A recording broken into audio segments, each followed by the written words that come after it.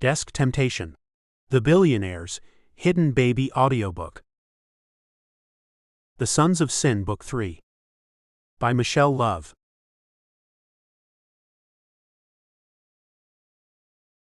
Blurb. This seductive bad boy billionaire took me by storm. I knew he was the one the moment I saw him, and I was attracted to him right away. He is exactly the kind of man that I need in my life. A big and strong protector to keep me safe. I know he is older than me, but maturity looks good on him.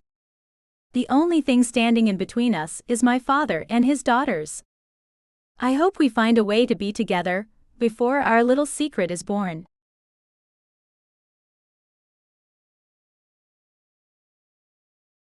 Chapter 1. Christopher. Not long ago, the laughter of my children always managed to stir my heart in a way nothing else ever had.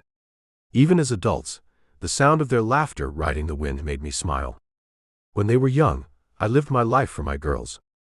But time passed, life happened, and somehow that all changed. My role as the doting father seemed like eons ago. Now I had nothing, no one. And I couldn't be happier about it. Dad. I heard my oldest, Lauren, call out. We know you're home. Don't bother hiding from us. Ashley, and I want to know all about how your 46th birthday went yesterday. My 46th birthday. Damn, I'm old. Sitting on the back deck watching the sun as it dropped out of the sky, I didn't particularly want to hear anything my darling daughters had to say. They'd just come back from a weekend shopping spree with their pain of a mother. I didn't want to hear a thing about my ex-wife. 5 blissful years of being happily divorced had gone by, and I looked forward to many more years of paradise without that banshee in my life. Dad. Ashley called out in her sing-song voice. Where are you? Come out, wherever you are. On the deck, my loves. I figured I might as well let them say their piece and get it over with. I hoped the glass of scotch I held in my hand would help steady me for their jabs.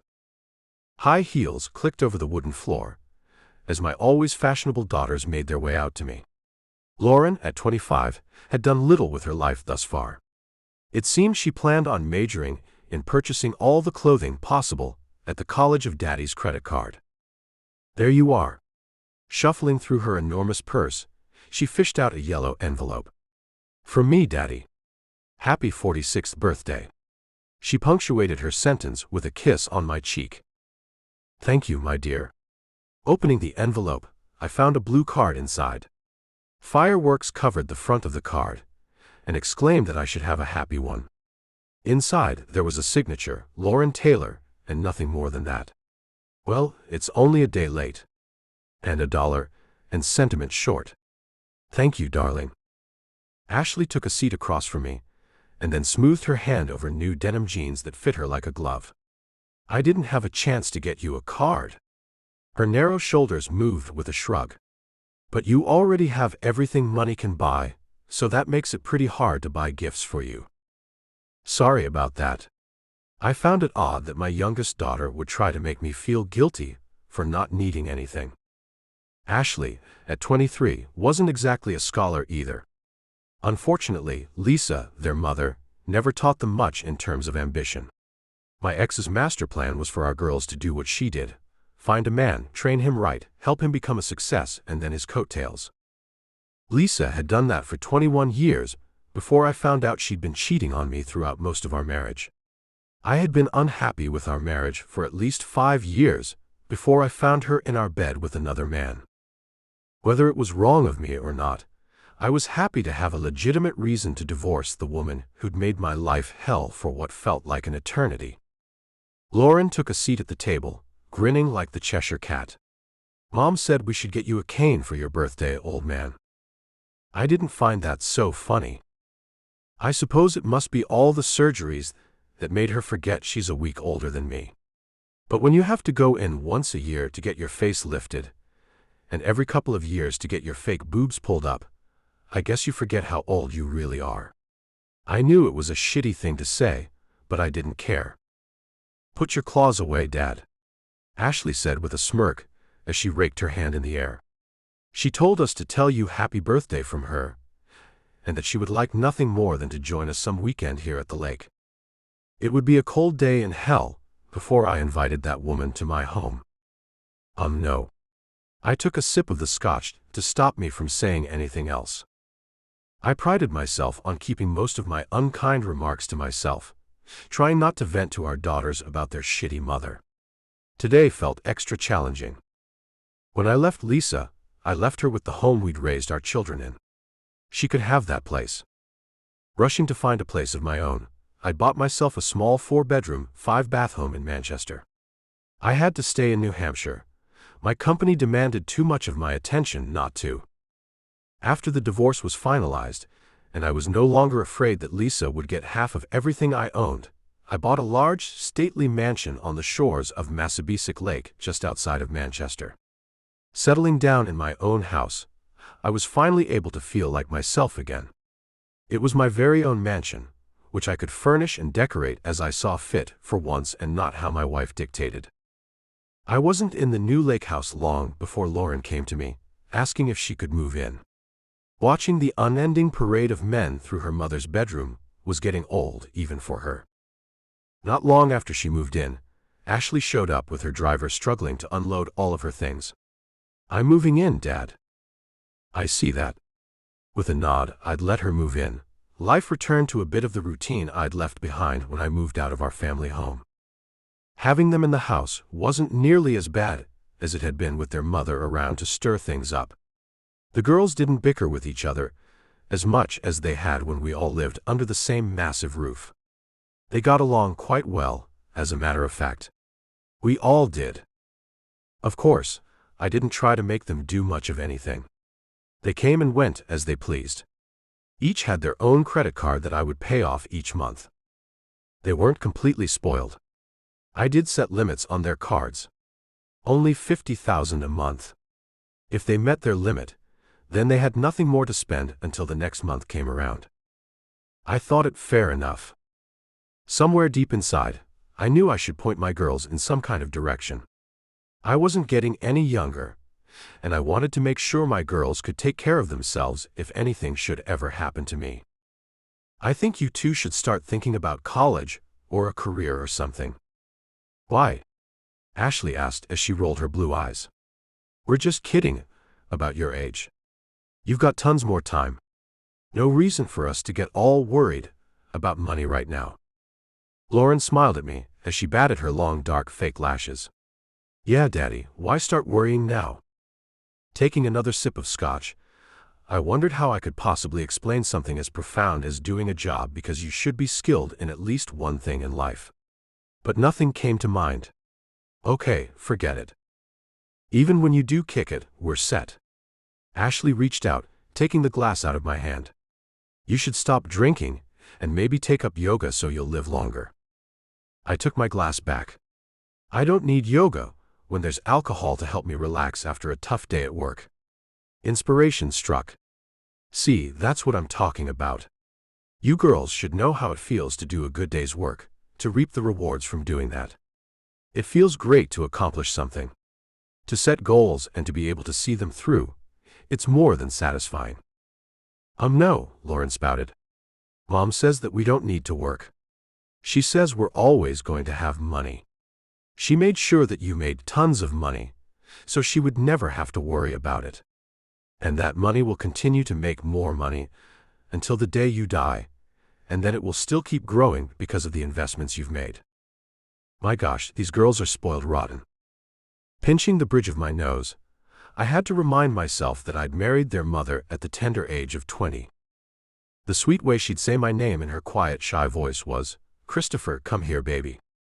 That all changed. I was no longer her beloved Christopher. She'd started calling me Chris after our vows were said. Sweet names were no longer part of the marital package. And I didn't understand why. After our graduation, Lisa began the daunting task of finding just the right job for me. I'd never thought about working in the food industry until she found an opening at a wholesale food company. I came in as a manager, and after I'd climbed the ladder to the top, she came to me with a new idea. "Why not start your own company and take this one out of business?" she'd asked me one day. "I've made sure our credit is excellent. You could get a business loan and start building up our company as soon as you want to, Chris. What do you say?" I'd said yes.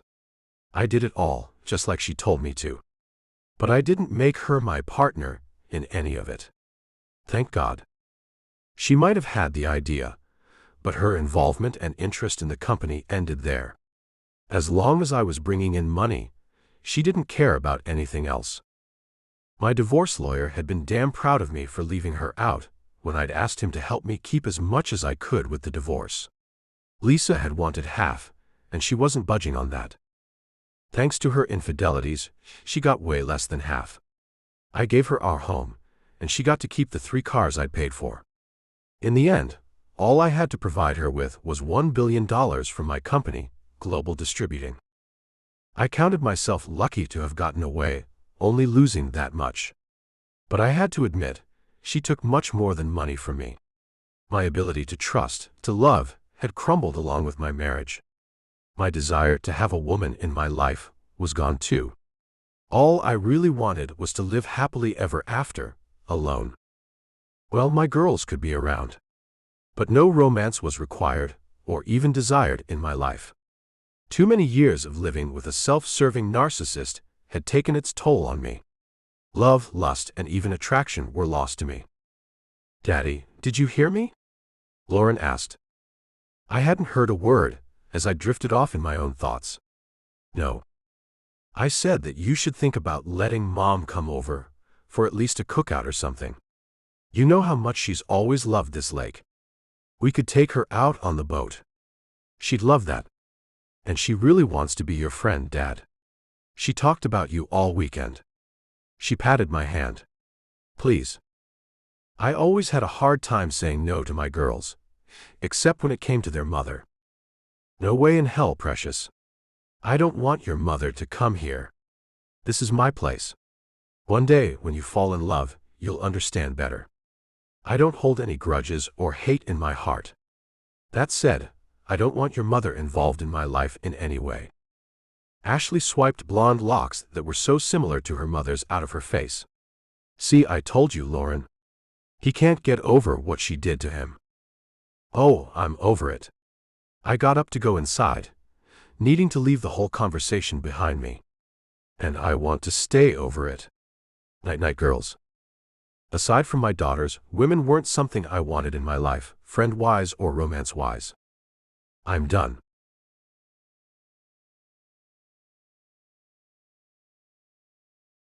Chapter 2. Emma.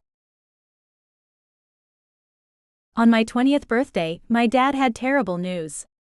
Instead of coming home with the usual, a chocolate birthday cake and a bouquet of balloons, he came home empty-handed. The look of despair on his face told me that there were more important things to worry about than a missing cake. "Dad, are you okay?" He shook his head and looked around the living room. "Where's Mom?" "In the kitchen, cooking shrimp Alfredo for my birthday dinner." I didn't like the way my father was acting. He'd never looked so bad. "What's wrong?" Walking past me, he said, "Come on, I only want to say this once." I followed him to the kitchen, where my mother took one look at him, and then dropped the spoon she'd been stirring with. She walked straight to him, hugging him tightly. "Sebastian, what's happened?" "The warehouse is shutting down." He sighed deeply. "The company went bankrupt. No one from corporate has ever mentioned any financial problems. I just got a call from the main office. I was told to tell my people that today is their last day and that it's my last day too. Someone came from the bank to lock up the warehouse. It's been repossessed." The shock made me feel numb. My father had been with that company since before I was born. I didn't understand how an entire company could just up and go out of business like that. I guess I should tell Lainey at the boutique that I need to work full-time. Mom let Dad out of the hug and looked at me with drooping eyes. "Yes, Emma, we'll all need to do whatever we can to make ends meet until your father can get another job. Celeste, you know I'm not going to find a job that'll pay me as well as the warehouse. Slumping over, he made it to a chair and sat down. Putting his head in his hands, he groaned. I'm 46 years old, no one's going to hire me. Well, that's ageism, my mother remarked. I'm only a year younger than you, and I bet I can get a job. Besides, I'm sure there are a lot of managerial positions at any number of companies around here. Not one that pays what mine did. He lifted his eyes to look around the kitchen. The mortgage payment alone will wipe out what's left in our bank account. Then there are the 3 car payments. The other bills will have to be paid too. I'm afraid we're going to lose everything, Celeste. You, Emma, and I can all go to work doing whatever we can, but it won't be as much as I've been making. You're talking like we're doomed, Sebastian? Mom went back to the stove to stir the sauce. I jumped in to help her, and I could see from her expression that Dad's words were weighing heavily on her despite her attempt at optimism. Here, Mom, let me help you. Handing me the spoon, she went to the fridge and pulled out a beer. Popping the top, she placed it on the small kitchen table in front of my father. Here, drink this. Hopefully, it'll settle your brain a bit. We'll figure things out, honey. I know we'll be fine. After chugging the beer, a thing I'd never seen my father do, he put the empty can on the table. Not the way we've been living, we won't. So we downsize, Mom said with a positive attitude. It won't kill us to trade our cars in for cheaper ones. Or better yet, we can trade all 3 in and just get one. Dad looked like he wanted to cry. I don't want you and Emma to lose your cars. I don't mind, I chimed in. I'll do anything to help out, Dad. He smiled, albeit weakly. You're a good girl, Emma. My little baby girl. I'm kind of not a baby anymore, Dad. I did turn 20 today, you know, I reminded him. You'll always be my baby girl, Emma Hancock. Getting up, he hugged me and kissed the top of my head. Happy birthday, sweetheart. I'm sorry I forgot to pick up the cake and balloons. There's no need to apologize. I understand completely. I kissed his cheek, which was bristly with a 5 o'clock shadow. Letting me go, he went to the fridge and pulled out another beer. I wish I could tell you that I'll make it up to you, but we're going to have to watch every penny until I figure something out. After a solemn birthday dinner, I walked next door to visit my best friend Valerie. She and I were the same age, and had lived next door to each other forever. She met me at the front door with a small pink bag in her hands. Happy birthday, Emma. She held it out to me. I got you a little something. I felt lucky that my birthday had fallen on a Friday. Otherwise, Emma would have been at her dorm at Columbia University in New York, and not at home. You didn't have to get me anything. Placing the bag in my hands, she went on, I know that. Just open it. I pulled out a small box and opened the lid to find a charm for the bracelet she'd given me when I'd turned 15. An angel? I looked at her for an explanation. Yes, I wanted you to have an angel to look over you.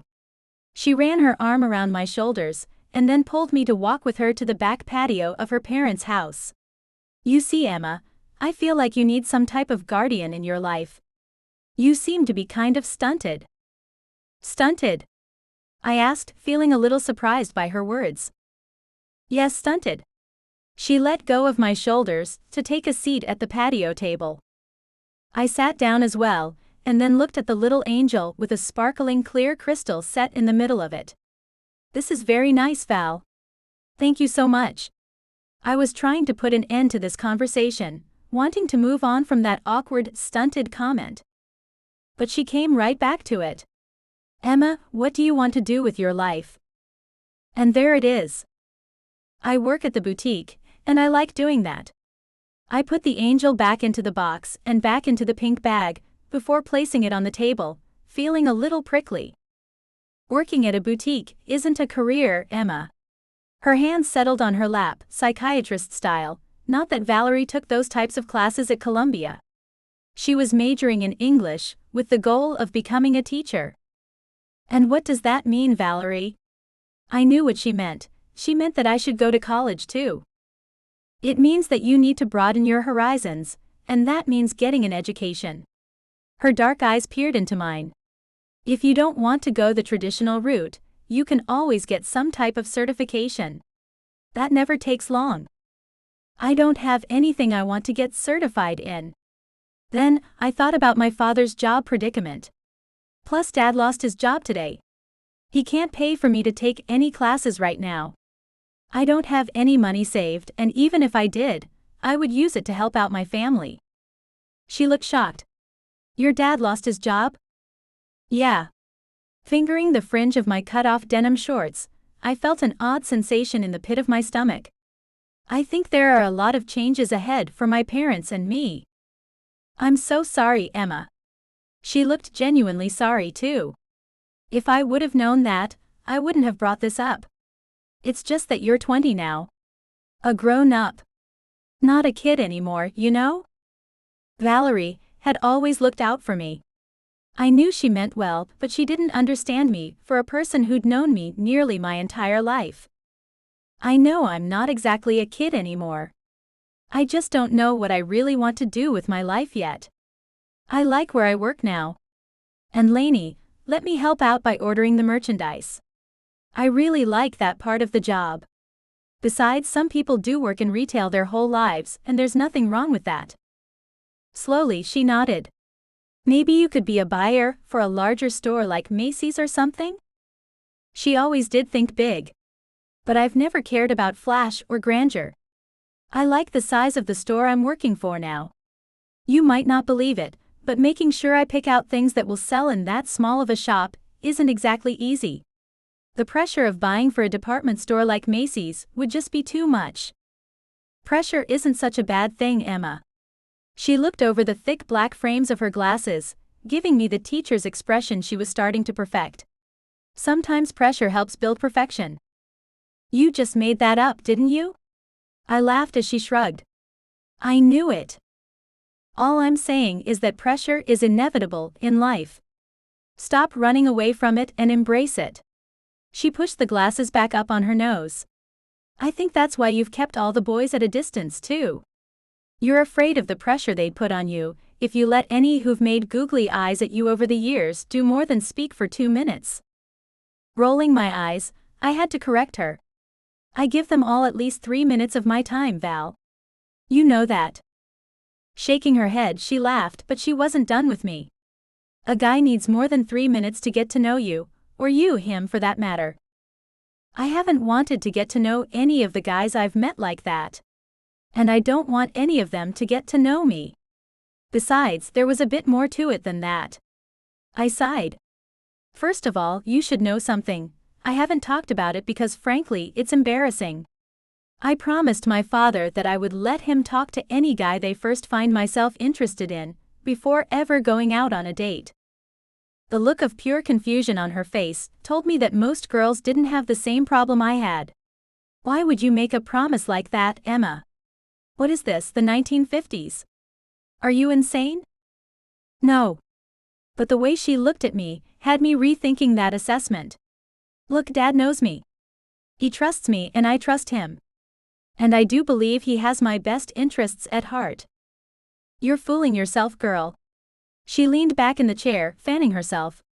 You're a grown woman now, Emma Hancock. You're a beautiful young woman too. She leaned up, propping her elbows on the table, then her chin on her palms. Maybe it's time you start embracing that. Hell, you're 20, and I haven't even seen you wear makeup. Let me put some on you before you leave. Oh no. I shook my head. Dad would have a fit. Rolling her eyes, she added, I bet he would. But that doesn't mean you shouldn't wear it, if you want to. Do it a little at a time, and I bet he won't even notice it. I knew he would. No. Especially not right now. I've never seen him look as awful as he did when he came home today, Val. I mean it. I can't go shaking things up now. Her lips pulled up to one side as she scrutinized me. There will come a time when you will have to shake things up, little Emma Hancock. Well, today will not be that day.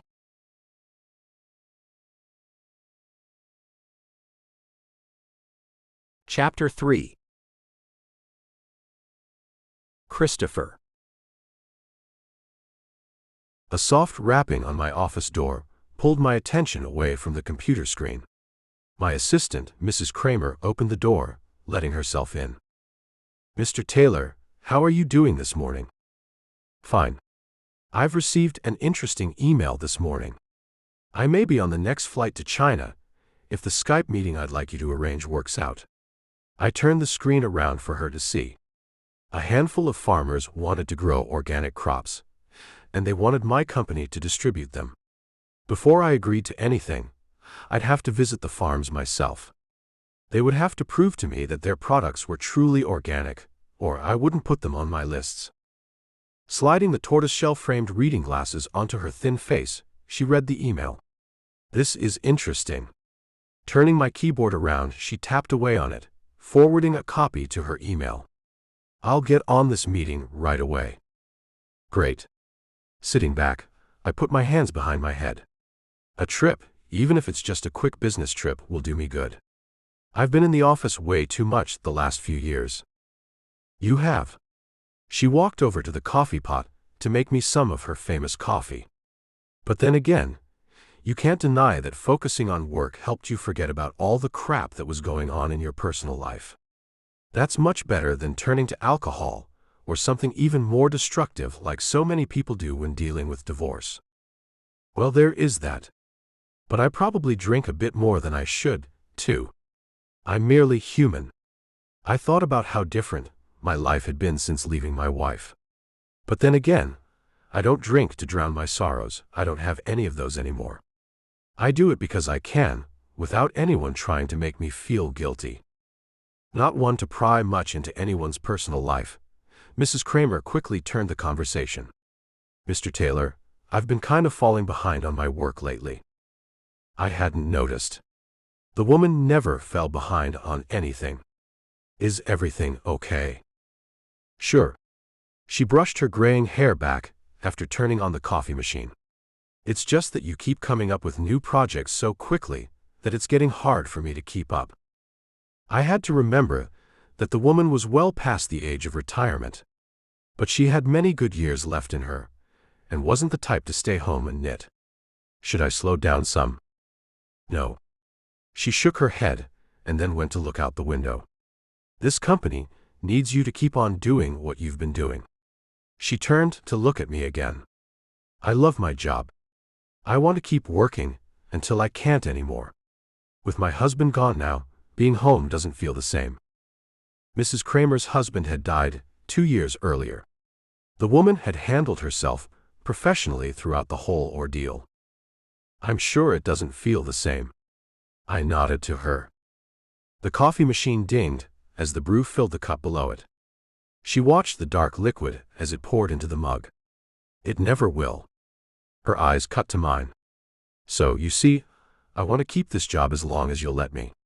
I know a younger person could keep up with you a lot better, Mr. Taylor. But I'm going to need an assistant of my own if I'm going to be able to do it." "Of course, you can have an assistant." I got up to grab the coffee, beating her to it. "Head to human resources and get them on it." Her expression told me she felt relieved. "I was afraid you'd say you couldn't do that for me. It seems I've been worried for nothing." It made me feel terrible that she'd think such a thing. "Mrs. Kramer, if you ever need anything at all, you just need to ask. I'm not trying to work you to death here. And I'm not trying to boot you out, either. I want you to work here for as long as you want to. You're invaluable." It was the truth. "But don't forget, you've got a pretty great retirement here. If you feel like you need to stop working, then you do what's best. Life's too short not to live it the way you want to."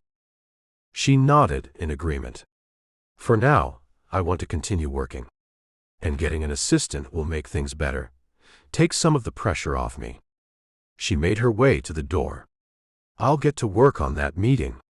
It may take a day or so to get anything set with our time difference.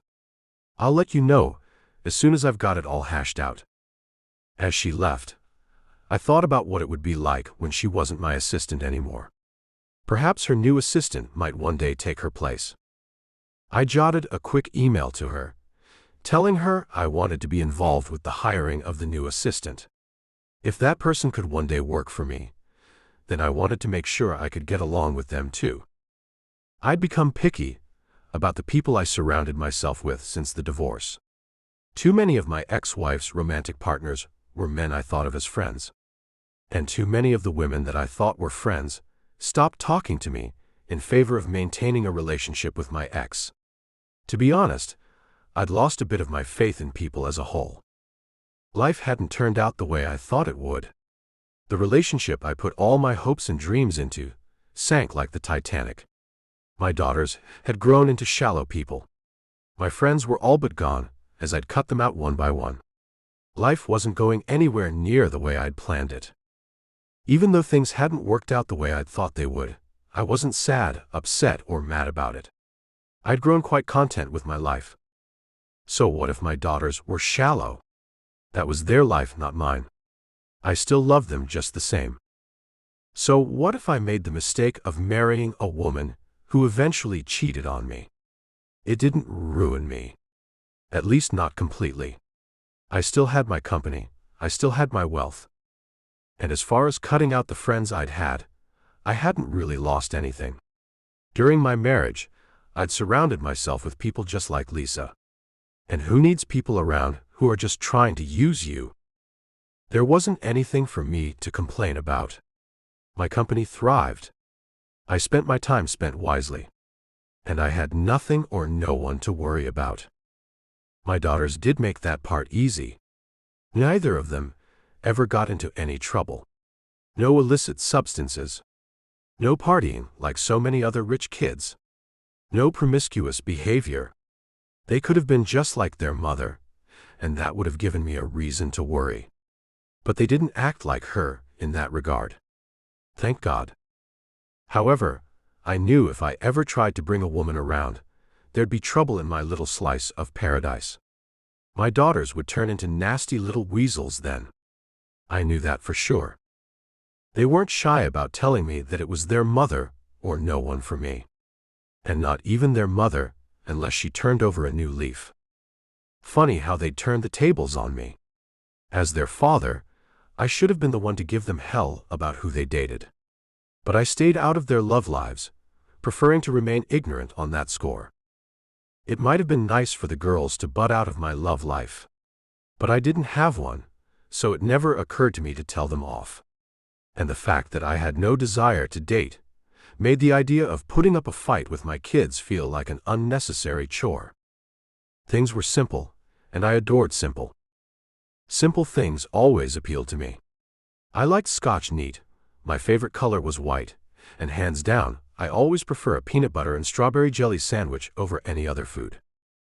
As I sat there thinking about what a simple man I was, a bit of anger began to seep into me towards my ex-wife.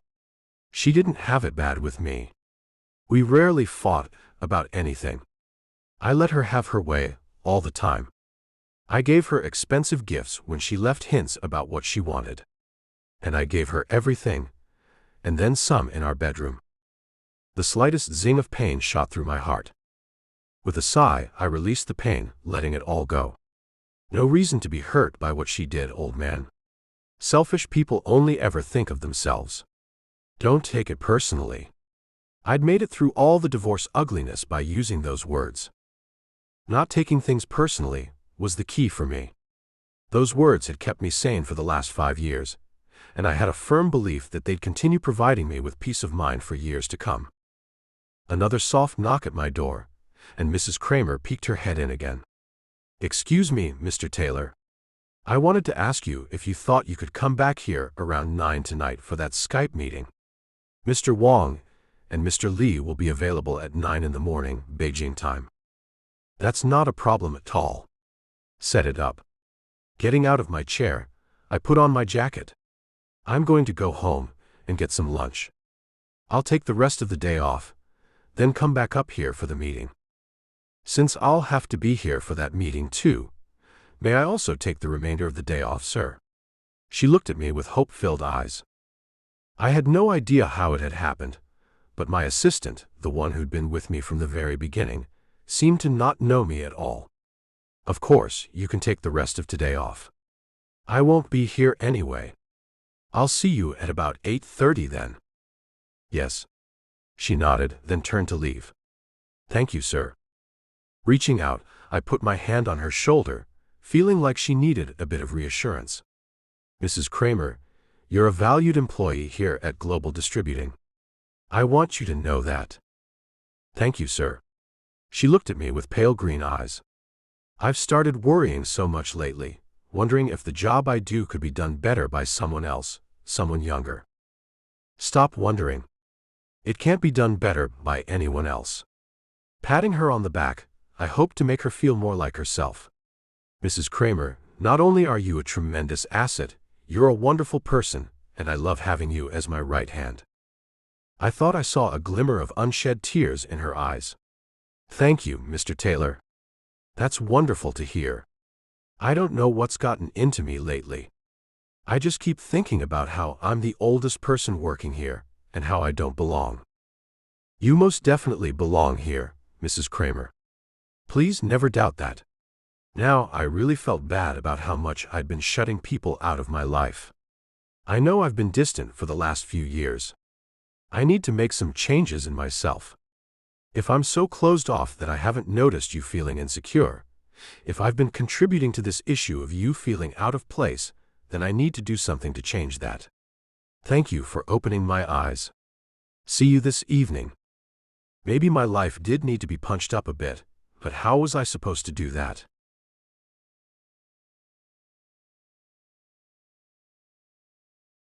Chapter 4. Emma.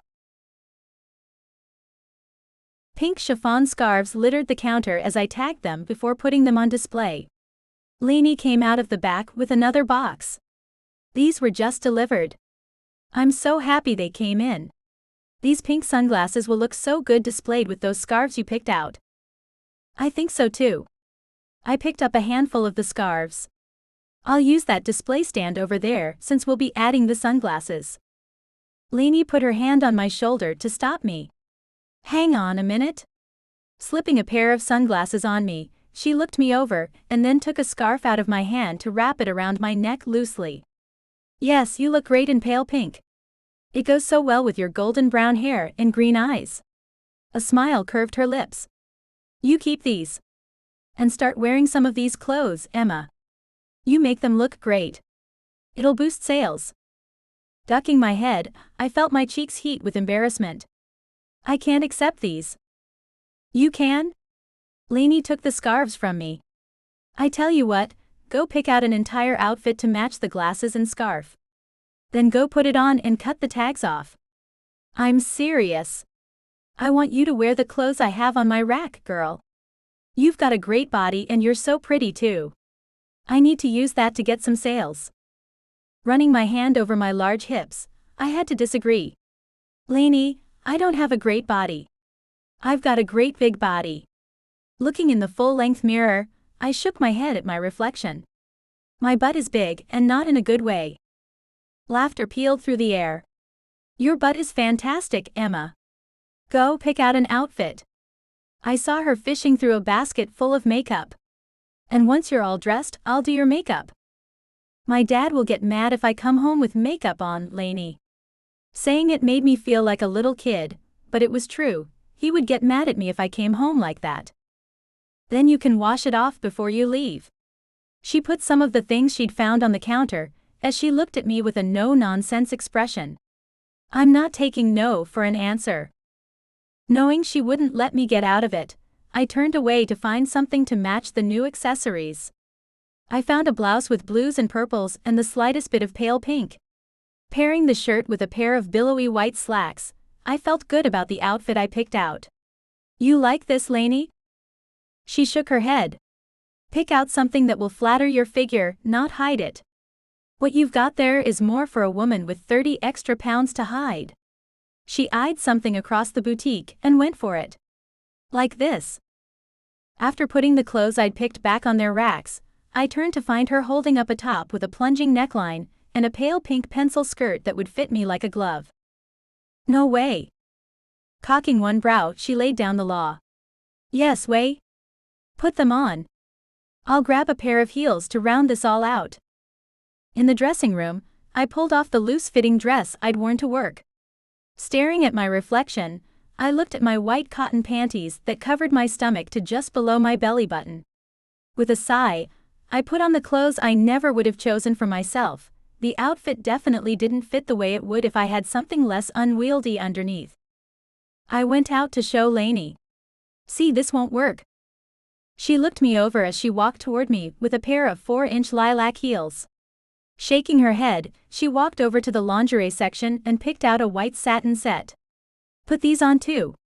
And do yourself a favor, Emma, throw all those granny panties out and those bras too. Invest in some cute unmentionables. She finished that off with a wink. I can't. Not right now anyway. I took what she gave me, then went back into the dressing room to start all over again. With the right undergarments, it looked much nicer. Wow, I look like I could work in an office or something. Wait until I do your hair and makeup. As the store wasn't busy at all, Lainey set to work on me. It helped to fill our time, and Lainey seemed thrilled with the results. Wow, you look so different. Just as she finished, one of our regulars came in and looked right at me. Oh, hello, she said politely before looking at Lainey. You hired a new girl? Lainey laughed, then bumped her shoulder to mine. See, you do look different. It's me, Mrs. Hampton. I couldn't believe she hadn't recognized me. Emma? No, she said as she looked me over. Emma Hancock, I can't believe how great you look, all dressed up and made up. You look so mature. You should keep this new look up. Shrugging my shoulders, I knew that wasn't an option. This makeup will have to go before I leave the boutique. I pointed at the low-cut shirt. And this will have to come off too, I'm afraid. Running my hand over my hip where the skirt hugged me tightly, I was sad to add it to the list of things that would have to come off before I went home. This too, unfortunately. Lainey gave me one ugly look. No way, Emma. Tell your archaic father that I said it's part of your uniform for work. What can he say if you tell him that? I wasn't sure what he'd say. Well, I do have to keep this job, he'll agree with that, I said with meaning. Mrs. Hampton's expression turned to one of compassion. I heard about the closure of his warehouse. That's tough. And there's not a lot for the workers to do around here. My nephew worked there as a loader. He packed up and moved all the way to Utah for a job. He's got some family there that he can stay with until he gets on his feet. Utah? I asked. It hadn't occurred to me that my father might have to move somewhere else to find a job. I hope Dad can find something here. Shaking her head, Mrs. Hampton said, It'll be tricky, that's for sure. He managed one of the biggest businesses in town. With the factory closed, there are more workers than jobs right now in our little city. She was right. Bristol, Rhode Island, didn't have a booming job market at the best of times. Yeah, he managed one of the biggest businesses in this town. So he should be able to get a job at one of the other large businesses here, right? Lainey put her hand on my shoulder, looking sympathetic. I don't know, Emma. Those other businesses have their own managers and people waiting in line to get those jobs. It might be tough for your dad, lots of companies around here hire from within. But I wish him all the best. The fact that you have this job and are switching to full-time will help. You'll be able to take care of yourself at least, and your parents won't have to support you. Nodding, I knew she was right. And Mom is looking for a job as we speak. You're right. All I have to do is tell Dad that if I want to keep this job, I have to adhere to your new dress code. It felt a little weird, but it seemed like forces beyond my control were pushing me out of my comfort zone. And I had to admit that I loved what I saw in the mirror. Later, as I drove home, my tummy did flips as I headed toward my house in the outfit Lainey had given me. Just imagining my father's reaction kept me lightheaded. When I parked my car and headed inside, every step felt heavier than the last. Come on, Emma, you can do this. When I came in through the side door, I didn't hear anyone. Mom? Dad? Back here, honey, Dad called out. Walking toward the den, I saw my parents sitting together on one of the sofas. The dim lighting hid me a bit as I came into the room. Hi, I'm home. Lainey put me on full-time today. Dad squinted as he looked at me. What the hell are you wearing? And here it goes. My palms began to sweat. Lainey wants me to start wearing the clothes we sell at the store, from now on. It makes sense, Dad. Leaning over Mom, he flipped on the lamp beside her. And what the hell is all over your face? Makeup. My legs got shaky and I had to take a seat before I fell. I was still wearing the heels, and while I'd gotten used to them throughout the day, my legs weren't up for this challenge. Lainey wants me to wear makeup while I'm at work. She'll do it for me there. I don't have to buy any or anything like that. And she did your hair too? Mom asked. I ran my hand through it, loving how silky it felt. Yes, ma'am. It looks pretty, Mom said, then looked at my father. She looks nice, Sebastian. With a huff, he put in his 2 cents. She looks like she's 30 years old. I don't think so, I said in a whisper. You do. He looked down at the floor and then back up at me. Emma, there's no need to rush growing up. Now go on and wash that crap off your face. And those clothes aren't appropriate. I understand your boss wants you to wear them at work, but I'd prefer it if you changed into your own clothes before you come home. Hopefully, you won't have that job much longer anyway. That was news to me. What do you mean by that? Don't you need me to keep this job, Dad? Right now I do. But I'm going to make a phone call to an old friend of mine. He reached over to pick up the can of beer that sat on the table in front of him. Christopher Taylor has a very successful business, and I hope he might have a place for me in his company. I've never heard of him. I chewed my lower lip as butterflies began to take flight in my stomach. He's not from around here, is he? No, he's not. Dad put the beer back on the table. His company is in Manchester, New Hampshire. I'd never been to New Hampshire. How far is that from here? About 2.5 hours. That's if traffic is good. Which it usually isn't. He picked up his beer again and took a drink. Mom took over. If your father can get a job there, then we'd sell this house and move closer. To Manchester? I asked in disbelief. We'd always lived right where we were, here in our home in Bristol. I didn't want to leave, to have to start all over in an unfamiliar place. Yes, we would move to Manchester, Emma. I think a change of scenery would be nice. Don't you? Mom smiled really big to entice me to join her in the spirit of change. It didn't work. No. Mom, I don't want to move. I've got Valerie here. She's like my only real friend. And my job. I love my job. Valerie goes to Columbia in New York, Mom reminded me. She can drive to Manchester to see you. And there are jobs there too. This would be a great opportunity for your father if it all works out. Global Distributing is one of the largest food distribution companies in the world. Dad nodded. So go on and change out of those clothes. Hopefully, I'll know if I've got a job by tomorrow. If I do, you can quit that job, and then you won't have to wear makeup or inappropriate clothing. But you should still do your hair like that, Emma, Mom said. It looks nice that way. I just took it out of the ponytail, and Lainey ran over it with a hair straightener. I walked away with my shoulders slumped. I suppose I can learn to do it myself. But I was hoping she could teach me how to do my makeup.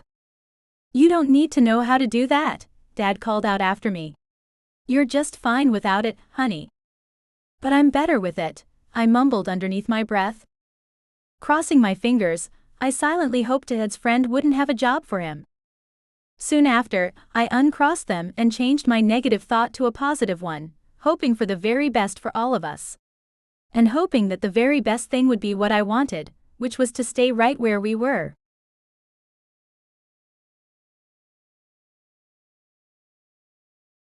Chapter 5. Christopher.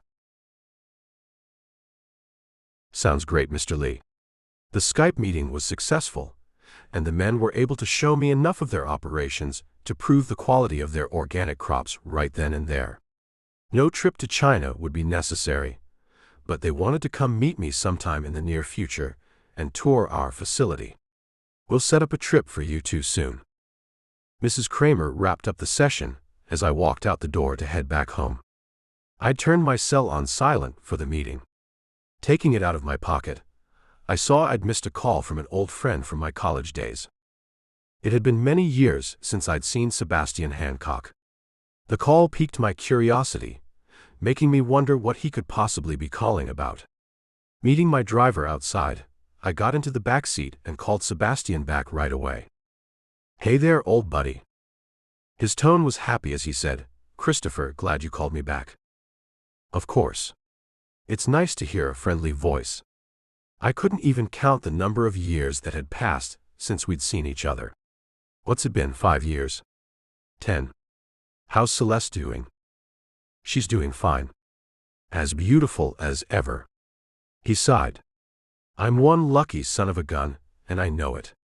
And how's Lisa doing? Well, this conversation was off to an awkward start.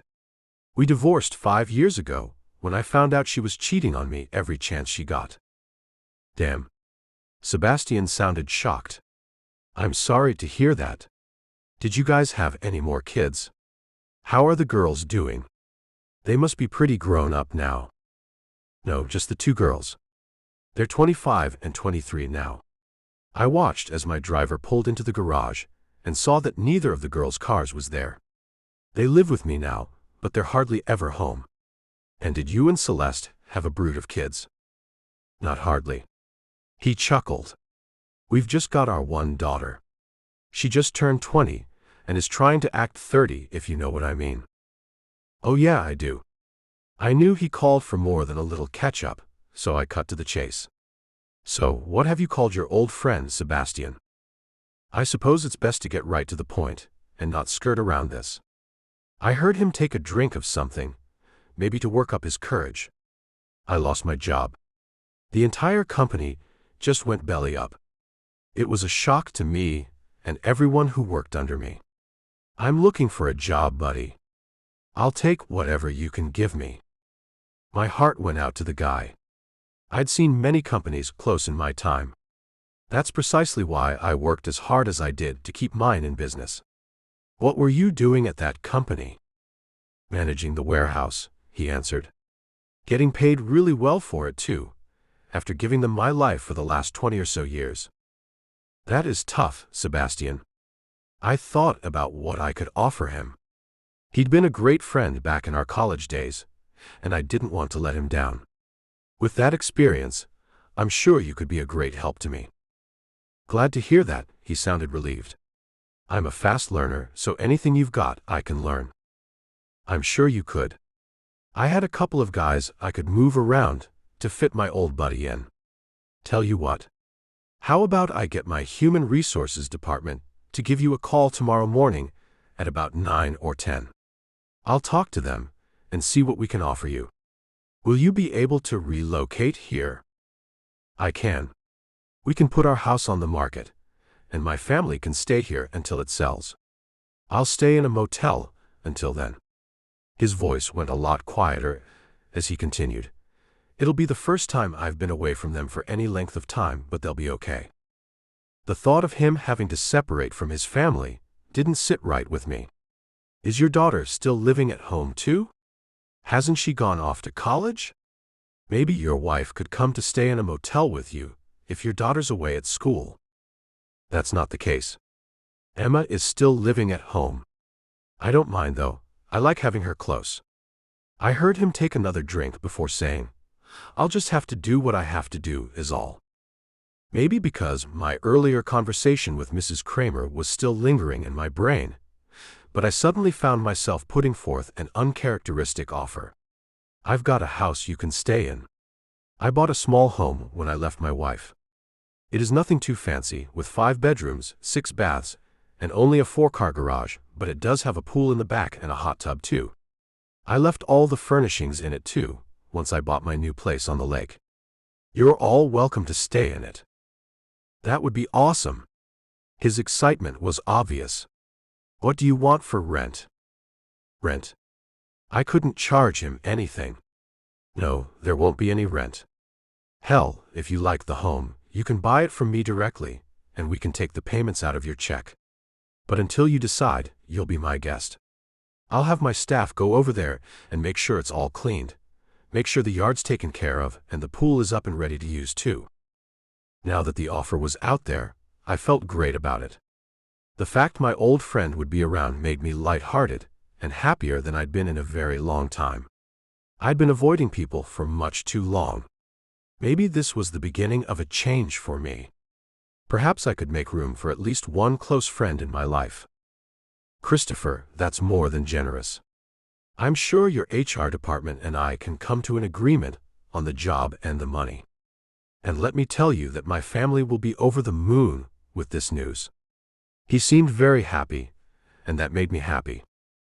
"I can't wait to see you and Celeste again. And meeting your daughter will be nice too." I thought about my girls. "You said she's 20, right?" "Yeah, she's 20, he said. "But she's really shy. My girls can pull her out of her shell. They've got lots of friends. I'll ask them to take her around and introduce her to everyone. I hoped my girls would be nice to his daughter and take her under their wings." "That won't be necessary, Christopher," he said, sounding a little grumpy. "We're pretty strict with her, so she doesn't go out much. No makeup, no boys, no parties while she's under my roof. But it's nice of you to offer." A 20-year-old who hasn't gone on a date. I felt sorry for her already. Hopefully, she was having at least a little fun behind her father's back. What he didn't know couldn't hurt him. Well, maybe things will be different up here. Manchester isn't a dangerous place. And my girls have never gotten into any trouble. I'm sure your daughter could use a friend or two here while you all settle in. I would hate for her to be unhappy living in Manchester. Hesitantly, he said, "We'll see. I'm looking forward to hearing from your company tomorrow, Christopher. I really appreciate this, you know. Now I get to tell the wife and kid the great news. I'm glad I could help, Sebastian. And I'm glad you'll be around. It's been a long time since I've spent time with friends. I'm really looking forward to you moving here and working at my company." I really was too. For the first time in a long time, I was looking forward to something. "I'm looking forward to it as well." He waited a second, then went on. "I don't suppose you would have anything for my daughter to do at the company too, would you?" With no idea of what the girl was like or what she could do, I wasn't sure about her. "Does she have a job now?" "She works in a boutique, selling clothes, makeup, stuff like that," he told me. "Well, we don't have a need for anyone to do that kind of work here." I thought about it for a moment, then added, "But I'm sure we can find something for her to do here." "What are her career goals?" "She's a kid, Christopher. She has no career goals yet," he said with a laugh. He left me with little to work with. "I suppose you should bring her in with you when you come to fill out all the paperwork. I'll feel her out and see where she might work out and where she'd be happy working." I hated to put people in positions they didn't like. With her background in retail and customer service, I might even be able to put her into the sales department, but I wouldn't know until I met her. It sounded like my friend kept her on a very short leash. I wondered how much he would even allow her to do. "Well, maybe she'll develop some goals by working here," I added. I had hopes that we could help the young woman blossom. I knew I hadn't been able to do that with my girls, as I'd let their mother raise them. Thanks to her, I hadn't been allowed much influence there. According to Lisa, my only role as a father was to provide, and I did that very well. Maybe my friend's daughter would allow me to help her find something that would fulfill her. It would be nice to mentor a young person, since I couldn't do that for my own daughters. "Emma will do fine, I'm sure," Sebastian said. "I'll talk to you tomorrow. Have a great night, and thank you so much. Goodbye." Stepping out of the car that the driver had parked in the garage, I went in through the side door to the kitchen. The cook had left out a peanut butter and jelly sandwich for me, just as I'd asked her to. Feeling happy about what the future might hold for me, I picked up the food and took a bite. A glass of milk would go perfectly with it, so I went to pour myself some. I took my food and drink to the table and sat down. I'd never paid attention to how empty the house felt. The staff had all gone home for the night. Sitting in my empty house, I felt alone for the first time in a very long time. It would be nice to have a friend again. Someone to invite over for barbecues and other fun stuff. That would certainly be a change for me. A very good change.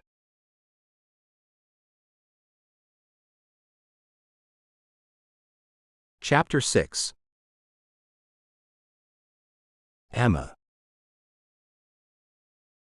The new job offer was great news for Dad, but it wasn't all that great for me.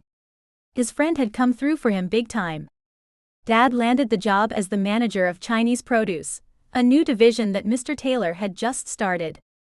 Along with the new job came a house that bordered on being a mansion compared to the house I grew up in. 5 bedrooms, 6 baths, 4 living areas, 3 dining areas, and a pool with a built-in hot tub. Our new home was more than I could have ever dreamed of. The 4-car garage left one space empty, and Dad quickly proclaimed that he would be buying a motorcycle to fill that space.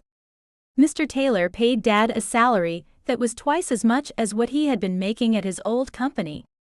My father had never been happier in his entire life, and he told us that all the time. Not long after we arrived at our new home, Dad told me to get myself ready for an interview. He and Mr. Taylor had talked about me working at the company, but Mr. Taylor wanted to meet me, to feel me out, to see where I would fit best. I'd never been more nervous. The new company car sped along, as Dad drove me to the giant building that housed the offices of Global Distributing. "This place is huge," I gushed as I got out of my father's car. "It's a monster, isn't it?" He glowed as he walked up the steps with me right on his heels. I wasn't rushing alongside him because of excitement, but for fear I'd get lost if I didn't keep up. "There are so many people here. I can't believe he even needs either of us." Well, luckily, he does. Dad pushed the elevator button, and we stepped into the packed lift when it arrived. I could smell that someone had just had coffee for breakfast. Another person smelled like donuts. I focused on the people around me, to avoid thinking about the scrutiny that I would soon face from Mr. Taylor. We went all the way to the top, and only one other person was left to get off with us. The man was wearing a suit and tie, and looked like a real professional. Dad did too, wearing a new suit and tie. I was the only one who looked like I wouldn't fit in. My blue dress went all the way down to my ankles, and I wore flats. My hair was pulled back into a ponytail, a matching silk ribbon wrapped around it. My father had helped me pick out my outfit. He said it made me look my age. I thought it made me look 6 years old. My heart pounded as I followed my dad to Mr. Taylor's office. "It's just at the end of this hallway. I've got an office up here too." He pointed to a door that had his name on a gold nameplate, about halfway down the long corridor. "Wow, Dad. Cool," I gushed. "Can I see your office when this is over?" "You bet." He stopped at Mr. Taylor's door. I took a deep breath, trying to tell myself that it was no big deal that the man who sat behind that door held my future in his hands. "Here we are." After Dad knocked, a deep voice called out, "Come in, Sebastian." "Wow, how'd he know it was you?" I asked. "Surveillance cameras." He pointed at the tiny camera above the door we stood in front of. "Oh yeah?" I felt a little stupid for not noticing it before. As my dad opened the door, my eyes were immediately drawn to the tall man who stood by a counter with an expensive coffee machine on it. He turned to us with a cup of steaming liquid in his hand. "You made it, Sebastian? And this must be Emma." I couldn't think, much less talk. But Dad bumped me with his shoulder. "Shake his hand, Emma." Only then did I notice Mr. Taylor's extended hand. "Oh, sorry. Hi, Mr. Taylor. My father's told me a lot about you." I almost blurted something about his divorce. My dad had filled me in about that on our drive over, and that would have been super inappropriate. "It's nice to meet you." "Sir," Dad whispered. "Sir," I added. "It's a pleasure to meet you too, Emma Hancock. His voice was smooth, rich, deep, and sophisticated. It took my breath away. But it was the touch of his hand that set off feelings that I'd never experienced before. My core felt hot. Something inside me vibrated. When I looked up into his eyes that were a stunning combination of green and brown all mixed up in the most fantastic way, my heart stopped. Hi. I felt starstruck even though the man wasn't a star. He laughed lightly, then kept hold of my hand, pulling me to a chair. Here, take a seat. After I sat down, he held out the cup of coffee to me. Care for some coffee, Emma? Emma doesn't drink coffee, Christopher, Dad told him. My cheeks blazed with embarrassment.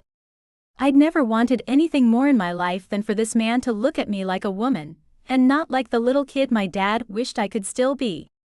I wanted to be all woman to this man, and I had no idea why.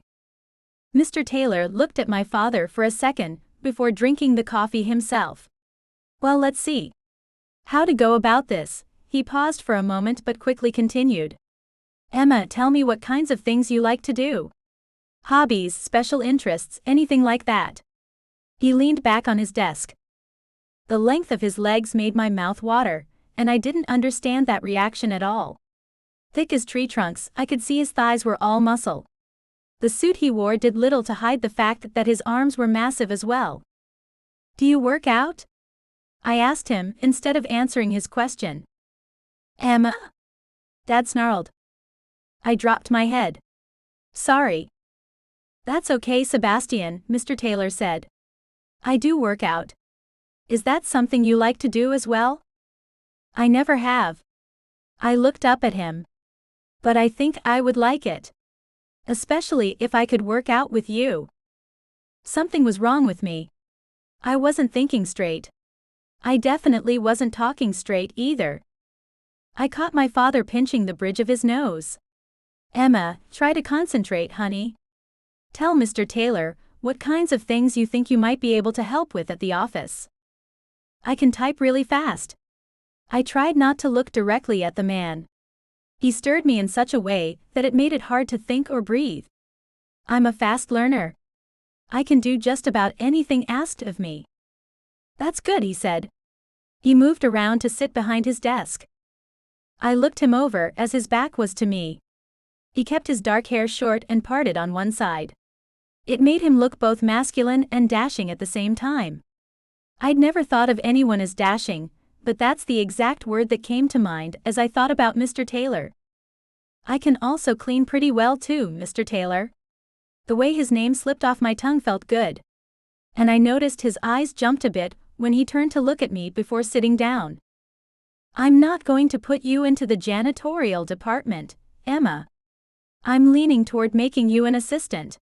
He placed the cup of coffee on his desk and then steepled his long, thick fingers, touching the tips of them together, making me wonder what the tips of his fingers might feel like as they ran over my skin. Hiding my hands by my sides, I crossed my fingers for luck. Please make me your assistant. I would love that, sir. I tried to think of other things that would make me a good assistant. I don't drink coffee, but I know how to make it. And I know how to answer phones too. I could answer your phone for you. Not mine, he said with a laugh. My assistant has been with me for years. She makes my coffee. And I tend to answer my phone calls. I'm not talking about you becoming my assistant, if that's what you were thinking. Damn. Oh, I could be anyone's assistant, sir.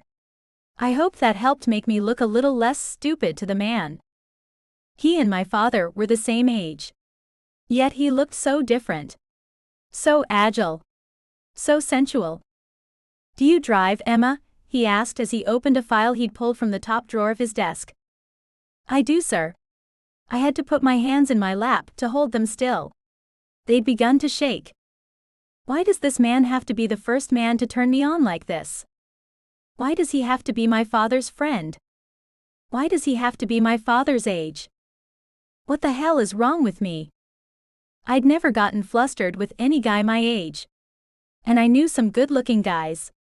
Sure, I hadn't talked to any of them that much, but I knew them. So why did this man have such an effect on me? When he looked up, his eyes danced a bit as he looked into mine. My assistant needs an assistant. That would involve some driving. She picks up my laundry and delivers it to my home, but that would become your job. And she scouts places for me from time to time. Scouts? I had to ask. Dad came up behind me. That means she goes to look at places for him to judge if they're good for what he needs them for. And I think Emma could do that. Mr. Taylor looked at Dad. I'm sure she can. He got up, going over to my father. I think I can handle it all from here, Sebastian. I'll get her all set up. My assistant will want to talk to her, and then we'll get her to Human Resources to get all her paperwork signed. And she'll be issued a company car too, so you don't have to wait around for her today. Dad looked over his shoulder at me as Mr. Taylor led him out of the office, a thing I was both happy and afraid of. Looks like you've got a job, honey. Make Daddy proud. She's not in kindergarten, Sebastian, Mr. Taylor said quietly, but I heard him anyway as his deep voice traveled. Try to let her spread her wings. You're right. I'd never heard my dad admit that anyone was right when it came to me. In his opinion, he, and he alone, knew what was best for me. See you later, Christopher. And thanks for this. You're welcome. I'll see you at lunch. I've got a few things I want to talk about with you, and we can do it over lunch, Mr. Taylor said before closing the door, leaving us all alone in his office. My blood went from scorching hot to ice cold. I'm alone with Mr. Taylor. He walked back to sit behind his desk. Normally, I don't hire people just because a relative works here. But your father is a very dear friend. I hope it won't offend you when I try to advise him to stop babying you, when I see him doing it. No, sir. I was happy he'd said something to my father. I understand. Good. I want us to be one big happy family here. Leaning forward, he smiled and I nearly passed out. It was that brilliant. I've got a couple of daughters who aren't that much older than you, Emma. What do you think about meeting them sometime? Oh, I don't know. My hands twisted in my lap. I'm sure they're so cool and sophisticated like you are. I wouldn't fit in with them. I know I wouldn't. But that's very nice of you to ask. His expression turned to one of concern. Emma, may I ask you something a little personal? He waited for my nod and then continued. Did you choose your own outfit today? Was it your own choice today not to wear makeup for this interview? Dad doesn't allow it and he suggested the outfit, I said much too quickly. But I think the makeup thing is so that my face never breaks out. He said he had lots of trouble with acne when he was a teenager, and he never wanted me to have to go through that. Admirable, Mr. Taylor mused. But you're not a teen anymore, and I think a little makeup wouldn't hurt your skin at all. But I should say that you've got remarkably smooth skin. My daughters would be envious. If you don't mind one old man's advice, I'd say maybe just a bit of blush, some lipstick and a little eye makeup would make you look more your age.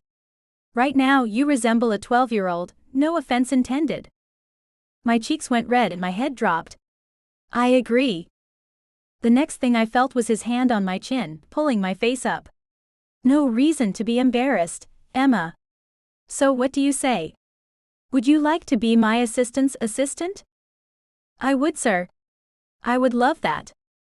And I would love it if you never removed your hand from my face.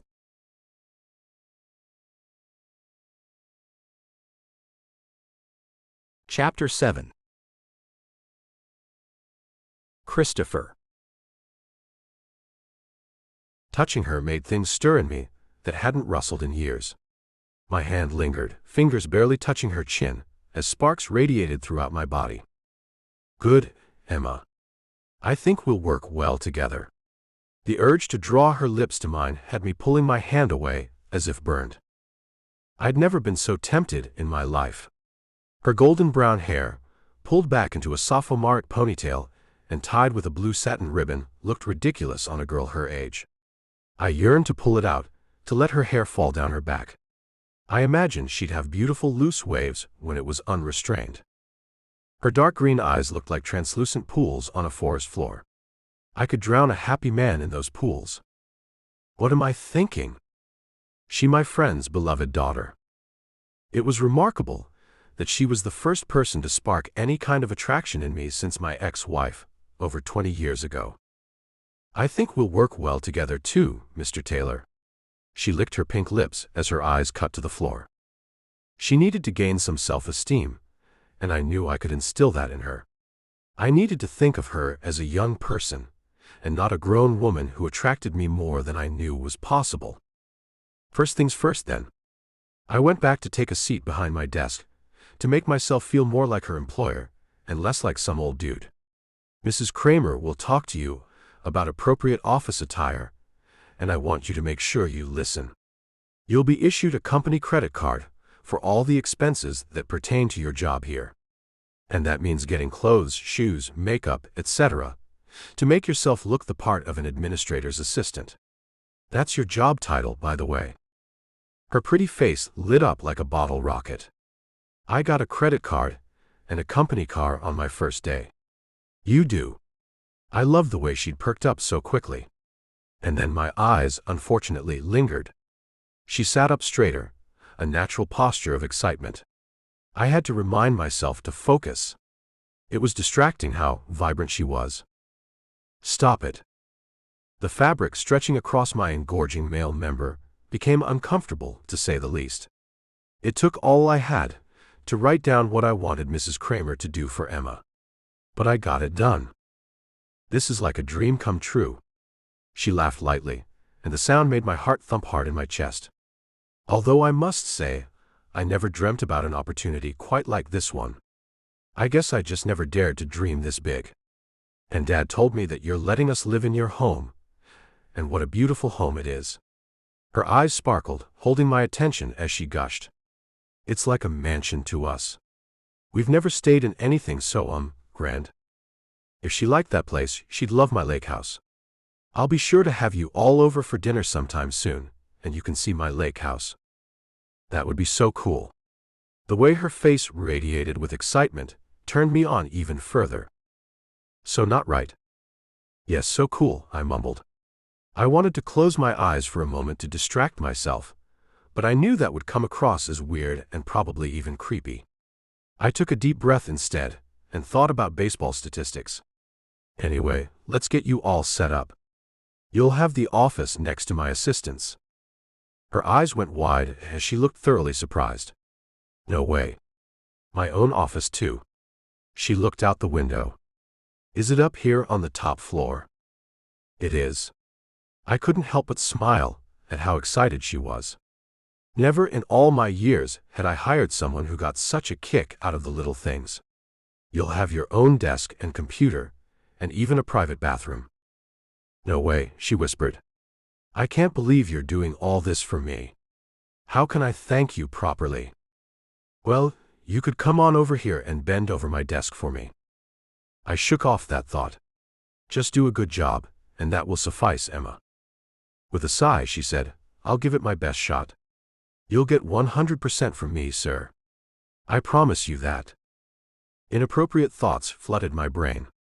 I had to stop them before I did something totally unprofessional and totally out of character. I can see that you'll work out well here. Pushing the buzzer to summon Mrs. Kramer, I steadied myself to make sure she didn't get any hint that I was quickly becoming enamored with young Emma. After a swift knock, my assistant came in, her eyes trained on Emma. Hello, I'm Mrs. Kramer. And what can I do for you, Mr. Taylor? Well, you can ask Emma Hancock any questions you have, as she's your new assistant, I told her. She cocked one brow. You've hired her already. I did. I supposed I'd aggravated her some by doing the hiring without her, and without her getting to even meet Emma beforehand. She's on a trial basis, until we see which department she'll be the happiest and most productive in. I wanted her under the very best tutelage, and that would mean working under you, Mrs. Kramer. Her ruffled feathers were smoothed with my words. Oh well, of course. I would love to take her under my wing and show her how this company runs. Good. She's the daughter of that old friend of mine that I've just hired, Sebastian Hancock. I pushed the notes I'd jotted down to the edge of the desk. And I know this isn't the usual protocol, but I want her to be issued these things. And please help her with appropriate office attire, please." Emma sat up, placing her hands on her knees as she looked at Mrs. Kramer. "I do have a very good idea of what to wear when working here. The trouble isn't my fashion sense exactly. It's more my father's approval and his idea of what is and isn't appropriate." The way Mrs. Kramer looked at her told me she wasn't sure about Emma. "How old are you, young lady?" 20, Emma said with a certain amount of pride. "Then you're plenty old enough to wear what you want." Mrs. Kramer took the note I'd written and placed it into the pocket of her skirt. "Office attire is the exact opposite of clothing that people would find offensive. If your father finds that the things I suggest for you are inappropriate, then he and I can have a discussion about it. You leave him to me, dear." Sitting back, Emma nodded her head cautiously. "I can't say my father is going to be a fan of this, but thank you very much for helping me." I could see she was feeling a little nervous. "Don't worry about your father, Emma. Mrs. Kramer and I are always professional when it comes to this company. I can promise you that neither of us will make your father uncomfortable. And may I say that I really admire that about you." "Admire what about me?" she asked with a puzzled expression. "The way you care about your father's feelings." I had a feeling that beneath the childlike exterior, this one had a wealth of caring and loyalty beyond her years. My brain abruptly took that moment to remind me that her father had said he'd never let her date. And that fact led me to make some other assumptions about this young woman. She likely had limited romantic experience. My imagination grasped onto that thought and went a step further, thinking that she might never have been kissed either. "Can I take her with me then, Mr. Taylor?" Mrs. Kramer asked, pulling me out of my daydream. "Yes." My word came out a bit too enthusiastically, earning me an odd look from my assistant. "Very well then." She turned to look at Emma. "If you will follow me, we'll get you all squared away. Today will be all about paperwork and issuing you everything you'll need to be my assistant. Tomorrow, we'll get down to training you. By the end of the week, I think you'll be all on your own. Won't that be nice?" Emma got up, following Mrs. Kramer out of my office. "That sounds great." My eyes were glued to her plump bit as it shifted back and forth underneath the loose-fitting dress. Closing my eyes, I said, "See you girls later then." Emma's voice had my eyes open again as she said, "Thank you so much for this opportunity, Mr. Taylor. I promise that I won't disappoint you." "I'm sure you won't." Uncharacteristically, I waved at her. "Have a good first day, Emma Hancock." Mrs. Kramer let Emma walk out first and stopped just before closing the door. "I would like it if you called her Miss Hancock, sir." "Okay then, Mrs. Kramer." I wondered if she'd picked up on my attraction, and that possibility embarrassed me a little. "Thank you, sir." She closed the door, leaving me alone with my terrible thoughts. Placing my head in my hands, I had no idea what had just happened. A girl walked into my office with her father, dressed like an overgrown child, and my libido went off the charts. Something had to be wrong with me. Maybe it had just been way too long since I'd been intimate with a woman. Perhaps I'd have the same reaction to the next pretty face I came across. I decided to see if that was indeed the case, and got up to leave my office. When I got to the elevator to head down to the main floor, a very good-looking, age-appropriate woman stepped off of it. "Good morning, Mr. Taylor." I had no idea who she was. "Hello. Good morning to you, too. You don't remember me, do you?" she asked. Shaking my head, I admitted, "No, I don't. Should I? I temped up here last month." She pointed at the reception desk. "Over there. You passed me each morning, and we said hello." "Oh yes. Of course." I didn't recall her at all. But it'd be rude to tell her that. "Nice to see you again. Are you temping up here for someone else today?" "No, sir. I had an appointment with Mrs. Kramer, your admin. She asked me to come up and interview with her about a position as her assistant. She smiled brightly. It would be a pleasure to get to work so closely with you both. Scratching my chin, I wondered how to tell her that that wouldn't be happening. I should give you a heads up. I've already hired someone just this morning. Mrs. Kramer had no idea. But please keep your appointment with her, so she doesn't think you skipped it. Looking a little deflated, her smile faded. Oh, I see. I'm sure you'll find something else, I offered before stepping onto the elevator to head downstairs. She hadn't piqued my interest at all. I hoped someone would, and soon, so I could forget about little Miss Emma Hancock.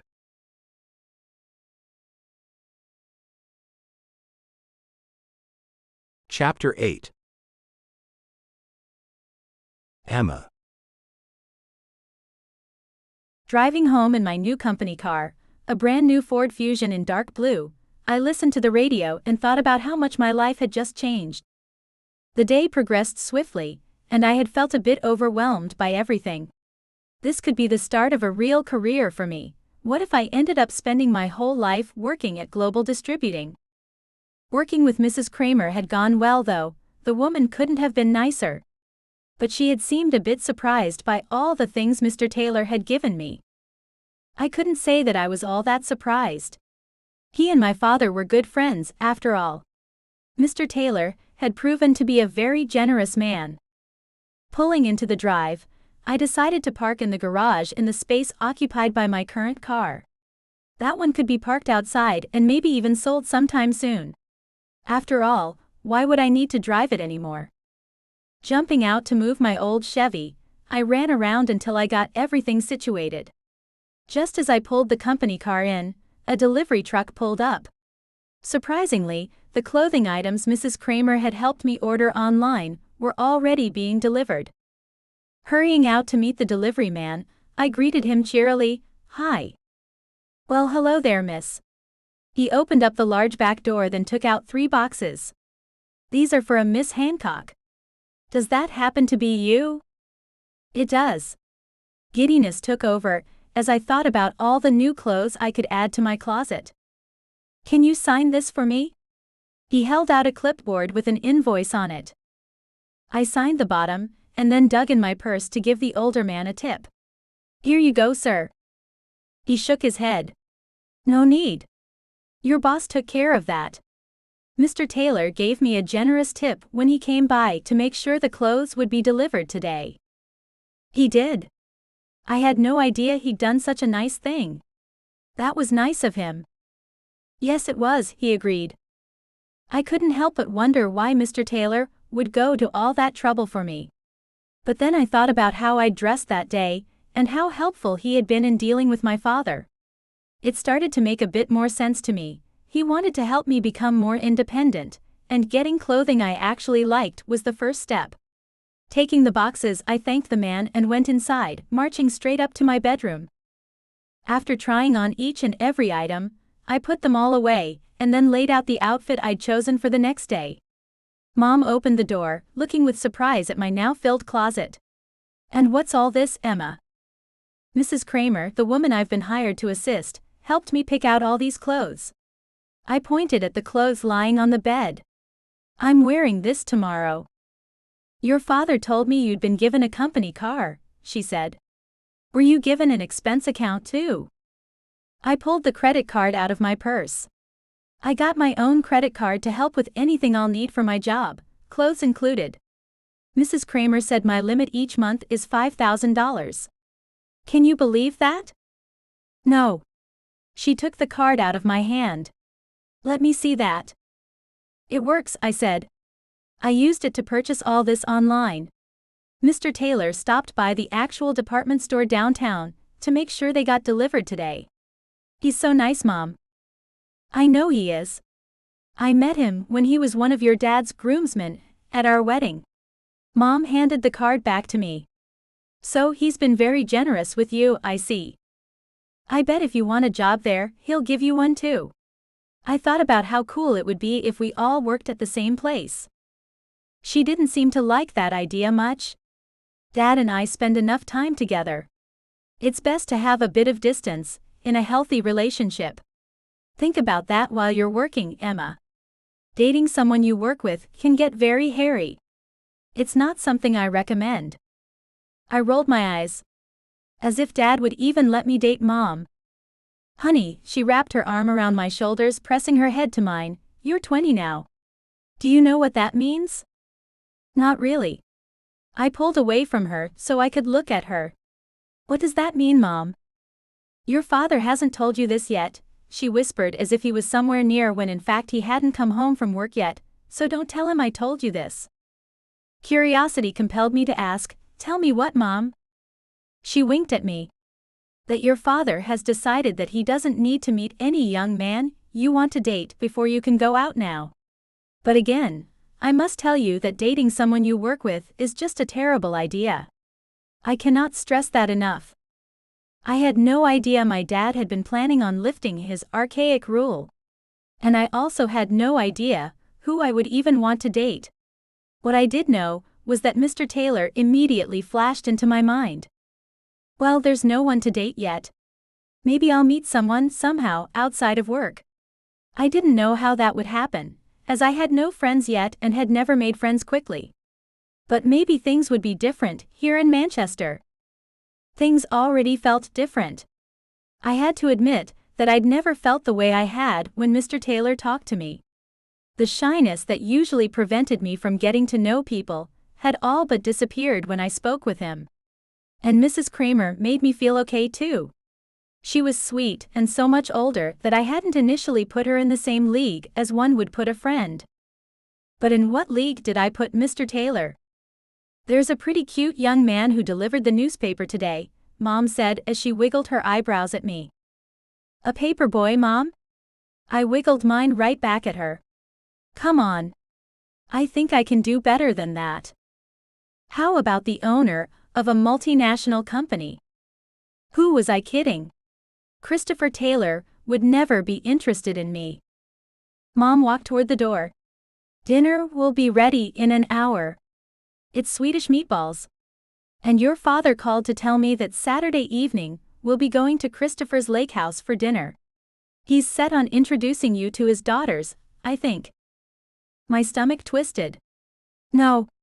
I don't want to meet them. I know we won't have anything in common. Mom stopped at the door, turning to look at me. Emma, I'm sure you three will have something in common. You're all around the same age. If nothing else, you can talk about music. All of you kids like the same stuff in that area. I was really getting tired of my parents treating me like a child. I wasn't some kid who needed her mommy and daddy to arrange a playdate with the other kids. Mom, I don't want to go, so count me out. I wouldn't be pushed into meeting anyone I didn't feel comfortable with. With a tisk, she let me know how my father would feel about that. Emma, you know your dad will make you go. I did know that he would try. I'll talk to him. Sometimes I can get him to see my side of things. Mom, it'll make me look so losery. I do not believe that losery is a word, Emma. With a huff, she blew her hair out of her face. I know you didn't like school, but you were taught to use better grammar than that, young lady. Well, you do get what I'm saying. Sitting at the end of my bed, I thought of a better way to word it.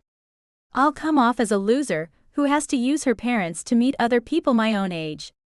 And by the way, I don't generally get along with girls my own age. She rolled her eyes. Emma, you're not 80. I know you don't like to do all the stuff most girls like, but I think that might be because your father never allowed you to. Maybe you and I should go get our nails done.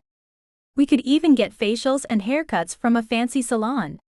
Heck, maybe I'll even get some highlights put in my hair. I'm feeling adventurous. What do you think about that? A new look to go with your new clothes and new job? I couldn't deny that I found the idea very tempting. Sure, Mom. Set it all up. Don't forget my work schedule though. 9 to 5, Monday to Friday. I get an hour for lunch, but I don't think that's enough time to do any of those things. No, it's not. She put her finger on her lower lip, the way she always did when she was thinking about something. How about we do it on Saturday morning? That way, we'll be all done before we head out to Christopher's for dinner. You can meet his daughters, such as the new and improved Emma Hancock. It's time your father allowed you a bit more freedom to grow. I would be shocked if he'd okayed any of this. Okay, Mom? You set it all up and I'll do it. Great. She clapped her hands with a smile and then left me alone. My father would have to do a heck of a lot of changing if he'd allow all that. And I knew he hadn't done much changing at all. 20th birthday or not, Dad still saw me as his little girl. As far as I knew, Mom had never questioned Dad about any of his decisions where I was concerned. He ran the family. She ran the house. And I did what they both told me. I didn't see any of that changing. My cell lit up, and I saw Valerie's name on it. Hi, Val. You'll never believe how fantastic my day has been. Tell me, girl, she shrieked. Well, first off, I've got a new job. Assistant to the main man's assistant, I gushed. Wow, she sounded a little surprised. I have to be honest, I thought you'd start out in the mailroom. But you've got a nice title there, Emma. Good going. It gets better. I lay on my bed, looking up at the ceiling. I've got my own office on the top floor with all the bigwigs. And I have a company car. It's a brand new Ford Focus in dark blue. No way, came her envious reaction. I can't believe it. There's more. I sat up as excitement filled me. I've got a company credit card with a limit of $5,000 a month, which I can use to buy anything work-related, like clothes to wear to work. Shoes. Makeup. Everything. Silence met my ears and then she screamed, "Oh my gosh! I can't believe it. My little friend sounds like she's finally going to grow up." I thought about what Mr. Taylor said about not letting Dad baby me. You know, I think my father really respects our boss, Mr. Taylor. He's his friend from college, remember I told you all about him? Yeah. That's good that your dad respects him. It sounds like Mr. Taylor respects your dad too, since he's given you this cushy job and all the perks that go with it. Yeah, well, Mr. Taylor told me that he's going to make sure my father starts treating me more like an adult. I fell back on my bed again, as I thought about the man. He's so gorgeous, Val. Wait. What? She asked. Hold on. This guy and your dad went to school together, Emma. He's an old man. You can't possibly think he's attractive. I bet if you Google him, Christopher Taylor, owner of Global Distributing, you'll find pictures of him. I dared her to think any differently than I did. Okay, let me do just that. I heard her tapping away on the laptop she always had around. Okay, Christopher Taylor, owner of, oh shit. He is attractive. Thought so.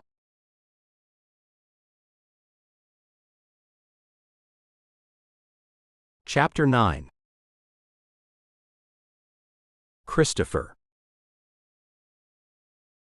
As I left my office to head to the cafe downstairs for a mid-morning snack, I saw Emma leaving Mrs. Kramer's office, looking as if she had an errand to run. "How's your first real day going, Emma?"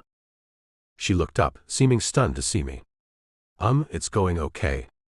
Mrs. Kramer sent me to get us something to snack on. She said there's a cafe just around the corner, and she wants a fruit cup with extra pineapple. I'm heading there too. I couldn't help the thrill that ran through me, that she and I could legitimately hang out for a little while. I'm not sure what I want yet. Yali has specials each day, but she never gives a hint of what they might be beforehand. I usually try out whatever she's serving up. She nodded. I'm sure I'll find something I'll like. I'm not even hungry, but Mrs. Kramer said that it's better to eat small portions throughout the day to keep up one's energy levels than it is to eat only 3 large meals. She got that from me, I let her know.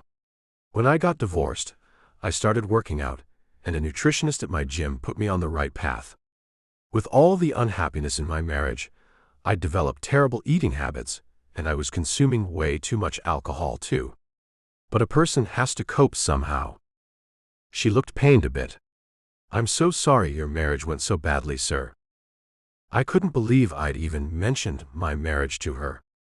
I didn't talk to anyone, about that horrible part of my life. I shouldn't have said anything. I tried to change the topic. So, are you missing your friends from back home yet? No. She shrugged. Val is my only real friend. She's going to Columbia, just like you and Dad did. She was very impressed with me for landing this job. And I know I only got it because of my dad, but I'm very excited about it too, Mr. Taylor. Good. I found myself putting my hand on her shoulder to steer her toward the elevator. And there was that sensation again, like lightning crackling through my veins. I almost asked her if she could feel it too, as she looked up at me with a funny expression on her face. Then I noticed she'd put on the tiniest amount of makeup. I see you're wearing some mascara and a little blush today. It looks nice. Did your dad say anything to you about it? He hasn't seen me yet. She watched the doors of the elevator as they closed, shutting us off from the rest of the people in the building. I'd led her to my private elevator. No one would be getting on with us. I wasn't even sure why I'd done such a thing. No one else got on. Usually, the elevators are packed. This one is private. I looked at her outfit approvingly, then realized my hand still rested on her shoulder. Moving it, I commented on her clothing choice. Nice suit. The black slacks fit you perfectly. The pale green blouse accents your eyes very nicely, and the string of pearls adds just the right touch. She smiled as she kicked out one low-heeled black shoe. And the shoes bring it all together, right? They do. I found her so sweet that my mouth watered. Did your dad give you any trouble over the new clothing? Well, I didn't tell him about that either. He left the house before me this morning. She looked down at the floor. I thought it best for him to see me first at work, and maybe then he wouldn't put up a fuss. Taking her chin in my hand, I lifted her face. Emma, just a word of advice. Don't drop your head so much. It makes you look timid. You have no reason to be timid. Not around here, you don't. I suppose you're right. She smiled at me with brilliant white teeth that gleamed. They made her even prettier. I've just always been shy. I've always tried to blend into the woodwork. Well, you're not in the town you grew up in, I reminded her. You get to start fresh here. No one will think worse of you if you hold your head high, keep your shoulders back, and look people in the eyes. You get to reinvent yourself here, Miss Hancock. I suddenly remembered that Mrs. Kramer had asked me to call Emma by her last name. She giggled. You don't have to call me that, Mr. Taylor. The elevator stopped on the ground floor. Oh, but I do. You're an up-and-coming administrative assistant. Everyone will call you Miss Hancock. Why should I be any different? Her smile made my heart speed up. To see her that way just did things to me. I couldn't explain it if I tried. With the lobby so busy, no one noticed that she and I walked out the door together. Once outside, I walked along beside her. She glanced sideways at me. Would it bother you if I didn't come with my parents to dinner at your lake house on Saturday night? It would, actually. I didn't say that, though. How come you don't want to come? She shrugged her narrow shoulders. I don't know how to explain it very well. I just don't want your daughters to see me as some weirdo who has to make friends with people just because their parents know each other. That makes sense. I stopped at the small cafe. Here we are. Opening the door, I let her walk in first. Good, so you understand then, she asked as she walked past me. The scent of her hair wafted past my nose. Honeysuckles, I muttered. She looked back at me. Pardon? I didn't quite hear you. Nothing. Putting my hand on the small of her back, I walked with her up to the front. Look, the special today is my all-time favorite. Oh, mine too. She leaned forward to ask, is the jelly on the sandwich strawberry? My heart shouldn't have swelled over that, but I couldn't stop it. Yali answered with her usual boisterous voice. Is there any other kind? Not in my opinion, Emma answered. Can I have one of those and a fruit cup with extra pineapple, please? I'll take the special too, Yali. I looked down at Emma as she stood beside me. I think a glass of milk would be good too. How about you? I do think that would be good. She looked at Yali. Can I have a glass as well? Sure thing, Yali said as she went to work making our snack. Put it all on my tab, Yali, I called out and then took Emma by the elbow, steering her to a small table for two. We can eat right here. She looked a little wary. Will Mrs. Kramer be okay with that? Tell her you met me here, and I insisted you eat with me. I couldn't help but smile. She won't give you any trouble if you say that. I bet you're right. Taking the seat right across from mine, I noticed how close our knees were to touching. I swear I could feel the electricity sparking between us. I guess I can forgive you for not coming to my place on Saturday. I had really wanted her to come, but I understood why she didn't want to. The fact is, my daughters may not even be there. And another fact is that they're nothing like you. They've never worked a day in their lives and don't plan to. They may not understand why you're working at all. I don't want them to make you feel bad about yourself. Thank you, sir. She started to drop her head, then stopped herself halfway.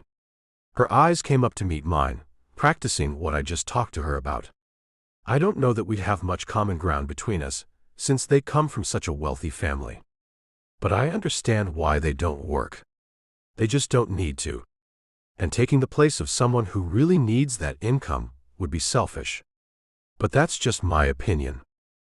I'd never considered it that way. You know something, Emma? I mean, Miss Hancock, I've never thought about it that way. She reached across the table, putting her hand on top of mine. Really? I don't think you need to call me that outside the office. Do you? She moved her hand away from mine, leaving my skin tingling. My cock began an ascent as my heart raced. Swallowing hard, I said, if you'd rather me not call you that outside the office, I won't. It's just that you and Dad are such good friends. It's inevitable that we'll be around each other outside of work, and that would feel weird, you calling me Miss Hancock. She ran her hand through her hair. Well then, how about this? I knew I was treading on thin ice. How about you call me Christopher when we're outside of the office? You know, since we'll be around each other more than most bosses and employees. Her pretty green eyes went wide. I don't know if Dad will let me do that. I'll tell him that I insist. I decided to add, and I don't think it's his decision to make. But if he gives you grief, I'll tell him it's because my daughters never call anyone by their last names. That's a habit they learned from their mother.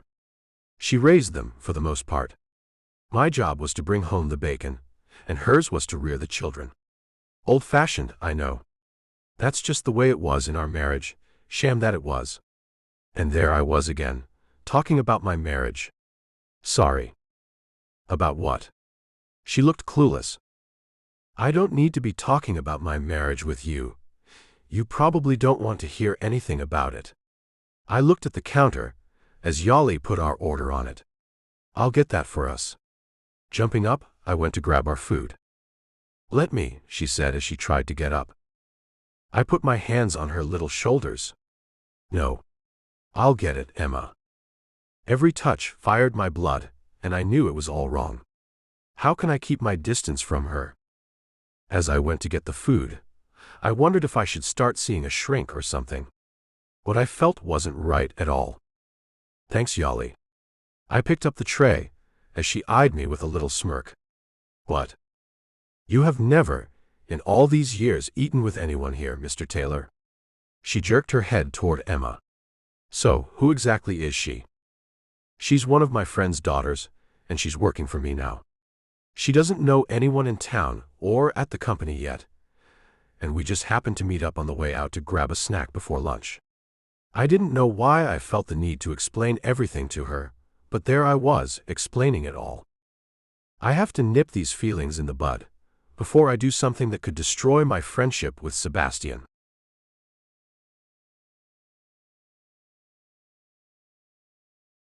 Chapter 10. Emma. During the first week of work, Mr. Taylor and I ate our daily snack together. We somehow ended up going at the same time each day, running into each other every day. And I always loved the special Yali made. Although the PB&J had been my favorite. When Saturday came, I faked a stomachache and Dad let me stay home. But he did tell me that I would have to go the next time Christopher invited us. Dad wasn't of the same mind as his friend when it came to my explanation of why I didn't want to be forced to meet Christopher's daughters. That didn't surprise me much. But one way my father did surprise me, quite pleasantly I might add, was when he told me how great I looked in my business attire and how much he approved of the new look. The tiny bit of makeup I'd been wearing was okay by him. Most of my skin was still makeup-free. I didn't use foundation, just a little bit of brown mascara, pink blush and pink lip stain. I'd grown to love it so much, I don't think I would have stopped even if he hadn't approved. At the end of the first week, everything seemed to be going well. But then Monday rolled around. When I set out to get our mid-morning snack, Mr. Taylor was nowhere to be seen. Tuesday came and the same thing happened. Wednesday had my shoulders sagging as there was still no sign of him. Has he grown bored with our daily conversations? I couldn't help but think that he had to be avoiding me. Maybe he felt the tension between us too. Perhaps he didn't feel it, and only I did. Maybe I had imagined it all. Or more likely, he'd only been being nice to me for my father's sake. Little by little, as each day passed, I began to think I'd been a fool forever, believing that a man my father's age would actually be attracted to me. Walking alone to Yali's cafe, I thought back on my past encounters with him. The way it felt like pure fire running through my veins every time Christopher touched me. The way his hazel eyes lit up when he saw me in the corridor. His voice changed and got deeper once we were sitting alone together in the cafe. Sure, I didn't know a thing about romance, love, intimacy. Even so, my body seemed to be running on instinct. I picked out clothes to impress him. I put my hair in styles I thought he might like. I wore perfumes and washed my hair and body with the scent of honeysuckles because I'd heard him murmur that word when I walked past him that first day in the cafe. Everything I could think to do to entice him, I did. And then he went and hid from me the very next week. Val told me I'd been crazy to think a grown man like him would ever want to be with me. Not that I wasn't a catch, but he had people to impress. A 20-year-old on a playboy's arm is one thing, she'd said. A 20-year-old on a billionaire business tycoon's arm is quite another. Deep down, I knew she was right about everything, but it didn't sting any less. When Thursday came, I'd lost all hope that I'd ever get the chance to feel Mr. Taylor's beautiful hands roam over my entire body. I might have been inexperienced when it came to intimacy. So all I was left with were my thoughts and daydreams, and as the days passed without any contact with Mr. Taylor, even those were tinged by a feeling of hopelessness. The end of the workday on Thursday came, and I felt like a deflated balloon. With only one more day left in the work week, I pretty much knew I would not so much as set my eyes on the gorgeous and now elusive Christopher Taylor. Walking out to the parking garage, I saw my father just ahead of me. "Hey Dad, you leaving too?" He stopped, turning to look at me. "Hey there, honey. You look kind of blue. Rough day?" It hadn't been rough at all. Mrs. Kramer made sure her game always ran smoothly. Nah. Maybe I'm just a little tired. I'm still getting used to this schedule.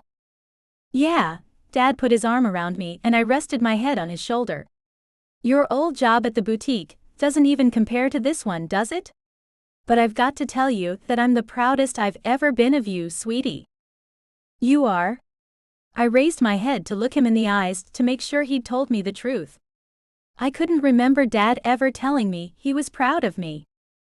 Of course, he said with a genuine smile. Emma, you jumped in to help your family when you shouldn't have had to. I thought we'd be just about broke right now. And now that I'm able to cover all the bills again, you've got yourself a nice little salary of your own. And I'm very proud of the way you've conducted yourself at the office. I've only been hearing glowing reviews. Dad. I put my head back on his shoulder, giving him a hug and squeezing him tight. You're the best dad ever. Ah, hearing that never gets old. He kissed the top of my head, making me feel a little bit better than I had been earlier. "Sebastian, wait up," I heard a deep voice coming from behind us. "Christopher." I jerked my head off Dad's shoulder and looked back to see if I'd been right. But the man wasn't looking at me. His eyes were focused on my dad. Dad stopped and turned to face his friend. "Hey Christopher, what's up?" Jogging up to us, a brief waft of the scent of his intoxicating, manly perspiration made my heart palpitate. I didn't know if that was good or bad. Or maybe I just had an irregular heartbeat and might need to get to a hospital or something. Wiping his dark brow, Christopher looked good in workout clothes. His chiseled muscles were on perfect display. His shorts let me see his tight-toned, rigidly muscular legs. A white t-shirt soaked with his sweat had become nearly see-through as it clung to his pecs and abs.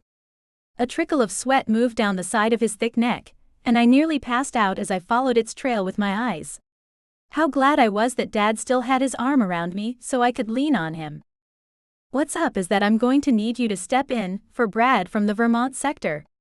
He's out all of next week. His wife just had a baby. You know how that goes." Christopher didn't even acknowledge me. I felt more than a little incensed. I mean, a hello would have sufficed. I would have been over the moon with just that. I'm not up on the Vermont stuff, but I can read up on it. Dad let me go, and I nearly fell over, jumping around a bit to catch myself. "Oh, sorry, sweetie. I didn't realize you were leaning on me so much." I ran my hand over my hot face, hoping there was no blush that would give my heated thoughts away. "That's okay. I'll get going and leave you two to your conversation. It sounds important." "Nonsense," Dad said. "Wait a sec." Never one to challenge my father in public, I waited.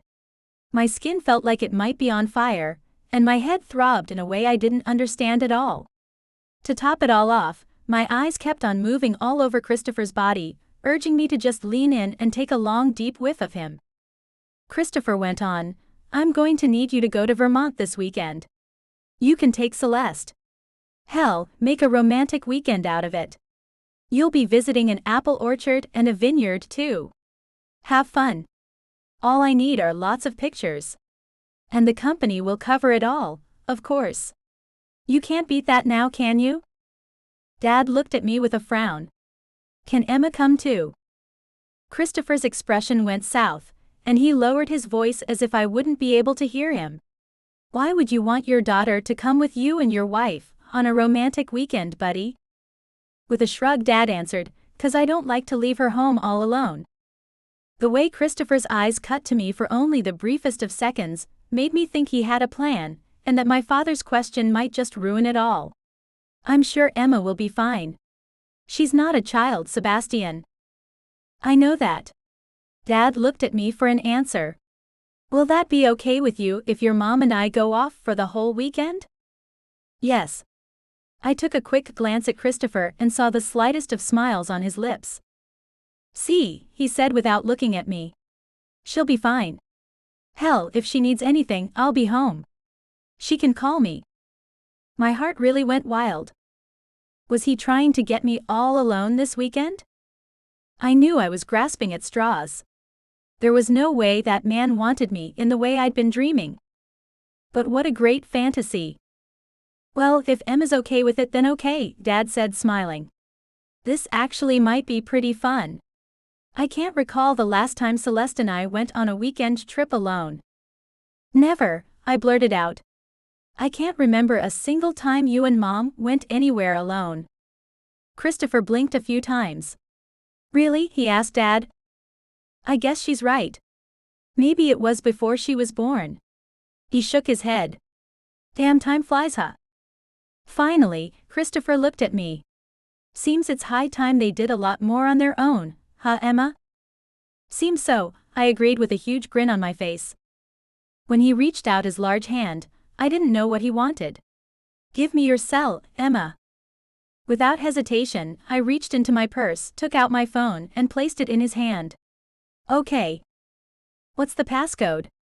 Christopher asked. "A secret," I said. Dad looked at me with an expression that told me not to make jokes. "Emma?" Christopher only smiled. I promise that I'll forget it as soon as you tell me. Yeah, he's old like me, his memory isn't what it used to be, Dad had to add. Christopher wasn't old like Dad. Not one bit. He kept his body in top shape, and he didn't look like any other man my father's age that I'd ever seen. 4615, I said quietly. As he typed that in, he asked, "What do those numbers represent?" It felt dumb to say it out loud, but I'd never been good at lying. 4 is my favorite number. 6 is the number of chin-ups I can do. 1 is my best friend's favorite number. And 5 is the... I didn't have a clue what to say, but I knew I couldn't tell him the truth about that number. I'd recently changed the passcode to include the number of days I'd eaten with Christopher. I had to make up a lie, the number of pancakes I can eat in one sitting. I wonder what he'd think if I told him the real reason behind that number.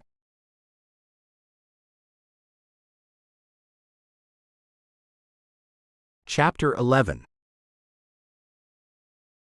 Christopher. I tried hard not to think about Emma during her second week at the office. I kept myself busy and didn't even go into the office until the end of the week. That was either a terrible mistake or fate. I wasn't sure which. When I stepped off the elevator, I saw her walking down the hall, her back to me. As if by some miracle, her sweet scent still lingered in the air. I inhaled it deep into my lungs, setting myself on fire. My brain went to work, trying to figure out a way to get the pretty young thing alone for the weekend. As if by instinct, I thought of something her father could do which would take him and his wife out of town for the weekend. And then I went to work, thinking up something for Emma to do to get her out of town as well. By Friday morning, I finally had a plan that would allow me to spend some time alone with Emma. Mrs. Kramer came into my office when I asked, "You wanted to see me, Mr. Taylor?" "Yes." I pulled out the packet I'd put together and slid it across my desk to her. "I want you to send Miss Hancock out to scout for activities to do and a nice place to stay in Concord this weekend for our visitors from China. They've expressed great interest in seeing the capital of New Hampshire, and they'll be here in 2 weeks, so we've got to get on this. After a weekend of sightseeing in Concord, we'll bring them here for our meeting on Monday." "Okay, sir." She picked up the packet. "I'll give her this." Turning to leave, she paused and then looked back at me. "I'll make reservations for her in Concord then." "I already have. The Centennial is a safe, secure place for a young woman who's traveling alone." I had to fight the grin that threatened to give my plan away. "She'll be fine there." "Yes, sir." Mrs. Kramer looked at me with a satisfied expression before adding, "It's nice to see you like this. It's been a long time since you've gotten involved in something like that. Sebastian's friendship has been good for you." And with that, she left me. Left me to think about the only person I could count as a friend, Sebastian. Left me alone to reconsider my plan. Left me to think about everything I'd been feeling over the last 2 weeks, and to try to regain control over emotions that were running amok for the first time in many, many years. The 26-year age gap between Emma and me didn't help things one bit. There were too many factors that could mean bad news for both of us if I followed through with what I'd planned. I'd made reservations for my own room at the hotel, which was considered one of the most romantic accommodations in the area. I'd also made dinner reservations at the Granite Restaurant inside the Grand Old Hotel for both Friday and Saturday nights. Premeditated romance. Could that be considered a crime? I supposed, in Sebastian's eyes, it might well be considered a crime. At best, he'd likely think it insidious. And he might be right. I had no business wanting to be alone with his young daughter. But for my life, I could not stop thinking about her. My nights were consumed with fantasies about her, making my dreams very interesting. But I had to admit that I did feel guilty sometimes after it was all said and done. Why would I go and get myself all infatuated with someone like her? And why did she have to be the daughter of the only friend I had left? With the weekend work all set, I knew Sebastian, and now Emma, would be leaving the office at noon to get to where they needed to go. I wondered if Emma was excited by her little scouting assignment. I almost messed up and went to see her at her office. I wanted so badly to know how she felt about the trip, but then that would be a real mess. She'd tell me all about where she was going. And then when I showed up, I most definitely would not be able to play it off like a coincidence. For a second, doubt ran through me. What if Mrs. Kramer tells Emma that I made all the arrangements? I hadn't thought it all the way through. The whole thing might backfire on me. A little knock sounded at my door, and Mrs. Kramer stepped inside. I wanted to tell you something that just occurred to me. The worried look on her face made me curious. What's just occurred to you? You don't normally make the arrangements for. She paused, then shrugged. Well, anything really. If Miss Hancock finds out that you set things up, then she might tell someone else. Then I think we'd have something here that might stir up gossip. I don't want people thinking I've been slipping at my job, and you've had to take over. So I took credit for making the arrangements. I hope you don't mind. I'd never felt more relieved. Yes, you made a good judgment call there, Mrs. Kramer. I didn't even think about that. And again, you know I'm very happy with all the work you do. With a satisfied smile, she left my office. I was glad Mrs. Kramer had taken care to cover for me, even if she did for her own reason. Convincing her to say that she'd made the reservation was not something I would have enjoyed. My assistant certainly didn't need to know the real reasons I'd set Emma up in a hotel where I would wine and dine her, dance and romance her. And if everything went right, sweep her off her feet, literally. When my personal cell rang, it jolted me out of my inner thoughts, and I looked down to see Sebastian's name on the screen. A small amount of guilt had me hesitating to answer the call, but I really had no choice. Hello, Sebastian. Are you and Celeste packed and ready to head out after lunch? Yes, we are. He cleared his throat before going on. Emma just came to my office and told me she's being sent to Concord to do a bit of scouting. Is he going to be mad? Yes, well, that's part of her job. Yeah, I know. He laughed. She's over the moon about it. She was gushing about how cool it was going to be, staying in a hotel room all on her very own for the next 2 nights. So, I guess you're off the hook. What hook was I on? I asked, feeling slightly confused. With a chuckle, he let me in on his train of thought. You know how you told her yesterday that if she needed something she could call you? Oh, that hook. I'd totally forgotten about that whole conversation. Well, she can still call me if she gets into a bind. Let her know that. She'll be fine, he said. But I'll let her know, just in case. Thanks, buddy. You're a really great friend. I know I've told you that a lot lately, but it bears repeating. And then the guilt really set in. Oh, I'm nothing special. I wasn't special at all. I had an agenda, and my poor friend had no idea about the designs I had on his daughter. But what if I was honest with him and let him in on my interest? What then? He had to go and make things even harder for me by saying, "No, don't do that. You're very special. There aren't many like you, Christopher." He paused to let that sink in a moment before changing the subject. So, what are your weekend plans while the rest of us are out of town? To defile your young daughter. I coughed as the terrible thought crossed my mind. I think I'll stay home this weekend. My daughters are going somewhere with their mother, and the house will be quiet. Sounds nice. Maybe get a good book, relax on your deck, and enjoy the lake and the lovely summer weather we're having. Sounds like an awesome plan you've got there. Enthusiasm filled his voice. Enjoy, buddy. Bye now. I put the phone down, and then put my head in my hands. I'm a monster. And now that Sebastian knows that I know where Emma will be for the weekend, my whole plan is ruined. I hadn't counted on Emma telling her father everything. Seemed I hadn't thought things through at all. In my defense, I hadn't had a romantic tryst in forever and then some. To call myself rusty was a vast understatement. It seemed I was clueless. The governor's suite I'd booked would go empty.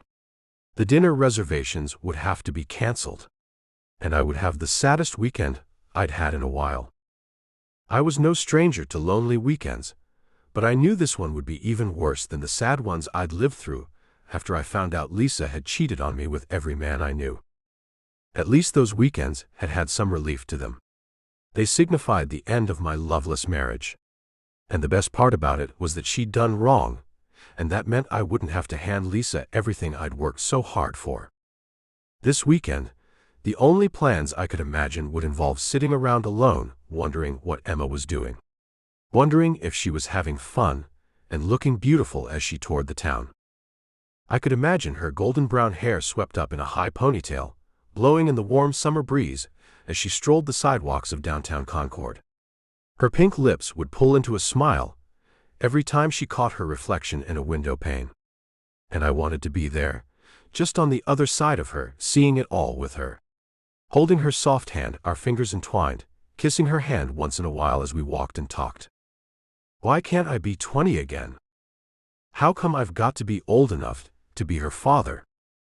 Sitting in my chair, I spun around like a restless little kid and wished that things could be different, that they could be just the way I wanted them. Emma and I could be together, and no one would judge, or worse, make things hell for us. But I knew hell was the only thing in store for us if we ever did get to the place I desperately wished for. We'd get it from both sides. Her parents, my daughters, and most likely the staff at my company too. The staff I could handle. I wasn't so sure about the other parties. And there I was again, getting ahead of myself. I didn't know if Emma even felt the same interest in me that I felt for her. I knew enough from my own kids to know that their generation thought 30 was old. 46 would seem ancient to a woman as young as Emma. Feeling a heaviness in my chest, I let doubt, fear, and insecurity creep in without even trying to combat any of it. I'd be alone for the rest of my life. But just a few weeks ago, I had rejoiced in that. But now that I'd glimpsed something so special with Emma, I knew that that's what I wanted. And I knew I wouldn't ever find any other woman who would do to me what Emma had done. But none of that mattered. What mattered was Emma. She didn't need the war that a relationship with me would cause. She didn't need a rift between her and the parents who adored her. And she sure as hell didn't need the wrath of my daughters. My plans were officially dead. I couldn't go through with it. I couldn't put such an innocent girl into such a tricky situation. I didn't know if she'd agree with me or not, but I knew it was the right thing to do. I had to put her back into the far recesses of my mind, shut her in, and never open that door again.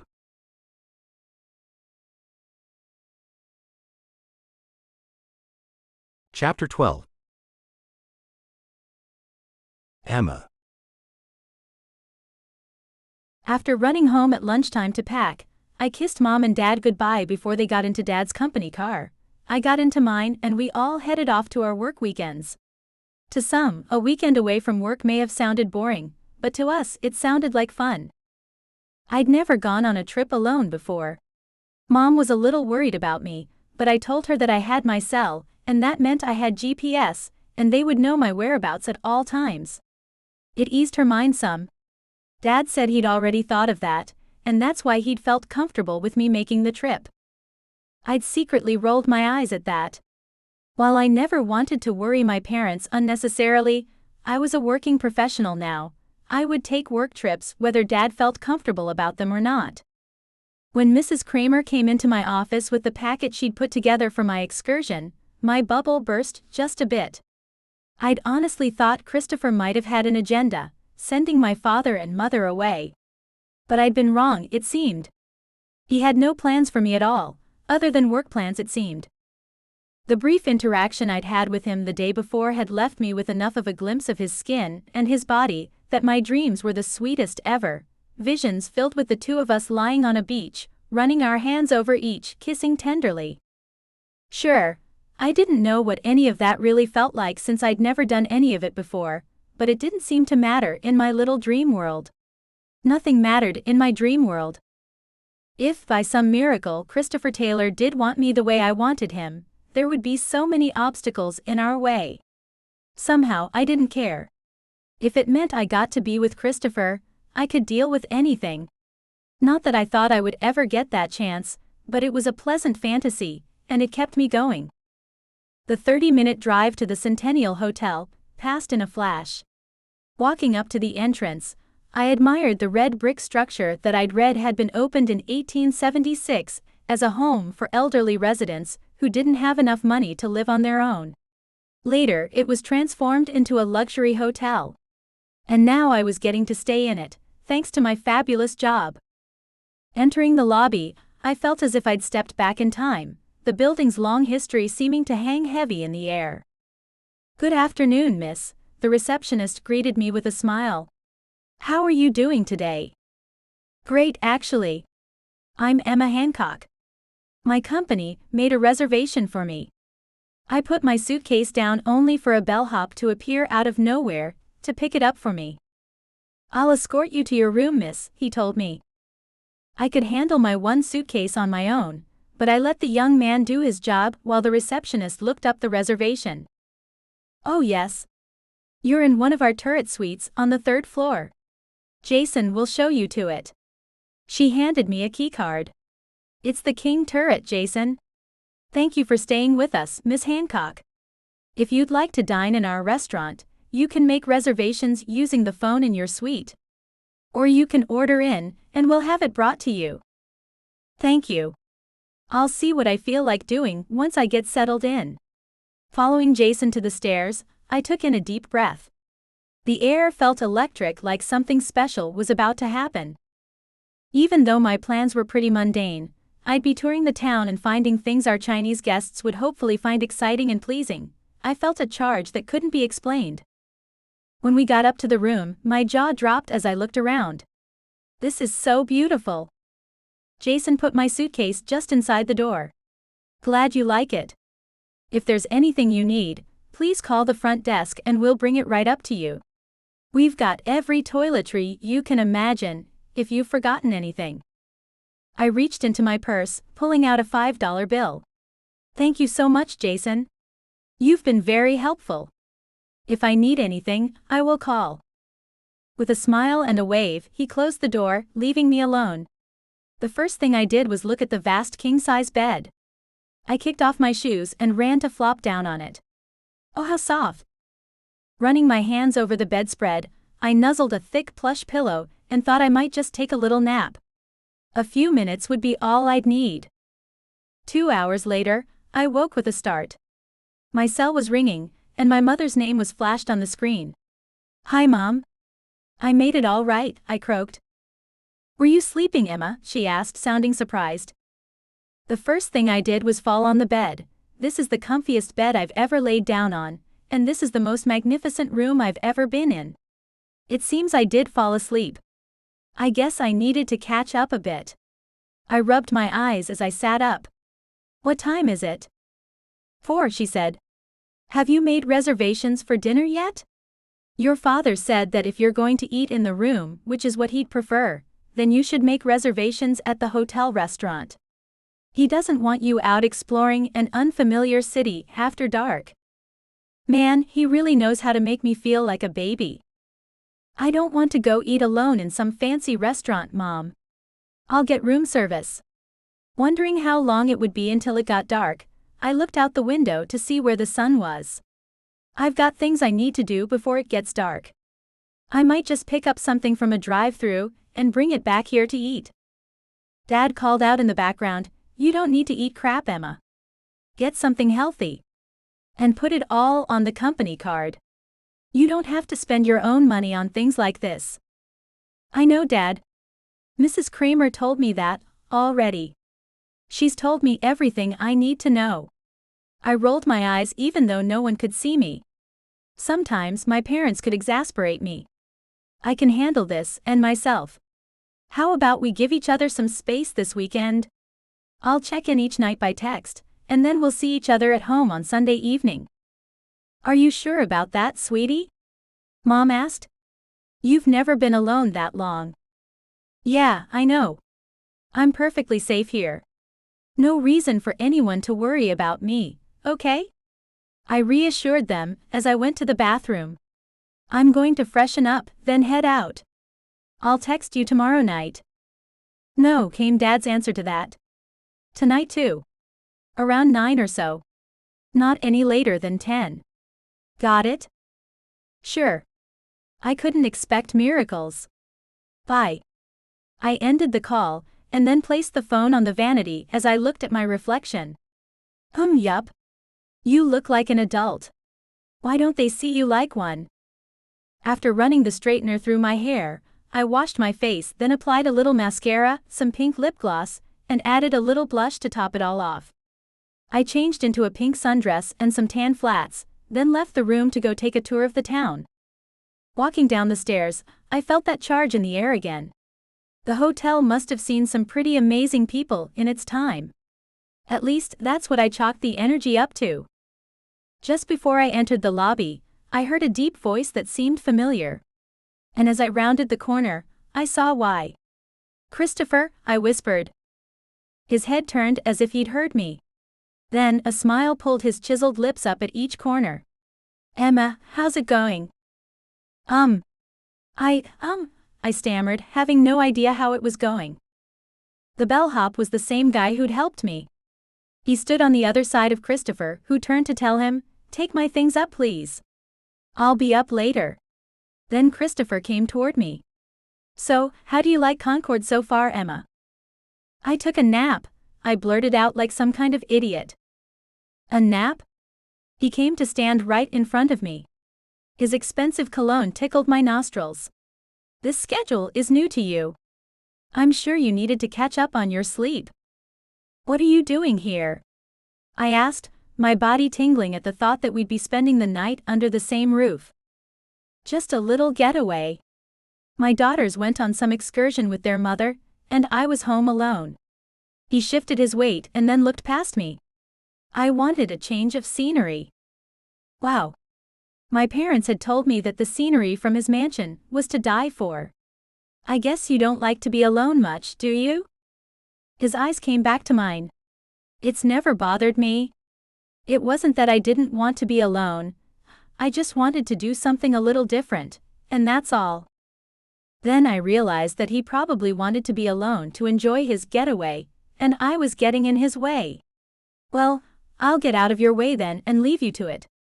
I turned to walk away, but his hand on my shoulder stopped me. That's okay. I actually came here so you wouldn't feel so alone in this place. I've made dinner reservations at Granite, here in the hotel. He ran his hand from my shoulder down my arm before pulling away, leaving a trail of fire in its wake. I'd like for you to join me if you can. The reservation is at 8. You want me to join you?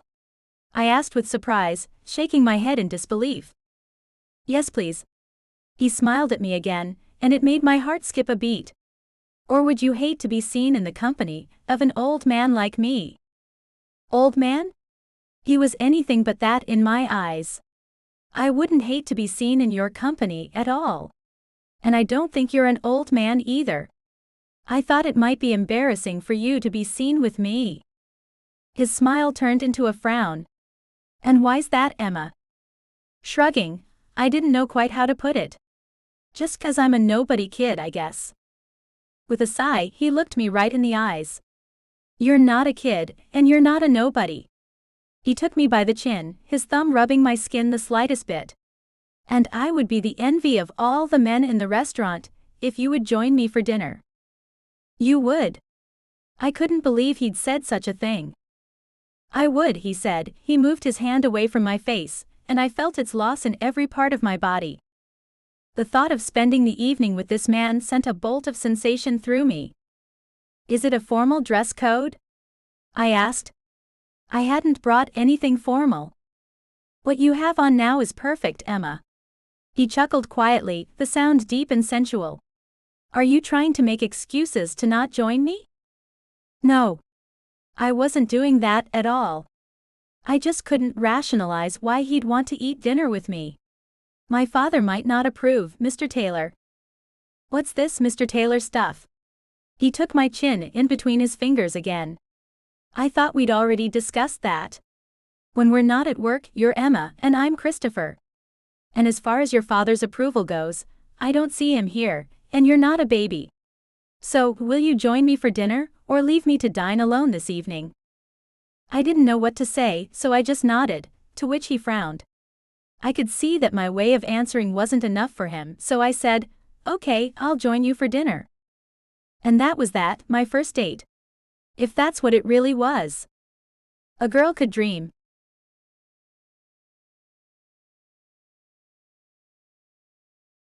Chapter 13.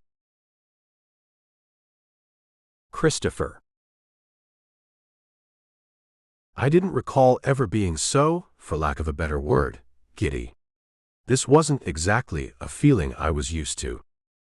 8 o'clock came around, and I left my room to meet Emma in the lobby as we'd planned.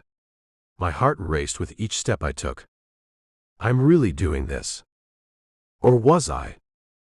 This dinner could be orchestrated any way I wanted it. I could set the tone of a friendly meal with my friend's daughter. Or I could make it a boss-employee kind of thing. But what I really wanted to do was put the ball in her court and see where things might lead. Emma stood near the entrance to the restaurant, her head bowed as she looked at the screen of the cell phone in her hand. I cleared my throat to attract her attention. Looking up, she turned her head toward me, and a smile transformed her pretty face. "Hi." She waved with one hand and slipped her phone into her purse with the other. "Hi," I said as I came to stand next to her. A flowery scent drifted around her as she moved toward the restaurant. The smells coming out of this place are making my tummy growl. The smell she gave off made my loins stir. I put my hand on the small of her back. "I'm glad you like it so far, Emma." Even that brief contact was enough to make my palm tingle. The host greeted us. "Your reservation is for Taylor," I said, then trailed my hand up Emma's back to rest it on her shoulder. "For two." "Perfect," the man said as he gathered some menus. "Right this way." He led us to a small table near a window with a pleasant view. The only view I was interested in was that of my companion for the evening. "May I get you something from the bar while you look over the menu?" the host asked as Emma and I took our seats next to each other. With a quick glance at the cocktail menu, I made the order for us both. "We'll have a couple of your forbidden sours, thank you." The host left us to put in our order with the bartender, and Emma leaned toward me, a small frown on her adorable face.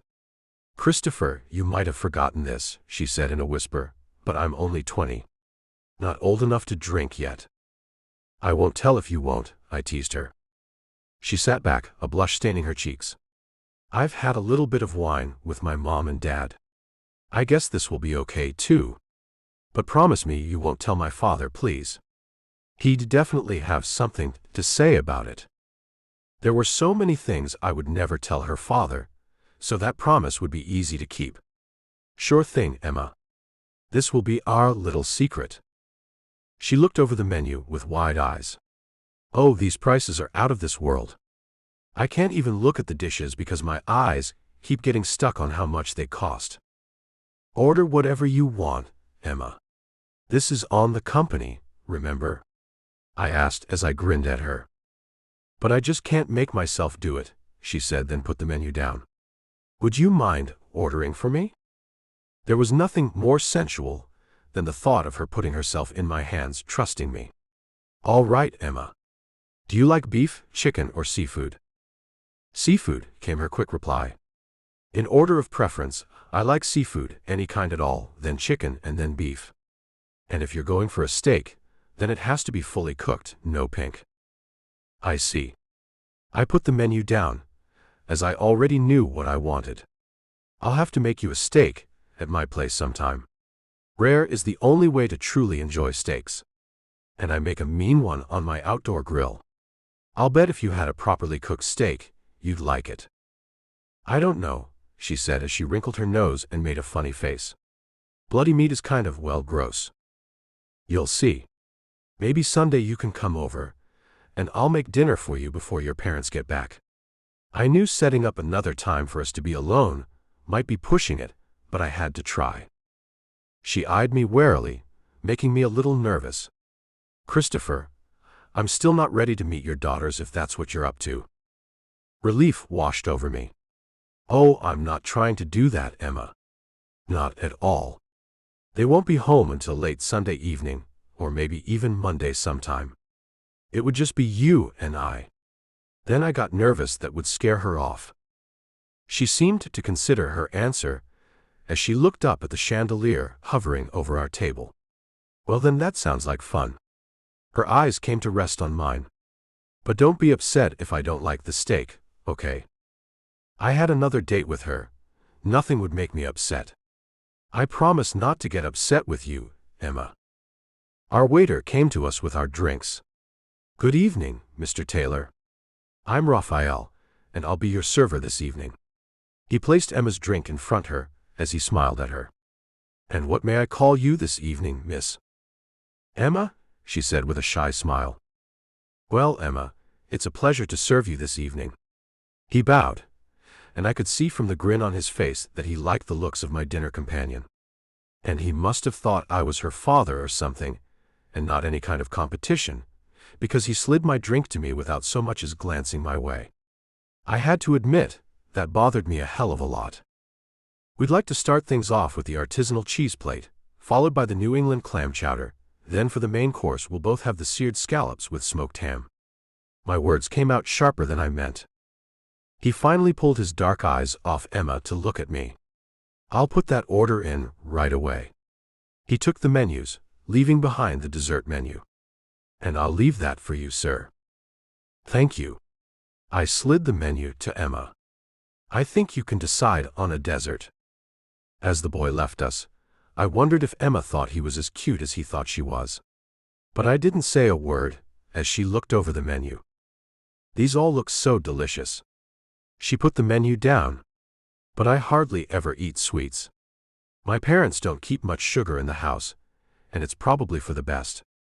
She ran her fingertips over her cheek. As you can see, I have trouble with my weight. Are you kidding? I had to ask. Then it just popped out, you're perfect. Round in all the right places. Then I clamped my mouth shut tightly. That's not something you're supposed to say on a first date, you idiot. The way her eyes went soft made my entire body stiffen. Do you really think that? Or are you just being nice, Christopher? I felt like my foot was caught in a bear trap, and I had no idea how to get it out. I probably shouldn't have said anything about how great I thought she looked. But then again, the girl needed to know that she was a knockout. I really think that. She made a crooked smile. I've never thought of myself as round in all the right places. I've thought of myself as plump. And to be honest, no one has ever told me otherwise. Well, that's a damn shame, Emma. I felt myself loosening up, as I remembered the young lady sitting across the small table from me was still extremely innocent. She had been kept under her father's wing for far too long, and she needed to know how beautiful she really was. I happen to think that you're remarkably beautiful. Her face went beet red, and she ducked her head. Oh, stop it. The way she'd reacted did something to me. Testosterone flooded through me as I admired her shy blush. That wasn't the kind of reaction a woman has when being told she was beautiful if she wasn't attracted to the man. No, her reaction told me that she liked what I'd said. And that meant she might feel the attraction between us, too. But I didn't want to push things with her. I eased off on the charm. Okay, I'll stop, Emma. I can see you're not used to being complimented. I don't want to embarrass you, but for the record, you deserve to be showered with compliments. The waiter came back with the cheese plate, and he noticed that Emma hadn't touched her drink. Nor had I, for that matter, but he didn't seem to see my full glass. Would you like me to get you something else from the bar, Emma? She looked up at him, shaking her head. No, thank you. He pointed at her glass. It's just that you haven't touched your cocktail. The forbidden sour isn't usually favored by our younger guests, and it's not a problem to get you something more your style. My skin began to feel prickly as the guy leaned in too close to her. Hey there, buddy. The waiter looked at me for once. If she wants something else, I'll let you know. Back up a bit. She's here with me, not you. His face fell a bit. My apologies, sir. I didn't realize you were here together. Emma took the lead as she answered, Yes, we are. This drink is fine with me. He wanted me to try it, and I want to try it. Besides, I'm a bit of an old soul. I like the tried and true things. I felt a sudden, intense surge of excitement. Does this mean she's into me? Sorry, he said, then walked away with his tail between his legs. So am I said, looking back to Emma. I've overstepped my bounds, Emma. I shouldn't have said anything. I had my fingers crossed under the table, hoping that she'd put my fears at ease. She cocked her head to one side, looking puzzled. Why? Why? Because you might have been interested in that kid. Leaning forward to rest her face on her hand as she propped her elbow on the table, I swore I saw her eyes sparkle with flirtation. I'm not usually interested in kids, Christopher. I've never met one single young man who made my heart thump hard in my chest, or who ignited a fire in my veins. She picked up a piece of cheese, then put it into her mouth. I sat back, wondering how to respond to that. Finally, I asked, Have you ever met anyone at all who made you feel those things, Emma? Her long dark lashes closed as she averted her eyes. I have now. Holy cow.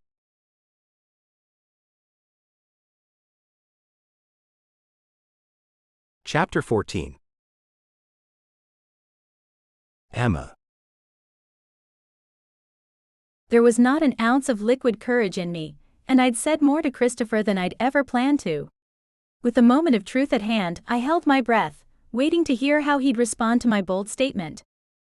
I felt his fingertips graze over the top of my hand, which rested near the cocktail that had sparked this conversation in the first place. Am I the one who sparked those things, Emma? Like a volcanic eruption, heat filled me. My next words exploded out of my mouth in a raspy exhalation. I've never wanted anyone as much as I want you. He closed his hand over mine, and I could feel the intense heat coming off him. I've got to admit the same thing to you, Emma.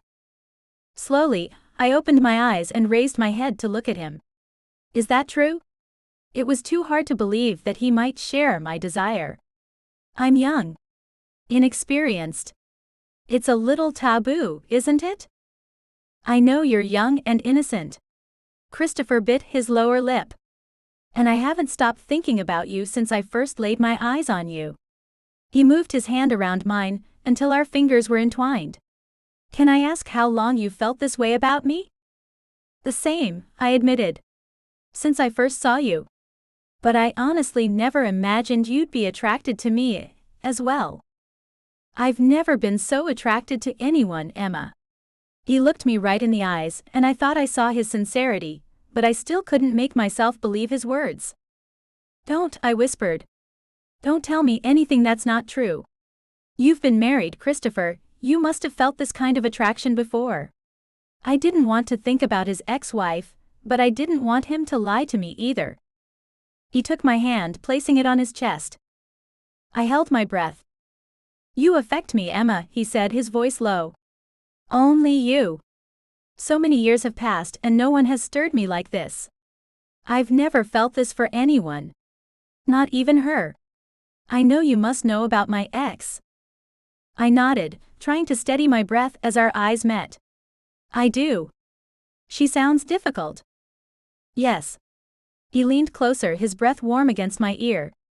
Can you believe me when I say no one has ever affected me this way before? I'm starting to, I whispered. He moved our hands back to the table. I looked at my hand, wondering at the intensity of the moment. What does this mean? Whatever you want it to mean, he replied with a gentle smile. You're in control, Emma. I don't want to rush you. I'm guessing, given your father, that you haven't had much experience. Embarrassed, I looked down. The waiter returned with our bowls of chowder. Here you go. He placed the bowls in front of us. I'll be back shortly with your entrees. Taking a deep breath, I looked into Christopher's gorgeous eyes. Your assumptions are right. I've never dated, never been kissed, never been with anyone. Christopher released my hand, and again, I wanted to protest. My hand lingered on the table before I picked up the spoon to eat my soup. "This smells good," I muttered robotically. My mind was everywhere but on the food. "To be honest, I can only smell you." He winked at me. "And as long as I'm being honest, I can't really think about anything else besides you." My heart stopped. "Oh." The slow grin that spread over his face made him look hot as a sin. "Let's get this dinner over with. I've rented the governor's suite, and I'd like to show it to you after dinner. But only if you want me to." I didn't even have to think about it. "I want to see it." We both knew I wasn't talking about the hotel room. "Good." He took his first drink from the cocktail. "I want to show it all to you." I'd heard of hot flashes but had never experienced one. How else could I explain what suddenly happened to my body? I felt like I was on fire. Tugging the top of my dress, I fanned myself. "Is this normal?" Shaking his head, he pulled the spoon up to his lips. "No, it's not." "That's a relief." I picked up my glass and found my hand shaking. "Oh hell." The way he smiled filled me with butterflies. "Oh hell indeed." Taking the glass in both hands, I took a drink. "I don't know what's going on with me." "You're excited," he said smoothly. "So am I." The rest of the meal went by quickly, and I honestly couldn't remember how the food tasted. The only thing that held my attention was Christopher. He took my hand once we'd finished the meal, leading me out of the restaurant and up to his room. I was floating on air, and I'd never felt this way before. I'd always thought it was just some dumb expression. To find myself feeling that way made me wonder what other expressions might be true too. Putting his key in the lock to his room, he wrapped one arm around my waist. "I'm going to kiss you, Emma." My lips trembled and my body followed suit. I knew that as soon as we got into the room and he shut that door, his lips would be on mine. "Okay." With one push, the door opened and he moved me inside. I gulped as the door closed behind us. Then he slowly pulled me around to him, my body flush with his. Time stopped. My breath stopped. My heart stopped. I've never wanted anything more. He leaned in then, barely touching his lips to mine. I felt his warm breath move over me. Moving my hands slowly, I inched them up his thick arms until they wrapped around behind his throat. He took a couple of steps, moving me backward until my back pressed against the wall. My breath hitched as he drew closer, his presence a warm solid pressure against me. His lips found mine, a deep lingering kiss that sent a wave of emotion through me, a mix of desire and something deeper.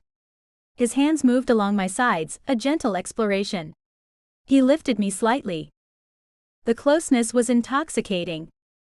He nipped gently at my neck, his breath warm against my ear. "We're going to take our time." A low chuckle vibrated against my chest. "I want you to experience everything."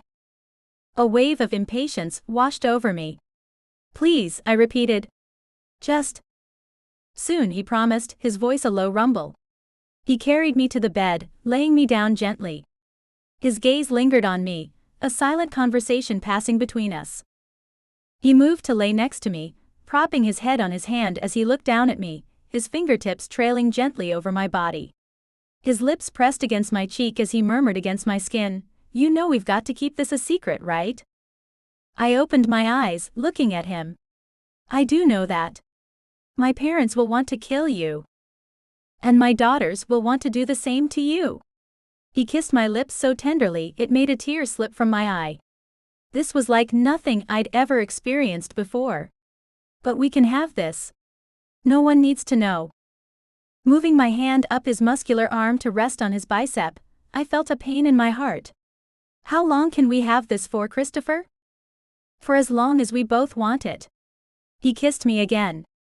"If you're asking me how long I'll want it, I know I'll want it for a very long time." Chewing my lip, I wondered how long we could have anything if we had to keep it a secret.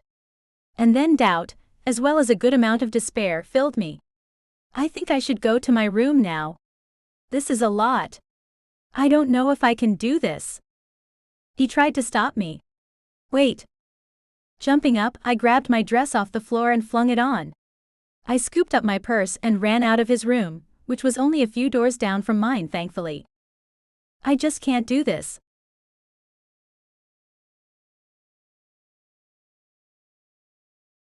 Chapter 15. Christopher.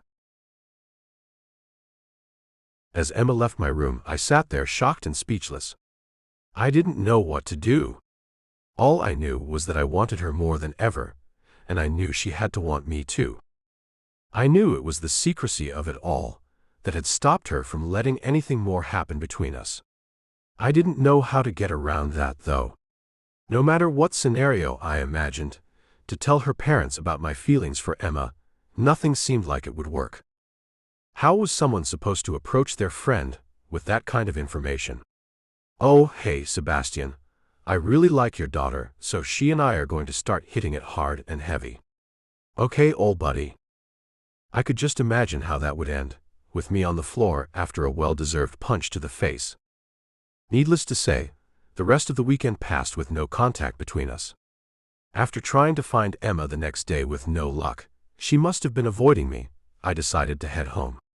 And there was no second date at my lake house either. 2 weeks after our explosive night together, Emma and I were at a standstill. Even though Emma and I would be polite to one another at the office, I could tell not one thing had changed for either of us. I could read it in her body language and her eyes when she looked at me. She still wanted me as much as I wanted her. Staring out the window one afternoon, I turned to look at the door as someone knocked. "Come in." In came Sebastian, and he looked irritated. Alarm bells went off immediately.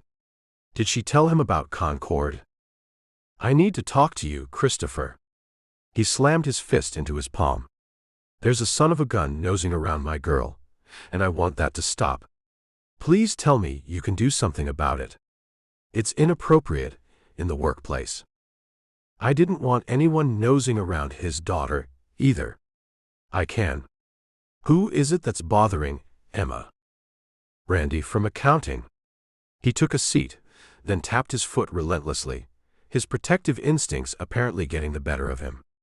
And he's gone so far as to follow her back to her office to ask her out on a lunch date, the little weasel. I took my seat behind my desk. I see. Jealousy started to build up in me, but I knew I had to try to be reasonable.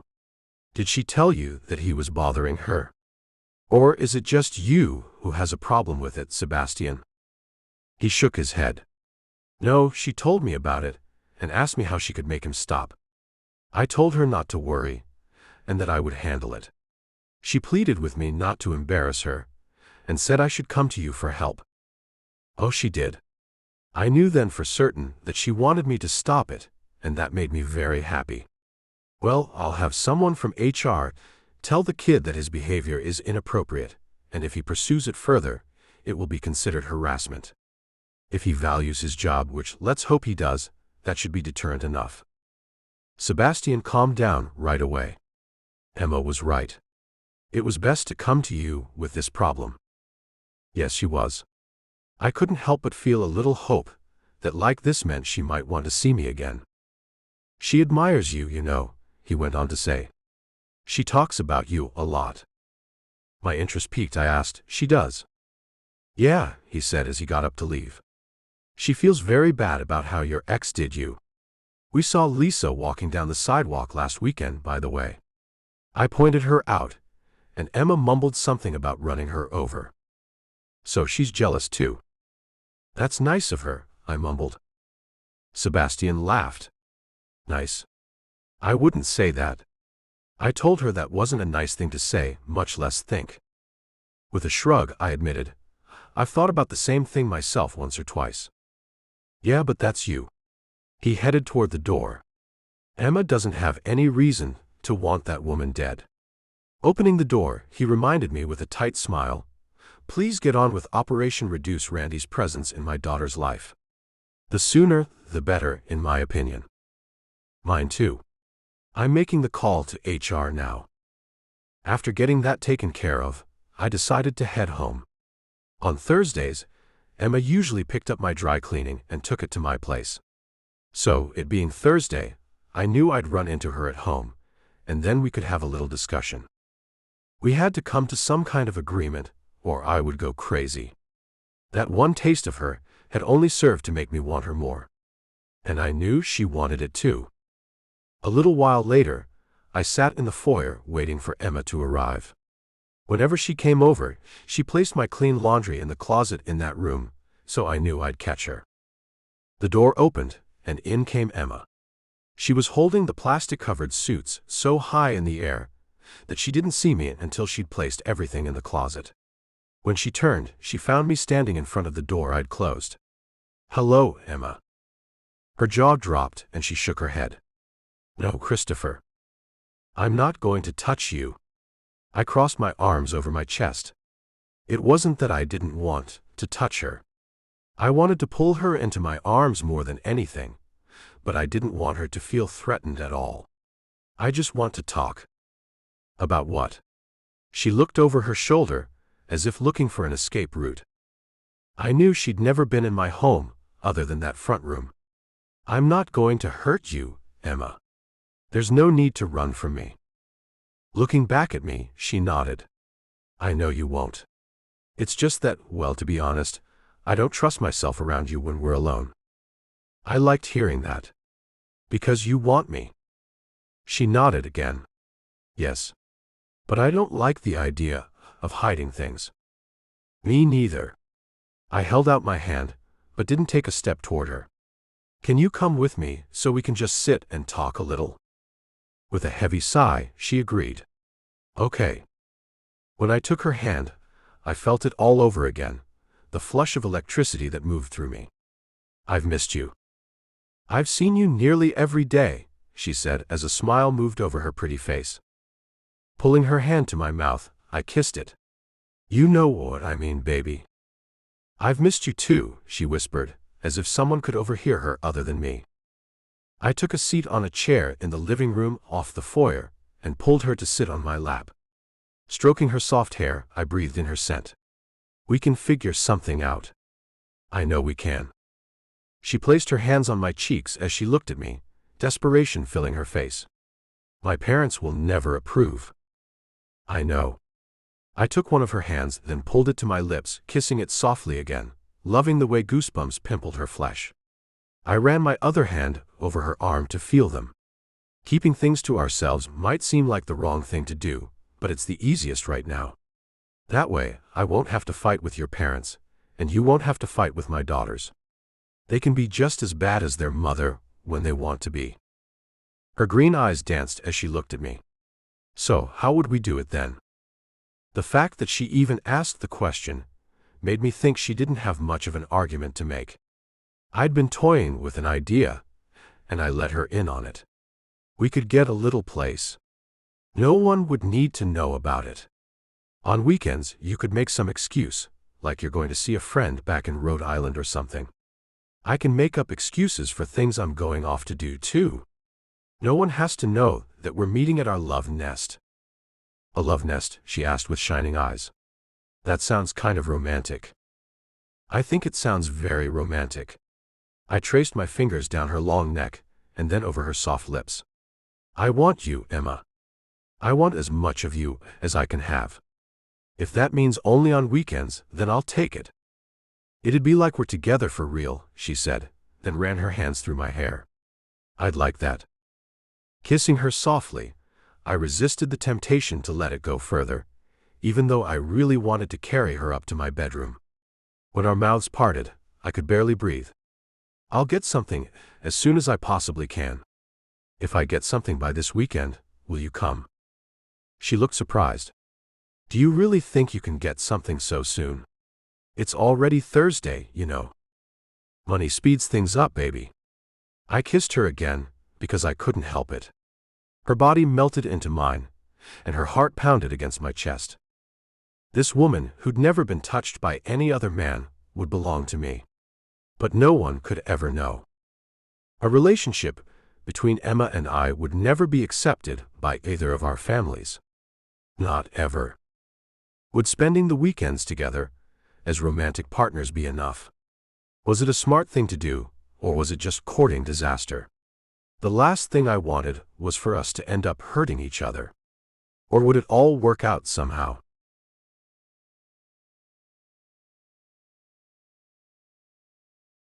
Chapter 16. Emma. Christopher quickly found a place we could rent, so I had to come up with an excuse to leave for the weekend. With a phone call to Valerie, I let her in a little on what I was up to. "Hi, I need you to lie to me if my parents call you for any reason." "Sure," came her quick reply. "But you've gotta tell me why." No one could know about Christopher and me, so I worded it delicately. "I met a guy." "Oh hell," she shouted. "And you need me to be your cover." "I'm in."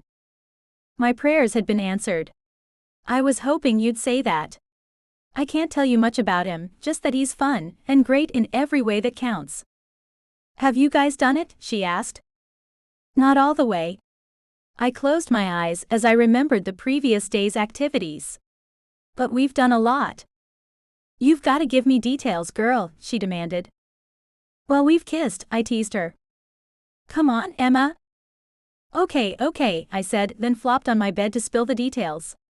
Mom and Dad had gone out to dinner, and I knew no one would overhear me. We did a little bit more than just kiss. "No way," she shrieked. "But this weekend, we're finally going to sleep together." I rolled over onto my stomach as I thought about how he'd do it. He's found a little place where we can spend our weekends. Our love nest, as we call it. And we're planning on spending all our weekends there. It's just easier to keep my parents out of this. And that's why I need you.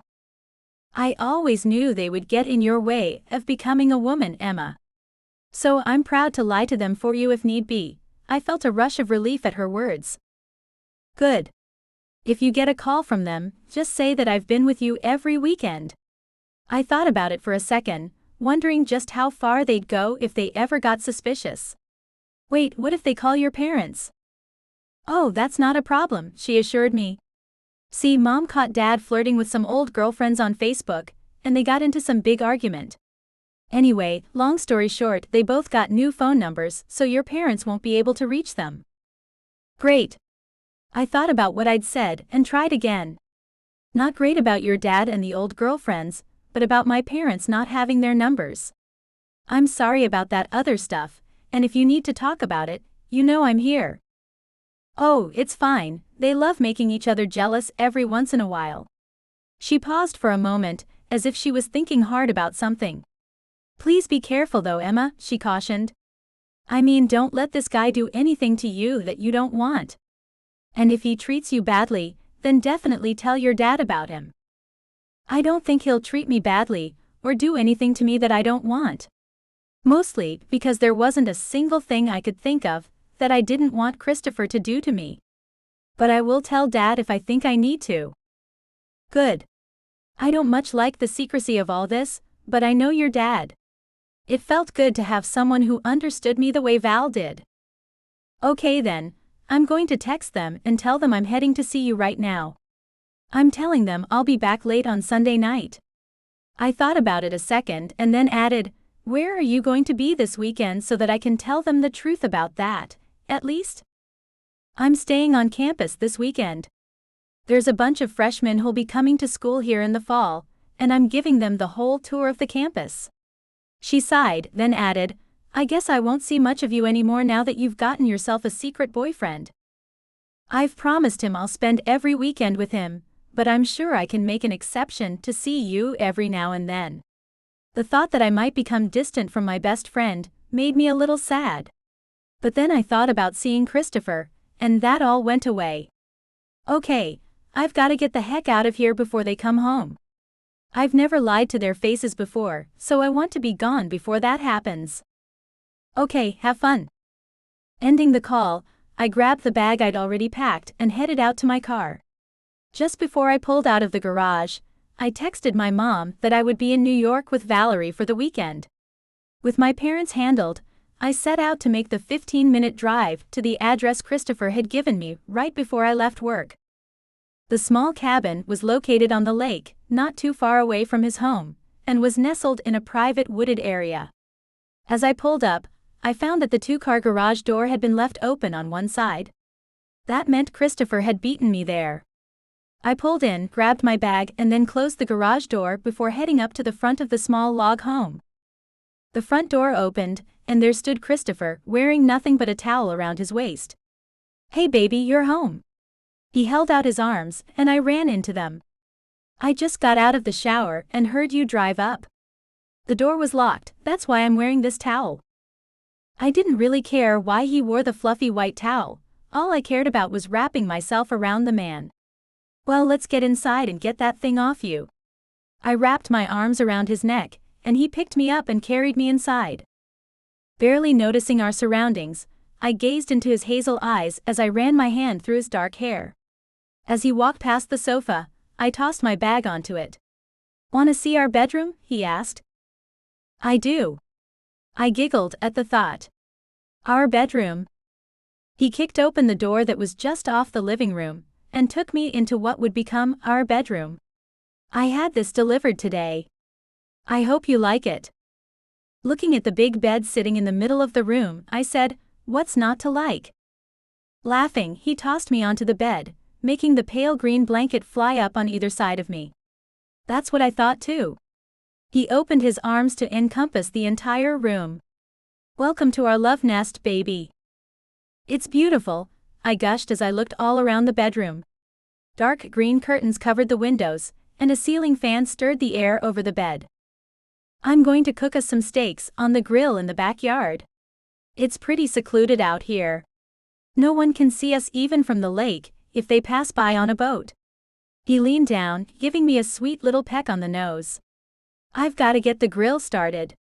In the fridge, you'll find everything to make a salad, and I was thinking we could make some baked potatoes too. You can find them in the pantry." He turned to walk away from me, letting the towel drop before picking up a pair of shorts off the dresser and slipping into them, and partially dressed, he walked out the bedroom door.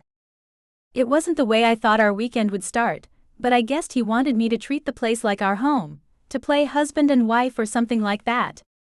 So I slipped off my shoes and traded my jeans for a pair of shorts before going out to find the kitchen. He'd put some music on the stereo, and it played softly through the screen door.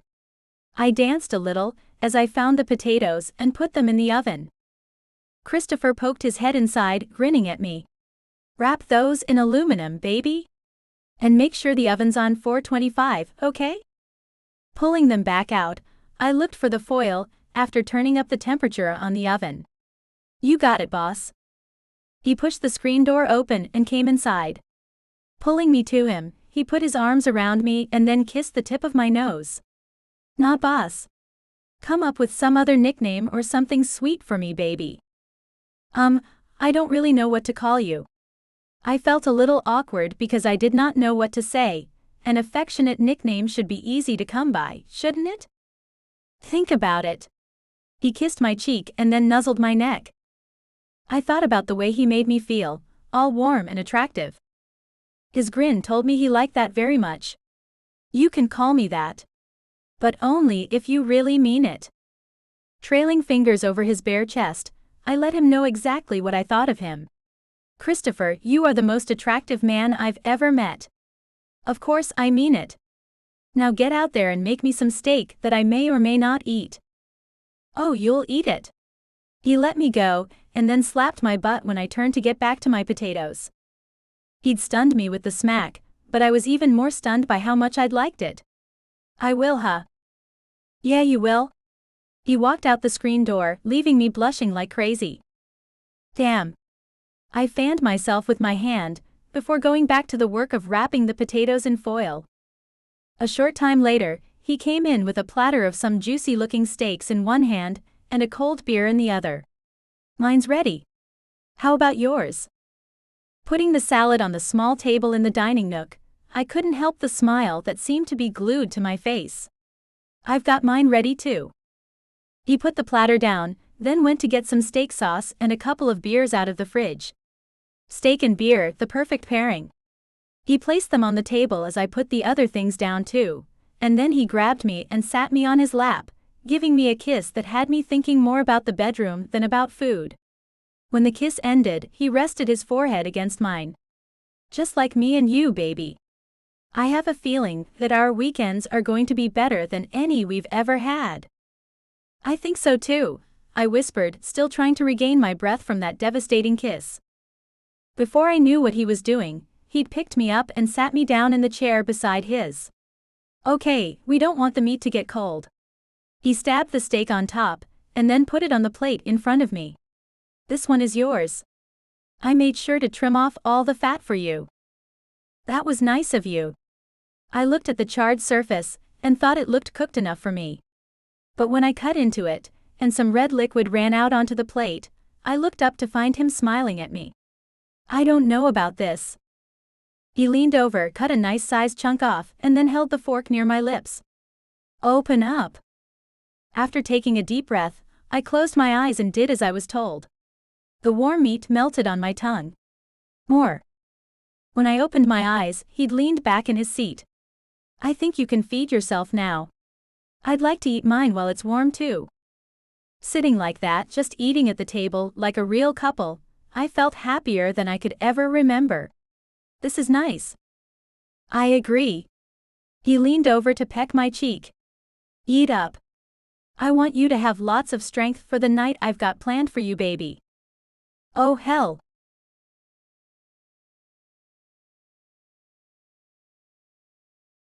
Chapter 17.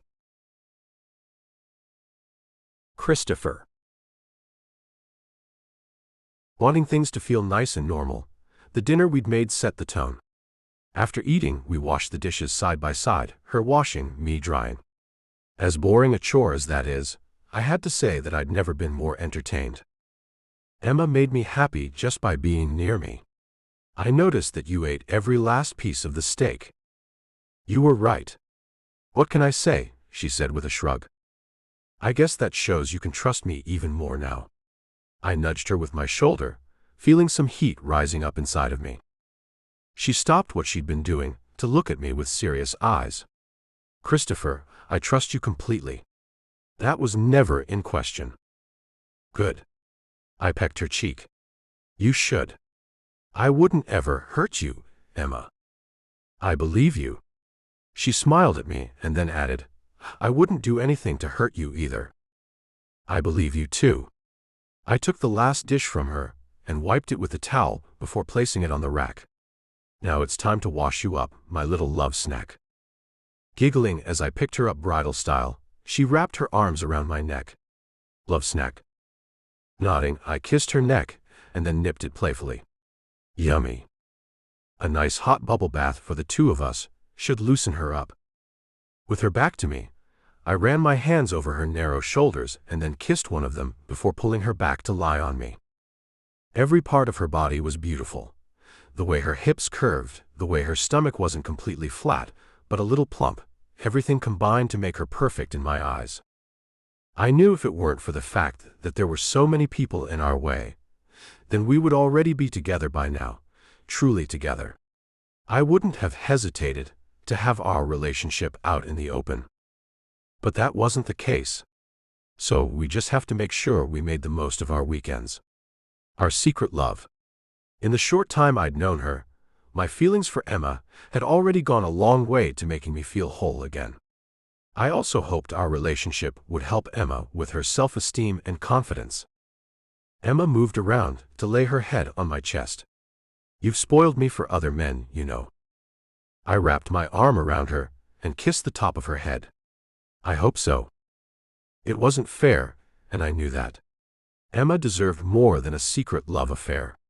She deserved to have a normal relationship like anyone else. But she'd chosen to give herself to me. And as selfish as it was, I wasn't about to give her any freedom to see anyone else so long as she was with me. Her fingertips trailed over my chest as her soft lips pressed against my skin. I don't think I'll ever get tired of this. Me neither. I squeezed her and told her what I'd been thinking. I don't want you to see anyone else, Emma. She lifted her head to look at me. At first she seemed confused, but then a smile took over. She put her head back down on my chest. No need to worry, beautiful. I only want you anyway. Good.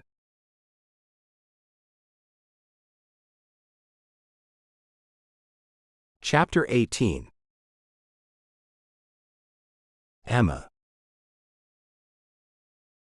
Our first weekend together had taught me a lot. I already had an inkling about some of it, like I really liked spending time with Christopher. The next weekend was more of the same. On the way home from our second weekend together, I called Valerie to tell her how great things were going. So, I'm leaving to go home now. I just wanted to let you know. Thank you, Val said appreciatively. So, how's it all going?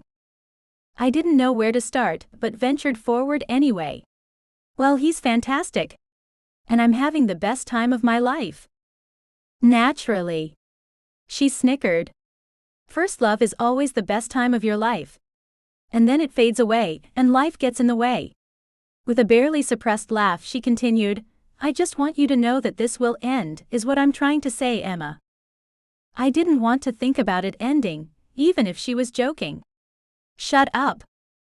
Jokes aside, there is some truth to that, she went on. It's all hot and heavy in the beginning, and then the newness tends to wear off. I'm not saying you two will break up. I'm just saying that this euphoric ride you're both on will likely slow down a hell of a lot. I don't want you to be blindsided if that happens. I could tell she was trying to be a good friend, but I didn't want to think about the future. I wanted to continue being happy with what we had. Thanks for the kind words, dear friend, but I think for the next little bit it'll continue to be a euphoric ride. Yeah, for the next little bit, she sighed. So, this is your second weekend together. When do you think you're going to let your parents know about your man, Emma? Never. I still hadn't told her about the age difference, or that Christopher was Dad's friend and our boss. I didn't think she needed to know all that. No, scratch that. I didn't want to hear what she'd say about it. I knew she'd tell me it was a bad idea, and that I should call it all off. And I didn't want to hear that. You know how my parents are, Valerie. I turned onto our street, and had to wrap up the call. For now, we're not telling anyone about us. Tell me his name, she pushed. That way if anything happens to you, at least I'll know who you've been with. That would be the safest and smartest thing to do. I knew that. But I knew I couldn't tell her his name. And maybe I'll tell you sometime, but not today. I've just pulled up at the house and Mom's already heading out here to greet me, I lied. Fine, but I'll get his name out of you eventually. Talk to you later, she said before ending the call. Laughing at her determination, I parked the car in the garage, then grabbed my bag and got out. My body still tingled from Christopher's touch. Our parting kiss still felt fresh on my lips. I wished we could talk on the phone, but he said that would be too risky. The days I'd seen him at work the past week, it had been hard to keep myself from touching him, kissing him, wrapping my arms around him. But the thought of the weekend to come had helped me through it. Already, I counted the days until he and I could sleep in the same bed, holding each other through the night. Each morning we'd been together, he'd woken me up with a kiss that had quickly turned into so much more. Most mornings, we hadn't gotten out of bed until just before noon, our stomachs growling for us to get up and make breakfast together. I only spent 2 weekends in, and I already craved that lifestyle every single day and night. Walking into the house, I heard Mom and Dad in the main living area. That you, honey? Mom called out. Yes, Mom. I tossed my bag on the bottom stairs before going in to see them. They had some movies playing on the television, and Dad paused it. So, how was your visit with Valerie this weekend? Good. We just hung around her apartment and watched movies. It was okay. I shrugged. You know, something to do. Dad nodded. Well, next weekend, we don't want you to make any plans. My heart stopped. I can't see Christopher. Why? Mom chimed in, it's our anniversary, sweetie. You know we always go on a little trip. We're planning on heading up to Canada to do some fishing. Won't that be fun? I'd always gone on their anniversary trips with them. And we always had fun. But I didn't want to have that kind of fun anymore. Val and I already made plans. I totally forgot about your anniversary. I'm sorry, but I'm not going to make it for this one. Dad's face told me he wasn't going to let it go that easily. Cancel your plans, Emma. We've already booked a 2-bedroom cabin. You're coming with us. I was not used to telling my father no, and I didn't know what to say. My shoulders sagged, feeling helpless. Mom got up and came to put her arm around me. Don't look so blue, sweetie. We're going to have fun just like we always do. But Val's going to be so disappointed. I knew Christopher would be disappointed, and so would I, but Val was the only name I could say out loud. She'll get over it, Dad said. Then Mom got a bright idea. I know, let's invite Valerie too. No, I said quickly. Dad looked at me with an odd expression. And why not? She won't want to go. She hates outdoor stuff. I didn't know what to say, but that came out of my mouth so quickly. It seemed I could lie pretty easily. Mom patted me on the back. Let her know that you won't be joining her next weekend. We'll have a nice time, you'll see. I want to get back to this movie and finish it before I fall asleep.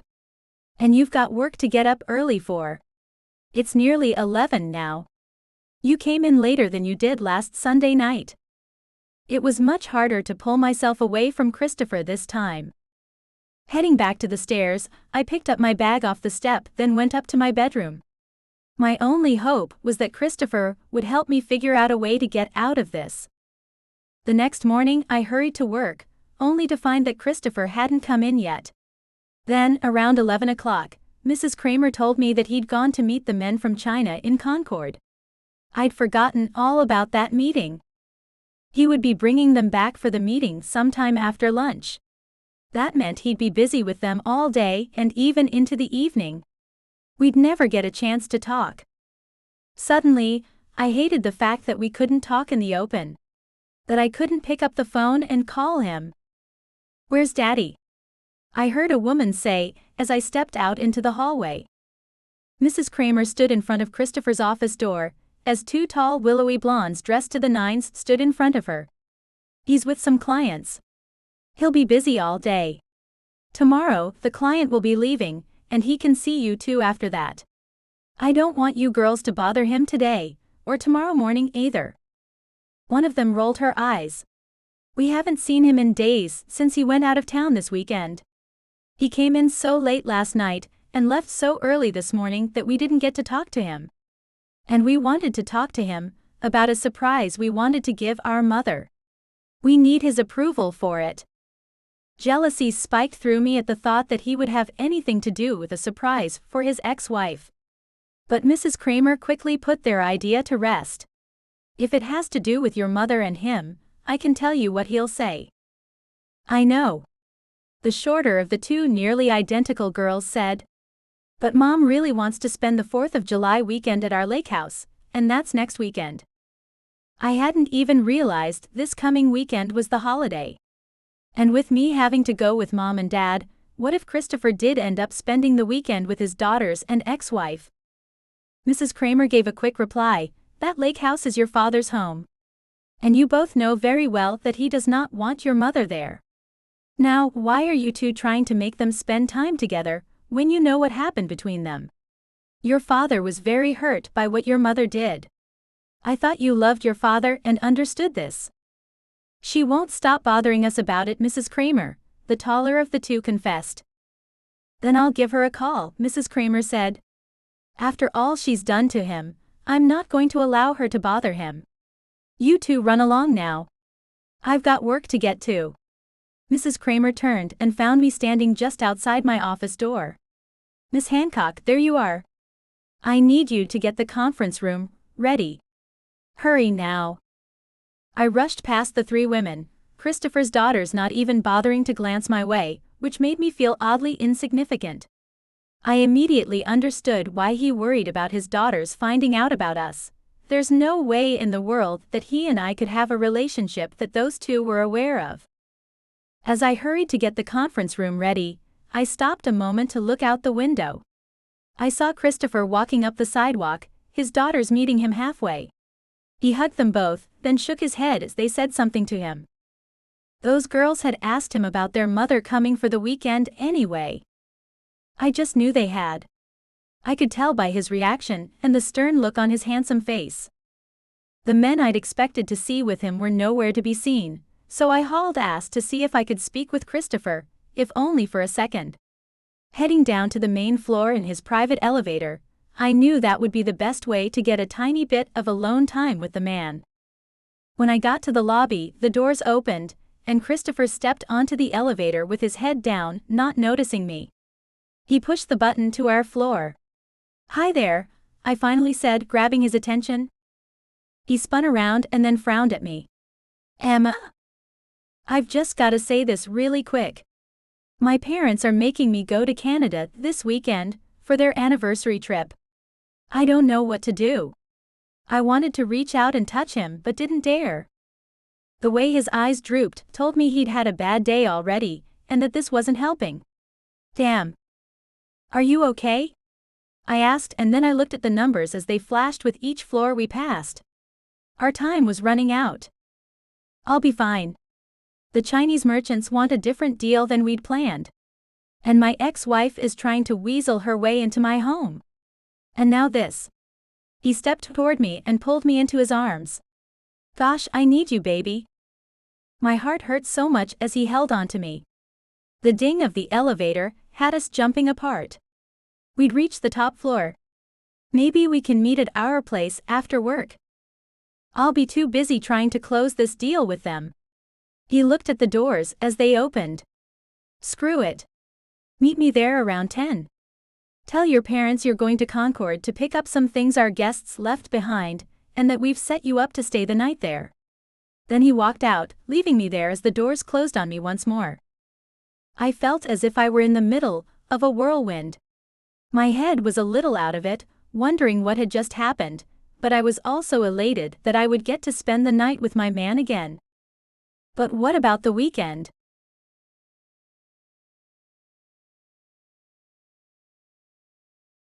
Chapter 19. Christopher. The problems kept stacking up. I had to think about how to get Emma out of the trip with her parents, when all I really needed to be thinking about was how to solve the difference of opinions between myself and my potential clients. "We're talking about a few cents, guys," I told the gentleman, who wouldn't budge a penny on their offer. Sebastian showed up, coming in only a couple of minutes late. "Sorry, everyone. I got tied up." He took the seat at the other end of the table, and I let him have the floor. I was tired of trying to get the men to understand my reasoning. "I'm going to take a break. I'll be back in a little while, Sebastian." I left the room, feeling worn out. I had a stack of problems in front of me, and no idea how to handle any of them, except for the issue of my ex-wife wanting to come to my home for the holiday weekend. That one was easy. I told my daughters that they could tell their mother it would never happen. The 4-day weekend had crept up on me. That could be attributed to Emma. My mind had been occupied with nothing but thoughts of her for the past 2 weeks. All I wanted to do was spend that long weekend with her, but it seemed that wasn't going to be as easy I wanted it to be. If Emma and I could have just been honest about our relationship, then this wouldn't have been a problem. But since we couldn't, it felt like an enormous issue. I supposed it wouldn't have seemed like a big deal to most people. So what if I couldn't spend the holiday with Emma? It's only one weekend, right? The thing was, I'd had a hard enough time letting her go just the night before. Knowing I would have her back in my arms in only 4 days was the only thing that got me through it. If I couldn't see her that weekend, it would be 11 days before I got to hold her and kiss her again. I just couldn't hold out for that long. And by the desperation in her voice and expression, when she'd surprised me on the elevator, Emma didn't think she could hold out that long either. Funny how a couple of weekends together could make us so needy for each other. Going into my office, I sat at my desk and opened my laptop. Whenever my own brain wasn't working as it should, I always turned to the web. When I searched great excuses to get out of plans, the first excuse on the list I found was to fake illness. I thought about that for a second. Emma could tell her parents she felt sick or had a stomach bug and didn't want to ruin their trip by getting everyone sick. The idea sounded great until I really thought about it. Her parents would most likely put their trip off and stay home with her. And that would still mean she wouldn't be able to spend the weekend with me. On to the next idea. The old "my boss is making me work" excuse. Another one that just wouldn't work for us, since I was her father's friend, and I would never pull rank on his family outing. Then there were a bunch of other excuses that wouldn't work. I've got to clean my house, I've sprained my ankle, I've got personal family issues, car trouble, and the best one I'd ever heard, I'm ovulating and we're trying for a baby. So no luck there. I sat staring at the screen, trying to come up with anything better than the garbage I just read, when there was a knock at my door. Closing the laptop, I called out, "Come in." Sebastian strode in like some kind of a hero, swaggering with each step. The smile on his face told it all. "So, I've come to an agreement with our new client, Christopher." He came to my desk, placing the signed contract on it. And we didn't lose a cent. With his chest puffed up with great pride, he took a seat in the chair opposite me. I didn't care how he'd accomplished it. I was just happy he'd done it. "Well, congratulations, my good man." I got up and pat him on the back, then poured us a couple of glasses of my good scotch. And as I did that, an idea formed in my brain. "Don't you and Celeste have an anniversary coming up?" "We do.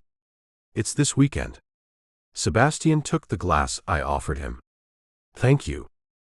As he took a sip, I came up with a plan on the fly. "As a token of my appreciation for this job well done, I would like to offer you and your lovely wife a 5-night, 6-day anniversary trip to Bora Bora." He looked properly stunned. "When?" "Well, for your anniversary, of course." I retook my seat and then sipped the scotch. "But we've already made plans to go to Canada. Celeste rented a cabin, and we were going to go fishing." He took another drink, as he seemed to rethink things. I could see I needed to sweeten the already sweet deal. "Of course, there's also the big bonus you're getting for bringing me a signed contract. You'll probably want to celebrate that too." Taking out my pen, I jotted down a very nice number on a piece of paper, then slid it to him. He picked it up, looking at it with wide eyes. "Is this the amount of the bonus?" "It is." I opened the laptop to send an email to Mrs. Kramer. "My assistant will have that amount deposited into your bank account by tomorrow morning. That should help you and Celeste have a nice time on your little anniversary vacation. I expect she'll be pleasantly surprised that you two will be having a little fun in the sun instead of fighting off bears in the Canadian wilderness." "Yeah, she'll be surprised all right." He took his eyes off the paper and then shook his head as he looked at me. "But, Emma." I held up my hand. "She'll be fine, Sebastian. Go have a nice anniversary with your wife. Taking your daughter with you everywhere you go has to have been cramping the romance in your marriage all these years." He nodded. "A little, yeah. But Celeste won't want to leave Emma here all alone for such a long time. Convince her to." I took another drink of my scotch, feeling like I'd just cured cancer or something for coming up with this plan. Not only would I get to spend the weekend with Emma, but I'd have her for nearly an entire week if I could pull this off. My nether regions were already getting excited, but I sternly cleared my mind of those thoughts, not wanting my friend to be aware of any of that. Sebastian slapped his hand on my desk. "I'll convince her. This is by far the coolest thing anyone has ever done for me, Christopher." "Hey, you've earned this, old boy. I didn't give you anything." I got up and shook his hand. "You've just made this company millions, maybe even billions, Sebastian." "Yeah, I have, haven't I?" He got up as well and started making his way to the office door. "I'm going to my office to call Celeste now and tell her the great news. And I'm sure Emma will be happy for us. Plus, you'll be here to help her if anything happens, right?" "I will." I walked with him to the door and then opened it. "She'll be in good hands here. You two just go and have a great time. I'll have Mrs. Kramer email you the details about the trip, the flight, and everything else you'll need." While Sebastian went to his office, I headed to my assistant's office. Opening the door, I found Mrs. Kramer talking to Emma. "I need you to make some arrangements, Mrs. Kramer." I nodded at Emma. "How are you doing today, Miss Hancock?" "Just fine, sir." Emma smiled as she ducked her head, looking shy. "Good to hear." I turned my attention to my assistant. "Have you checked your email yet? I've just sent you something." "No, sir." Mrs. Kramer looked at Emma. "Can you do that for me?" Emma sat at the desk, pulling up the email. I knew the moment she opened it, as she smiled knowingly. "Seems my father's earned a nice bonus." Emma turned the computer around for Mrs. Kramer to see. "Oh, I need to get that done fairly quickly then." Mrs. Kramer took the seat that Emma had vacated. "And I want you to make Mr. Hancock and his wife reservations at one of the resorts in Bora Bora. Get them everything. The plane, the hotel, the whole thing. I want them to leave on Thursday, and they'll be spending 5 nights there." "Okay. I'll do it. I'll email everything to Mr. Hancock as soon as I get it all done, Mr. Taylor." Mrs. Kramer got right to work, as Emma stared at me with a shocked expression. "Your father got the contract signed, Miss Hancock. He's earned this reward," I informed her. "We treat our people very well here." "You sure do," she said quietly. Knowing that Mrs. Kramer was unaware of everything but the task in front of her, I winked at Emma. "I'll be leaving around 3 today. I'm going to need you to leave around then, too. It seems one of our guests left something behind at the hotel in Concord, and it needs to be retrieved before they leave tomorrow morning. I'll need you to get it, Miss Hancock. I'll let your father know that you'll be out of town for the night and that he'll see you here tomorrow morning." "Okay," she said, still stunned. "I'll leave at 3 to go to Concord." "Have a good trip," I said before leaving. "Drive carefully." A couple of hours later, I wasn't surprised at all when Emma strolled into our cabin with a grin that wouldn't quit on her face. "So, am I to expect that you and I will be spending our nights here while my parents are away?" "Not just the nights, Miss Hancock." I pulled her into my arms and then kissed her sweet lips before telling her the good news. "You've got the same days off that I gave your father. This Thursday, we will go all the way through to next Tuesday. Do you think you can stand spending that much time with me in our little love nest, baby?" The way she wrapped her body around mine told me she thought she could handle that. "I must warn you, beautiful, you're spoiling me terribly. I can think of worse things."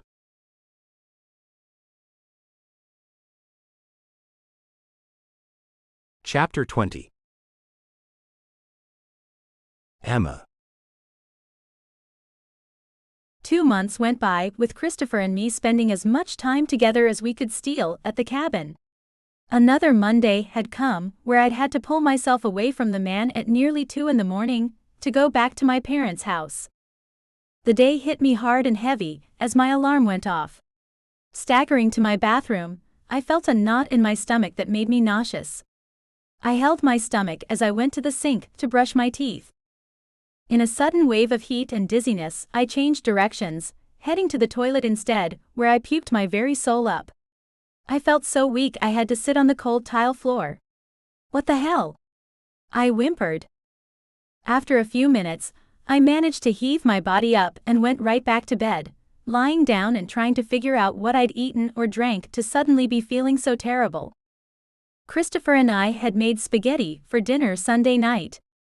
I'd had 1 glass of wine with that, certainly not enough to make me feel this sick. Rolling onto my side, I closed my eyes, which felt like they were burning for some reason. When I opened them, I found 10 minutes had passed. I got out of bed and went to get into the shower to wake myself up, hoping that it would make me feel better. The cool water did bring me around. My head felt better, and after toweling off and giving my teeth a good brushing, I felt more alive and able to take on the workday. I needed to get a fresh hand towel from underneath the sink, and I reached down to grab one. That's when my attention was caught by an unopened box of tampons. The same box of tampons I'd bought to replace the one I'd used up during my last period. 2 months ago. Leaning over, I said the words out loud. 2 months ago. 2 months ago? Standing up straight, I looked at myself in the mirror. Emma Eileen Hancock, you did not do this to yourself. In a daze, I went back to my bed to sit down before I fell down. It all came flooding back to me. Each and every time Christopher and I had made love flashed in my head, and then the most significant thing illuminated in my brain, burning a hole in it. Birth control. I'd never gotten on it. I'd never talked about it with Christopher, either. We'd never used protection a single time in the last 2 months. And now I'd missed a period. I picked my cell up off the nightstand and looked at my notes. I hadn't missed just one period, I'd missed 2 of them. I should have had one the week before. I had to get a test. A test would prove what I already knew, but I wouldn't let myself actually think it until I had the proof in my hands. On the way to work, I stopped by a drugstore to pick up a pregnancy test. Hiding it in my purse, I took it in with me when I got in my office, heading straight to my private bathroom. Peeing on a stick wasn't exactly the way I thought I'd start my workday when I went to bed last night, but then again, I hadn't thought I'd wake up puking either. Minutes later, I stared at the line that told me that I'd messed up my life royally. And Christopher's too, for that matter. I couldn't get out of there fast enough. Grabbing my purse, I bolted out of my office, heading down the long hallway to the stairwell. I wasn't about to use the elevator and chance running into anyone. After 3 flights of stairs, I had to sit down on a step and catch my breath. My head spun from lack of oxygen and the fact that I'd been so damn stupid. You're truly an idiot, Emma Hancock. I sat there, not sure what I should do. Only one thought came to me. Valerie. Getting up, I took the stairs at a slower pace so I wouldn't pass out and break my neck by falling down the stairs. But then again, that might not be so bad. It took forever, but I finally made it to the ground floor. I had to get to my car in the parking garage, without anyone seeing me and asking why I was leaving.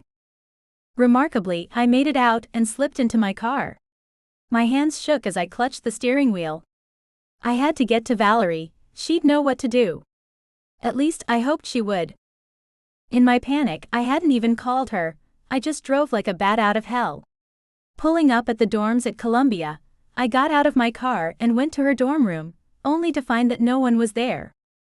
After knocking for 5 minutes, I leaned my back against the door and then slowly slid down the wall. Now, it was officially time to break down. No. I cried as I put my face in my hands and started bawling. What are you doing, Emma? Came a girl's voice. I looked up but couldn't see through my tears. Val. Of course it's me. No one else knows you here, Emma. She reached down to help me up. What happened? Did Romeo break up with you or something? No, I wailed. Did someone run over your dog? She asked sarcastically. No, I cried. Let's go inside. People are coming, and they'll call security on your loud ass. She unlocked the door and then pulled me inside, taking me to her bed and making me sit down. I'm going to get a wet washcloth to clean your teary face, then you're going to stop bawling and tell me what the hell is wrong. Gasping as I tried to stop crying, I kept wiping away the tears that refused to stop falling. When Valerie came back with the cool wet cloth, I took it from her and held it to my burning eyes until I was able to stop the tears, and I felt like I might be able to say the words I needed to. I couldn't do it. I fell apart again and fell on the bed, burying my face in the pillow. Emma? For the love of God. Please pull yourself together, she pleaded with me. Plus, that's my roommate's pillow you're covering in your snot and tears. That's gross, man. Sorry, I mumbled as I put the cloth over my eyes again to try to stop the flood of tears a second time, but it didn't work. Nothing would work. I would most likely die of dehydration, at the rate I was going.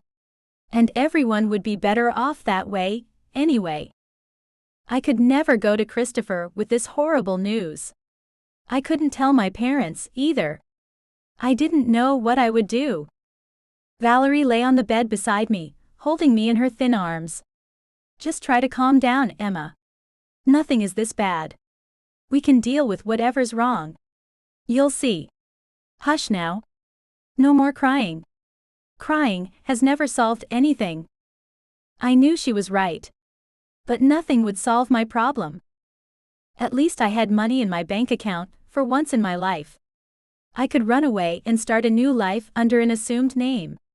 Maybe Connie Beavers or something like that. I would have my baby and raise it all on my own. Even though I didn't know a single thing about babies, or about being a mom. The thought made me cry even harder. Valerie, I've messed up. I've messed up real bad. How? She asked as she rubbed my shoulders. Come on, Emma, tell me what's wrong. This is killing me. I'm serious. I can't. A whole new level of crying started. Deep, guttural, as if my soul itself was being torn apart. Damn it, she yelled at me as she got off the bed. Sit up and tell me what the hell's happened. Right now, young lady. Her tone shocked me and I sat up, wiping my eyes. You can't tell anyone, Val. I mean it. Not anyone. What did this jerk do to you, Emma? She smacked her fist against her palm. I'm going to kill him. It's not his fault. I tried to catch my breath and hold the tears back. It's all mine. I'm sure it's his fault. She paced back and forth. I should have never kept your secret. Now this jerk has gone and done something terrible to you, and it's all my fault. I should have told you to tell your parents about him. I should have made you let me meet him. There are so many things I should have done. You're too naive. Too trusting. Too innocent. This is all my fault, Emma. She began to cry too, as she fell on her knees in front of me, taking my hands in hers. Please forgive me, Emma. Now we were both wailing, and I didn't know how to stop it. The cell in my purse started ringing, and I had to take it out to see who it was. Through a blur of tears, I saw it was Mrs. Kramer. She had to be wondering where the hell I was. Valerie took the phone out of my hands.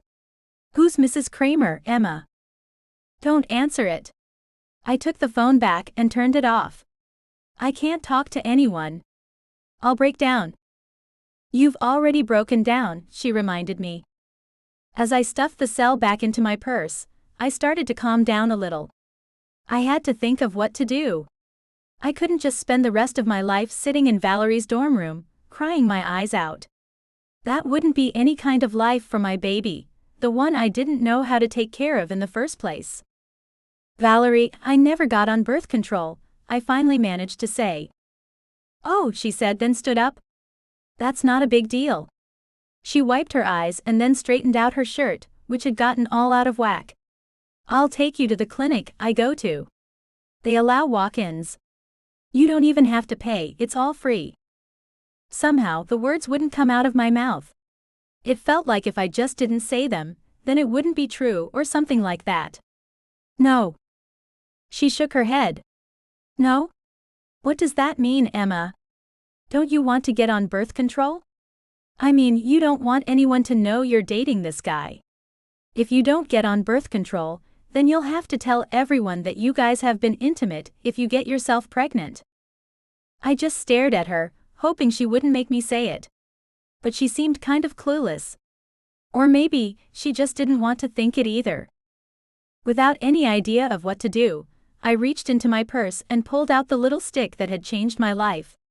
Holding it out to her, I closed my eyes so I wouldn't see the disappointment on her face as my reality sank into her brain. Oh no, she whispered. Her arms came around me as she hugged me. Oh, Emma. I've really messed up, Val, I whimpered. I know, she whimpered right back. This is bad, really bad. So I hadn't been wrong or overly dramatic. This really was bad. I'd messed up worse than I ever had before. And I hadn't ever really messed up, so my parents would be genuinely shocked and utterly disappointed. Christopher would hate me. I knew that for sure. He'd hate me for getting pregnant. He'd hate me for leaving him, which I knew I had to. He'd hate me for being so immature as to not get myself on birth control before giving myself to him. And he'll hate our baby too.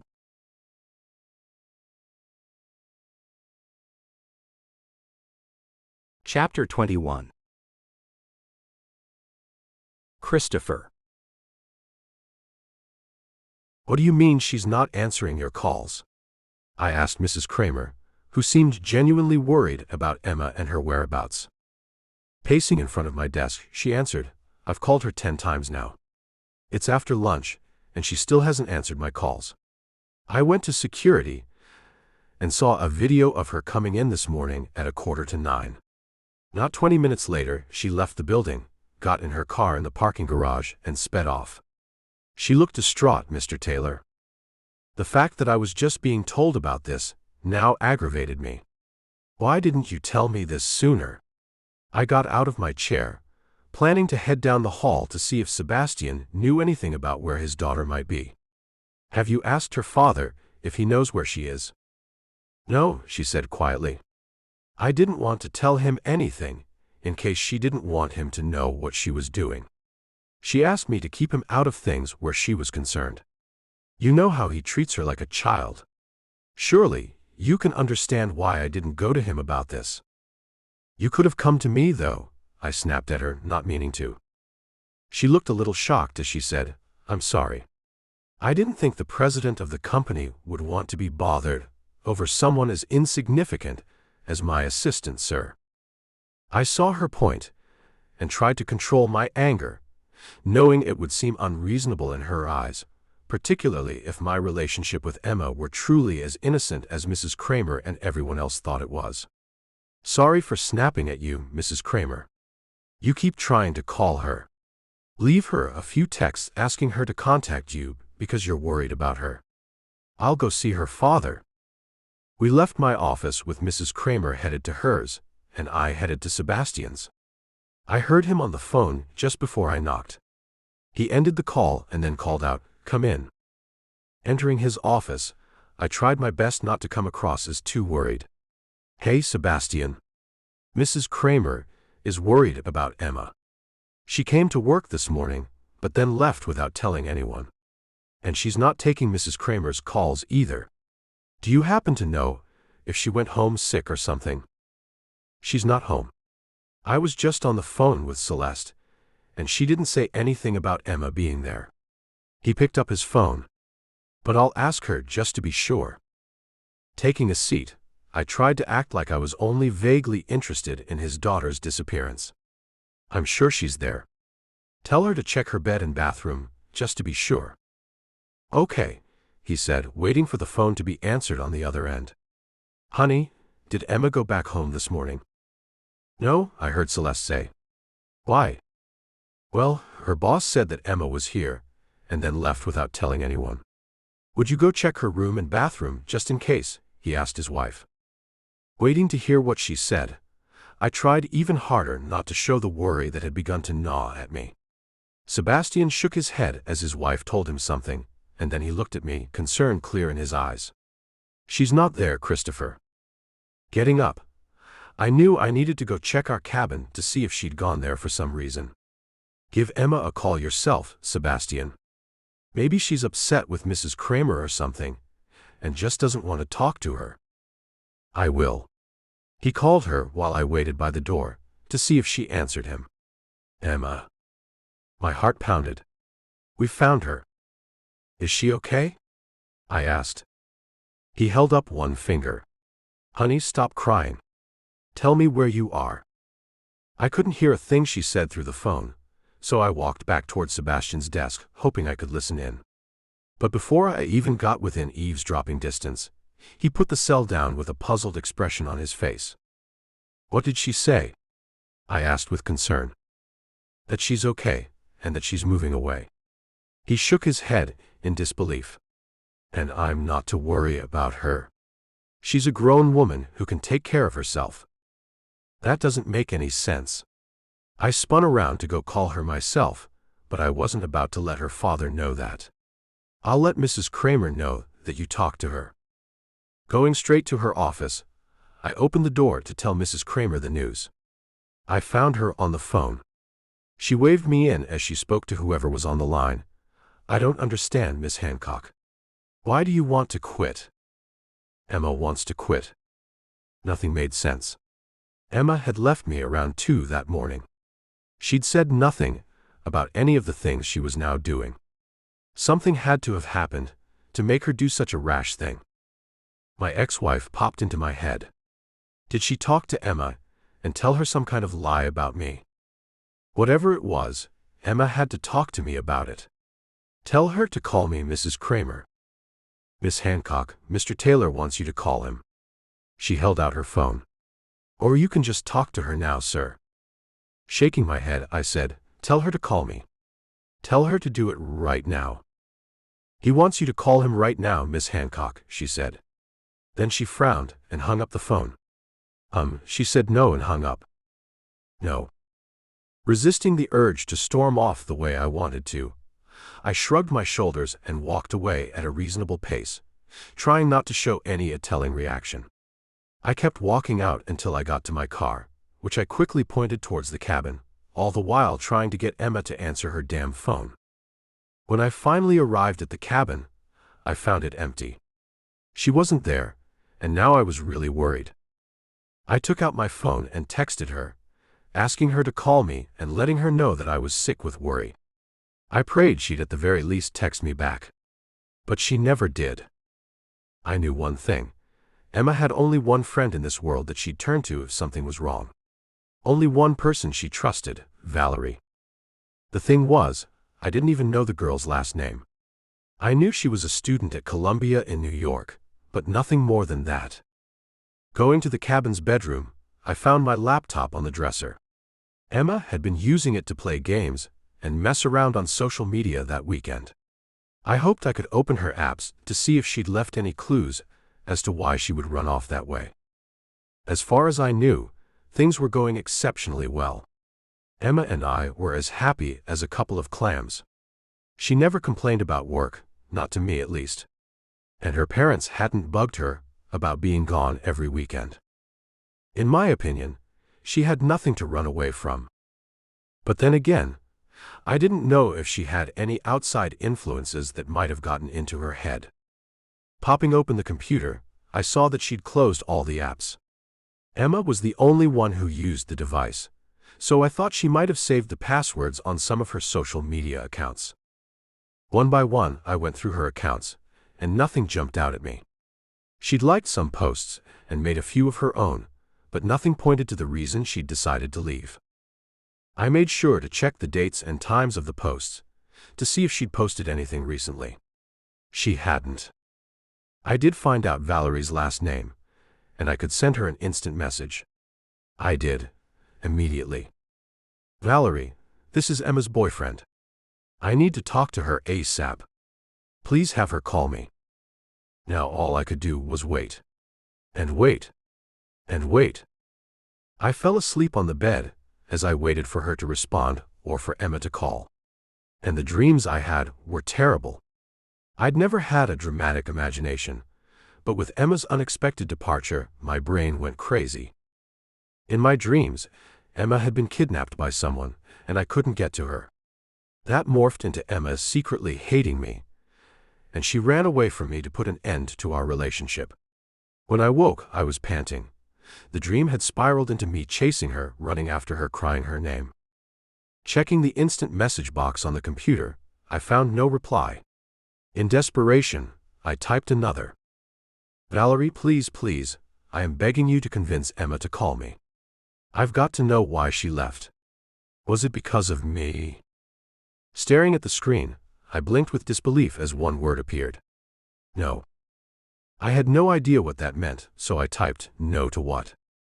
She sent back, "It's not because of you exactly." "Then what is it?"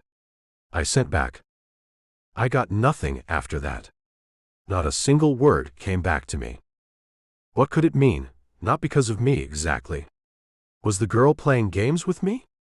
And I felt like Emma had to be with her friend, or how else would Valerie know what was going on? My cell rang, and I jumped off the bed, pulling it out of my pocket and nearly dropping it as my hands shook. The name on the screen wasn't Emma's, though. It was my daughter Lauren, calling. "What is it, Lauren?" "Well, hello to you too, Daddy," she said with a laugh. "I'm in the middle of something, sweetheart."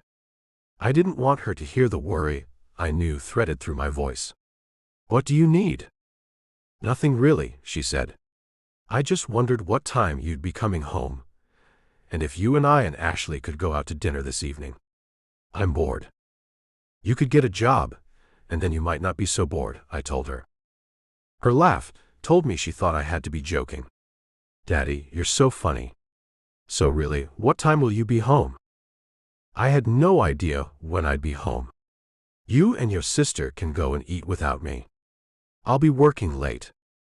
"Maybe Mom will want to eat with us," she whined. "You haven't been spending much time with us at all. You're gone every weekend, you know. We hardly ever see you. All we wanted was to go to dinner with you and spend a little time with you." Guilt over how little time I had spent with my daughters began to set in. "Look, how about we plan it for tomorrow, Lauren? Surely, I would have this thing with Emma straightened out by then." "Okay, fine. Here's the real reason we wanted to talk to you tonight," she confessed. "There's this little island in the Caribbean that Ashley and I saw on the internet, and it's for sale, Daddy. We want you to buy it for us." I should have known they wanted something. I'm not buying you girls an island. I'd grown more and more aggravated with my daughters over the past few months. They really had no aspirations at all, except to spend as much of my money as they possibly could. But you're right, we do need to talk. Not about what you want me to buy, but about what I want the two of you to start doing. It's time to make some changes. It's time for you and your sister to stop following in your mother's footsteps and take a page out of my book for a change." "What does that even mean?" she asked, sounding confused. "I'll get into it much deeper tomorrow night when you, your sister, and I have a little sit-down." I heard the phone beep and saw Emma's name finally pop up on my screen. "I've got to go." Swiping the screen, I answered the call. "Emma." Her voice sounded thick, like she'd been crying. "Christopher, I'm sorry. I swear that I never meant for this to happen. I don't want you to worry. I'll disappear." "No." I shouted. "Don't disappear, baby. I've got to. It's the only thing I can do now that I've messed up so badly." She broke down then, crying uncontrollably before saying, "I'm pregnant." And then she ended the call, just like that. Time stopped. My entire body went numb. She's pregnant?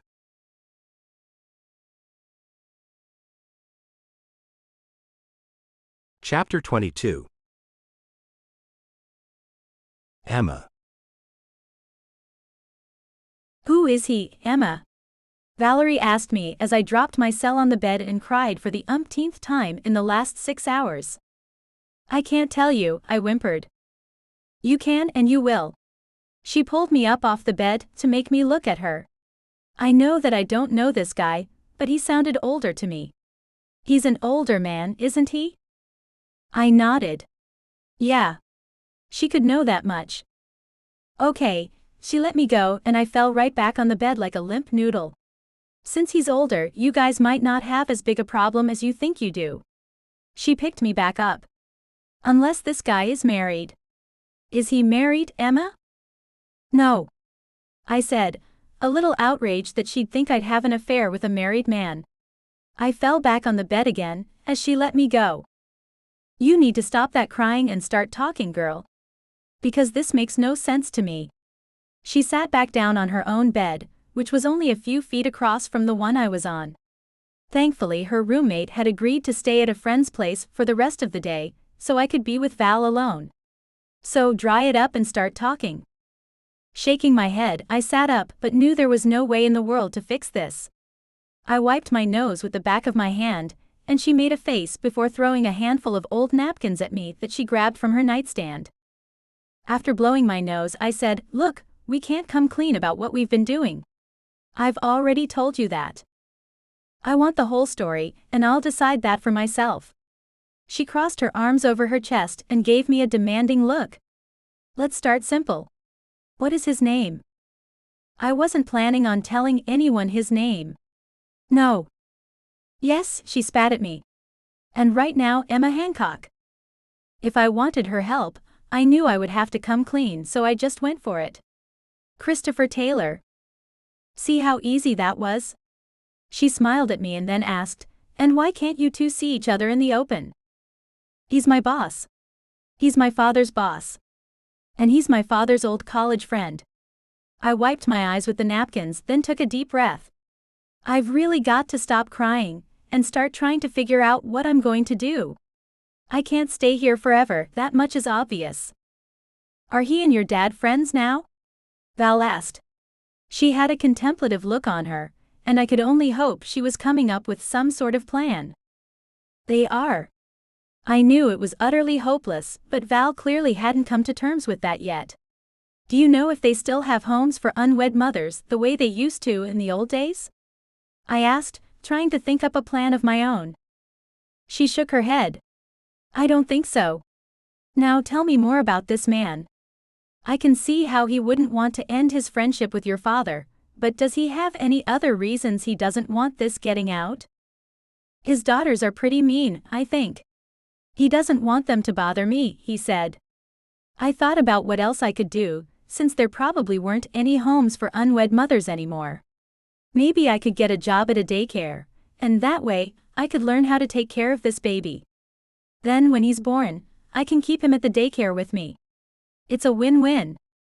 Do you honestly think that working at a daycare will pay enough to put a roof over your head and raise a child, Emma? She looked up at the ceiling, as if that was the stupidest idea in the history of stupid ideas. This man is the boss of the company you work for. That means he's got to have money, which he can use to pay you child support. So, does he have money? I nodded. He's a billionaire. Valerie gulped as her eyes went wide. A billionaire? Are you for real? I am for real. But to secure any child support from him, I'd have to tell our secret, and I can't do that. Didn't she remember how my father really was? You do remember my dad, right? I mean, the reason we've kept this a secret is mostly because of him. Valerie stared at me. The creases in her forehead and the way her lips pulled to one side told me she had something to say about that.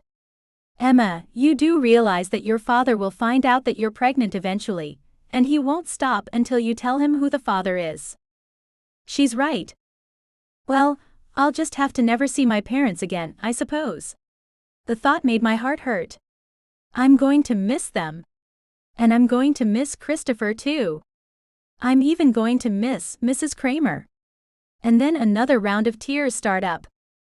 I'd never felt so alone in my life. All I had now was Valerie, and that just wasn't going to be enough. I fell back on the bed, putting my hands over my face as I felt the weight of responsibility for not only myself, but now a child too. Val took me by the shoulders and pulled me back up. Okay, you've got to stop doing that. It's not helping anything. Here's what I think you should do. Call the baby daddy back, and tell him he's got to come up with something. He's a grown man, he'll figure something out. You are, for lack of a better word, immature. I'm not. I whined.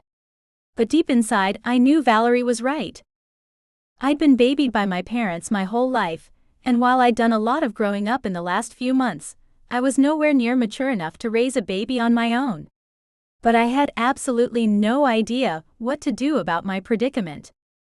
But I can't call him and just tell him to solve all my problems. I can't put this on his shoulders. It's the woman's responsibility to make sure she's covered when it comes to birth control. I've always felt strongly about that. And I didn't even think about it for even 1 second. It's my fault, so I'll figure out how to deal with it. I'm sure there's a hotline I can call. I'll just go get a motel and make the call and get out of your hair. Val didn't move. She held me there by my shoulders. You will not do any such thing, and you're not in my hair. Look, Emma, you've kept yourself alienated your whole life. You never ask for help, even when you need it desperately. I don't know why you do that, but you've gotta stop.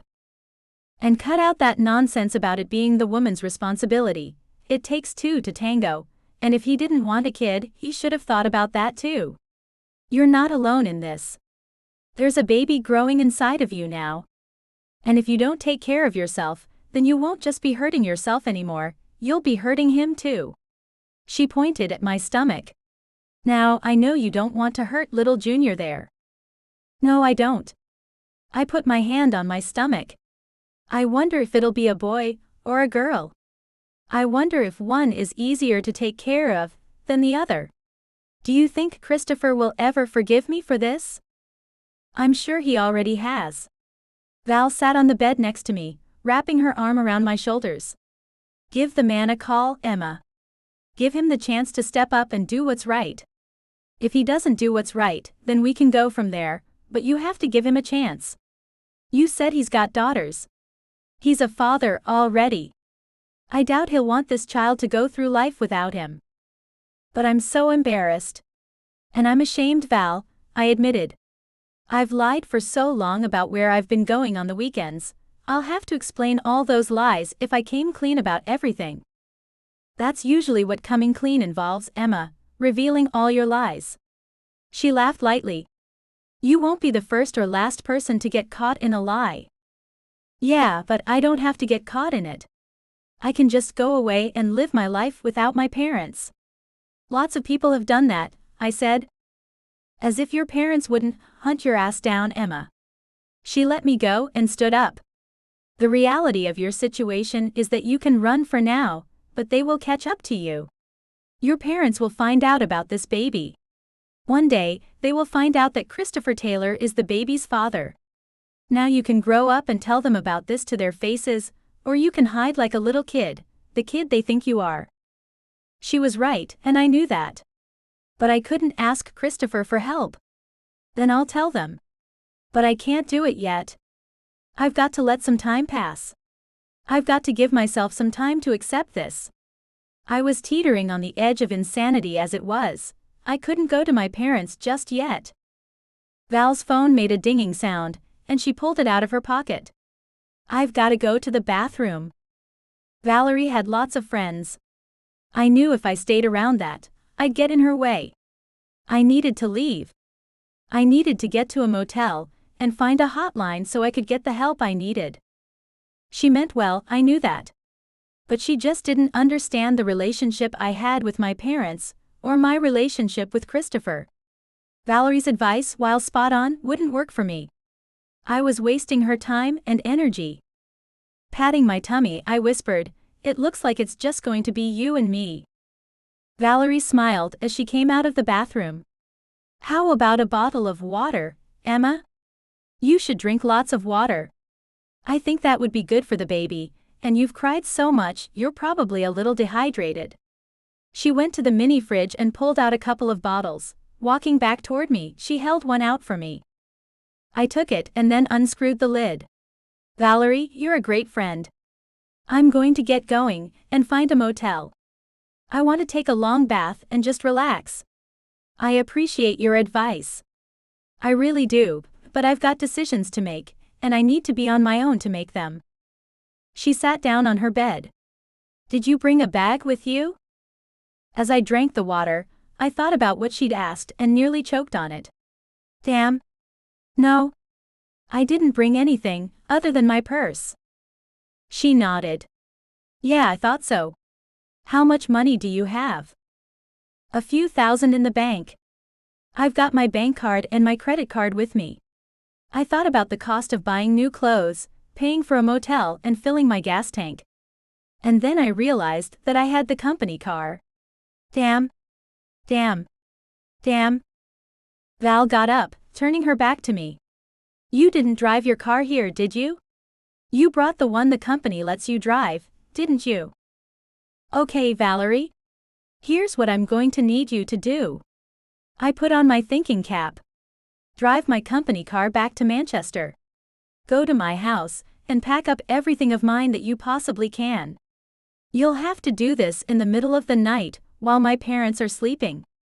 I'll give you the code to the security system.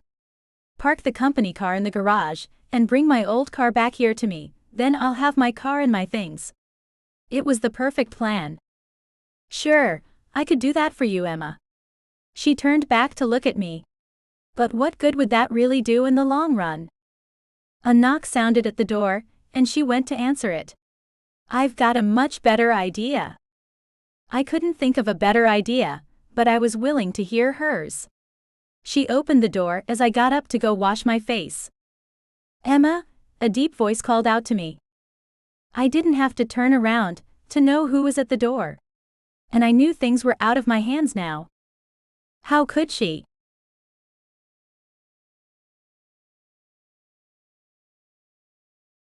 Chapter 23. Christopher. Emma. I watched her body freeze up at the sound of my voice. Baby, I'm here for you. I walked into the small dorm room that belonged to her friend.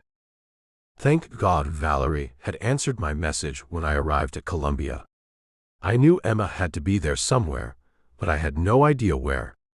Valerie had responded to my message with the number to her room, and I came straight away to get my girl back. Emma still hadn't moved so much as a muscle. I wrapped my arms around her from behind and kissed the top of her head. It felt so good to have her back in my arms. You shouldn't have come, Emma whispered. She shouldn't have told you where I was. I had to, her friend said as she came to stand in front of her. I'm not letting you run, Emma. He's come here for you, and I'm not about to let you make the biggest mistake of your life by trying to do this on your own. I had to hand it to the young lady. Valerie was an excellent friend. Thank you for letting me up here, Valerie. After Emma called, I knew there was only one place she'd be, and that was with you. I'll leave you guys alone. Val looked at me with a soft smile. It's nice to meet you, Christopher. Do right by my friend, please. I will, I can promise you that. I turned Emma in my arms, and she buried her face in my chest as her arms wrapped around me. We'll lock up when we leave. Thank you, Valerie said just before she walked out the door. Love you, Emma. Call me later. Alone at last with the young woman who carried my child, I knew I had to let her know how I really felt about her. Emma, I want you to know that I love you. I want you to know that I'm here for you and this child. And we're going to tell everyone about us now. No more hiding. Her arms tightened around me. I love you too. But I'm so scared. I'd be lying if I said I wasn't a little scared as well, but she needed me to be strong for her. There's no reason to be afraid. You're not alone in this. You shouldn't have run off, baby. You scared me to death, you know. She looked up at me with red-rimmed eyes. I'm sorry. I'm sorry about everything. I should have been on birth control or made sure we used protection, but I never even thought about it. If I'd been smarter, then this wouldn't have happened. Swaying back and forth with her in my arms, I could do nothing else but smile into her eyes. Don't blame yourself. I wasn't thinking about birth control either. And I'm glad this happened. Slowly, her expression transformed into disbelief. You can't be glad about this. Don't lie, Christopher. I'm not lying. I pulled her along with me to sit on one of the small beds, and then I pulled her onto my lap. At first I was shocked and numb, but then it started to sink in. We're having a baby. You and I are really having a baby. And I've never been happier in my entire life. I knew my smile matched my words, and I couldn't have wiped it off my face if I tried. I've also never loved anyone the way I love you. Having a baby is exactly the right thing for us to do, Emma. Can't you see that? This child is a product of our love. Nothing could make me happier. Her brow furrowed, she still did not look convinced. This isn't going to go well. This will not be easy. I have no idea how my father will react, but it won't be good at all. And I'm sure your daughters won't be jumping up and down with joy either. I don't care. They can all get the hell over it, baby. First of all, you won't be living at home with your parents anymore. You'll be moving in with me in my home. Watching her reaction, I wasn't exactly pleased. Her face melted and paled. No. Your daughters will hate me, Christopher. I don't want you to worry about them. If they don't treat you right, they'll have to move out. I wasn't about to let them make Emma's life uncomfortable in the least. I mean it. If they say one bad word to you, I want to know about it. No one, including your father, is going to say a harsh word to you, or they'll have to deal with me. Slowly, her expression began to change. Trust began to glow in her eyes. That's so much for you to take on. I kissed her lips softly. I can take it on, Emma. I want to take it on. Don't worry about that. Come home with me now. I guess that's the best thing for me to do. We can weather this together, I think, no matter how many people will hate this. She looked into my eyes as she ran her hand over my cheek. I do love you. And hearing you say all that stuff about us having a baby makes me so happy. I've been such a mess since I saw that stick this morning. But you're here, and you're making me feel very safe, very happy, very taken care of. And loved? I asked. I wanted her to feel that most of all. Her smile was brilliant. And loved. She leaned up to kiss my cheek. And I hope you feel loved too. Turning to catch her lips, I gave her another kiss. I do feel loved. I would have said it sooner, but for some reason, it never slipped off my tongue. But now that it has, prepare yourself to hear it often. Taking Emma out of that dorm room, I put her in her car so she could follow me home. I told her to call her father, to let him know she was fine, and that she would see him and her mother at home the next evening to explain everything. On my way home, I called my daughters and told them to meet me there because I had big news. I imagined they thought I was going to tell them that I would buy them that island they wanted. If so, they would be in for a real disappointment. I parked my car in front of my lake house with Emma pulling up right behind me. Getting out, I hurried to reach her before she got scared and drove away. Opening the door, I took her by the hand. Come on, baby. I feel like I might pass out, Christopher. I've never been more afraid of anyone's reaction in my life. She held on to me so tightly, her nails dug into my arm. It's going to be okay. I'll take care of everything. I brought her into the home that we would now not only be sharing, but raising at least one child together. Don't expect any congratulations from them, but expect me to shut down anything ugly they might try to say. Okay, I can do this, she whispered as we went through the foyer and into the great room. My goodness, this place is spectacular, Christopher. Thank you. I had the interior designed to fit my personality. I'm glad you like it. I was very proud of my home. It was the only home I'd ever considered all mine. But now, I wanted Emma to think of it as hers too. Now that you'll be living here, we can hire the decorator to add some touches of you to our home. Christopher, this is all too much. I'm reeling here. She looked up at me warily. Everything was moving too fast for her, and I could see that. Okay, one thing at a time, baby. No problem. She was reverting back to that shy young thing again, clinging to me like I was the only lifeline she had. I hated that she felt insecure, but I could see she was fighting it. I was proud of her for trying, and with time, I hoped to help her get back to being the secure woman she'd grown into in the last few months. The fact that our relationship had been a secret hadn't stopped her from making huge strides in her self-confidence and esteem. I hated that this pregnancy and coming clean about our love seemed to be setting her back.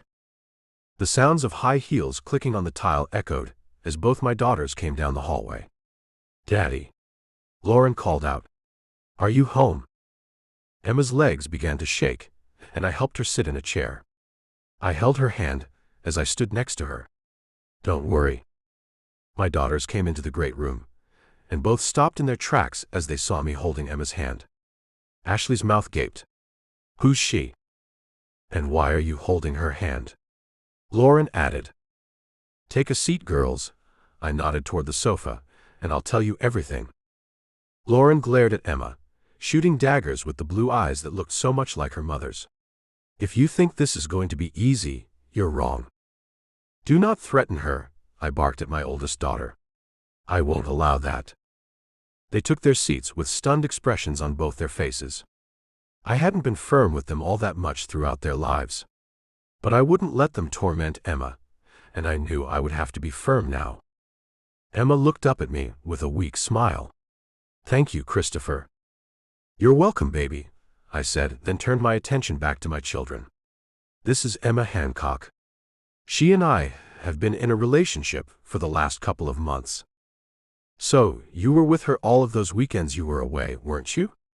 Lauren asked me. "You've been lying to us. If you take a look at how you've been behaving, and how you're acting now, you might understand why I chose to keep our relationship from the two of you." Their attitude wore thin with me, and I jumped into the meat of the conversation. "Let me cut to the chase, girls. Emma and I are having a baby. She's moving in, and if you don't like any of this, you are free to leave our home." Emma shook her head. "No, please don't call this our home, Christopher. This is your home and theirs. I don't want them to feel like I'm coming in and taking anything away from them." "But you are," Lauren snapped. "You've snuck around behind our backs and gotten knocked up by my very wealthy father so you could take what's rightfully ours. Don't act innocent with me." "Lauren, I will not let you talk to her that way." I let go of Emma's hand to walk closer to my daughters. I wanted to let them know that I would not tolerate that kind of behavior. The fact is, I'm happier with her than I've been in a very long time. And I'm happy to be having another child. If I have my way, she and I will have many more children. As many as she'll give me. Do you understand me? Wide eyes looked up at me with quivering lips, making me feel like some kind of a monster. Soon tears started falling down my daughter's cheeks. "She's fooled you. She's a gold digger," Lauren whispered. "She did this on purpose. I can see it written all over her plain face." My hand itched, and I wanted to slap my daughters so badly. I'd never hit either of them in my life, and I wouldn't ever. "I'm sorry that you feel that way. You can pack your things and leave now. I won't have Emma, the mother of my child, living in an atmosphere where she feels threatened or unwelcome." Turning my back on my children, I joined Emma again. If they wanted to be in my future, they would have to accept the fact that Emma would be there too, and so would our child.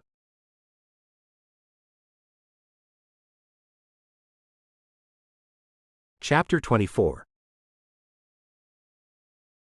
Emma. The talk with Christopher's daughters had gone just about the way I had thought it would. They looked at me with hate in their brilliant blue eyes. They thought I'd gotten pregnant on purpose, just to get their father's money. None of it surprised me. But it hurt nonetheless. Christopher took me to his bedroom afterward. He held my hand as he opened the door to the giant room. "And this is your new bedroom, Emma." Masculinity being the central theme, the room had dark brown leathers combined with creamy fabrics that covered the furnishings. The oversized four-poster king bed had a thick coffee-colored comforter and 4 long fluffy pillows. "This is nice." Pulling me inside, he closed the door behind us. "I want you to add your own touch in here too, baby. Add some of yourself to our bedroom. You know, like you've done with our cabin in the woods. I guess we don't need to rent that anymore now that I've got you home." A leather sofa set in one corner looked inviting, and I went to sit down to try to figure out what I needed to say to him. He wasn't wasting any time, trying to make me feel at home. "I'll introduce you to the part-time staff that works here. Twice a week, 3 maids come to clean the inside of the house. The gardeners come once a week to take care of the outside. 3 times a week, the cook comes in. She takes care of buying the groceries, and the maids restock the bathrooms. You really don't have to lift a finger around here if you don't want to. And if anything doesn't work for you, or makes you uncomfortable, we can change things around." See, that right there is the problem, Christopher. That's the way your daughters have been raised. My appearance in your life and now our baby threatens their lifestyle. I knew that was the main reason they didn't want to see their father with anyone, much less a fertile young woman who would conceive more heirs, cutting their inheritance down by millions. He took a seat right next to me and intertwined his fingers with mine, holding our clasped hands on top of his leg. They will have to get used to that fact, Emma. After all, the baby is already in existence. Nothing will change that now. He kissed my hand as he looked at me with determination in his hazel eyes. They will never accept me. I'm younger than they are. It's not going to be a pleasant experience, trying to be a family. I felt overwhelmed and underexperienced. By the way, you should know that I don't have any idea of how to take care of a baby. Not a clue. He laughed and then let my hand go to put his arm around me, pulling me close. You can learn. He kissed the side of my head. And we can hire a nanny if you think that will help. She better be old, I said as I thought about some young woman living in our home, helping with our child. Christopher saw right through me. Jealous? How sweet. He kissed my cheek. You're adorable, Emma. I'm also quite uneducated about pregnancy. I was as unprepared for that as I was for a baby. So, we'll get educated about it. He had an answer for everything. I don't know a hell of a lot about it myself. I don't see how you've had 2 kids, I mumbled. Lisa didn't let me have much to do with her when she was pregnant. He looked away, as if the memory was uncomfortable. This is going to be as new to me as it is to you, I bet. I've always wanted to be a more hands-on dad, but Lisa never let me be that to our daughters. I'm very excited, Emma. Very excited. He kissed my cheek, then pulled me around until I was sitting on his lap, facing him. For a moment, we just looked into each other's eyes. Then I leaned in and placed my lips on his. I'd given myself to him over and over again, and never made him take me. I wanted that man more than I'd ever wanted anything. And with the baby I now carried, I did feel like he was mine in almost every way imaginable. Having this baby won't ruin anything. Life would be very different now, though.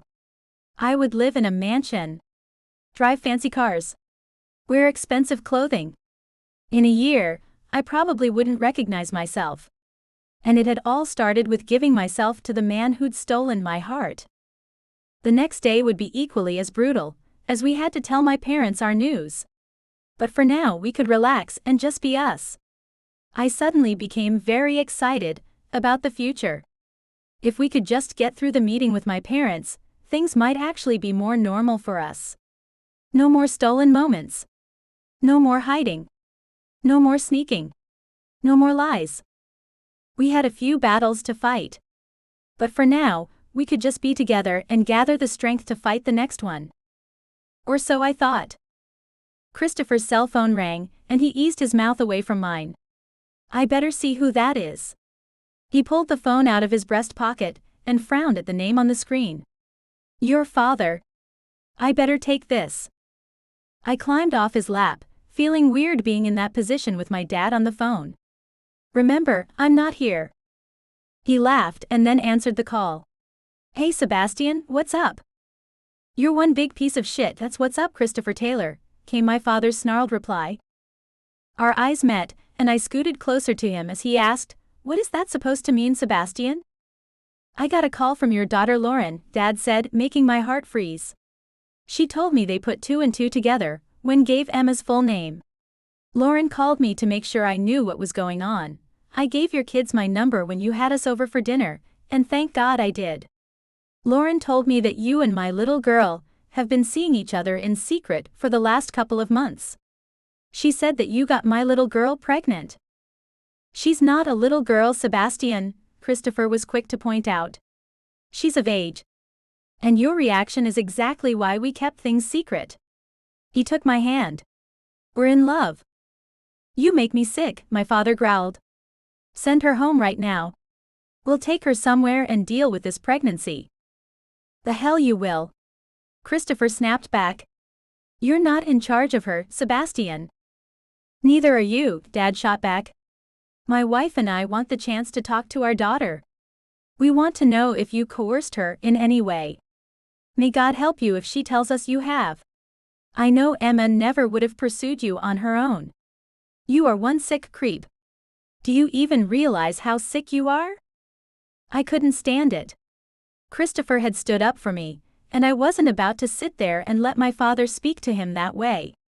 Grabbing the phone out of Christopher's hand, I had to let my father know I wouldn't stand for this. Dad, you stop talking that way right now.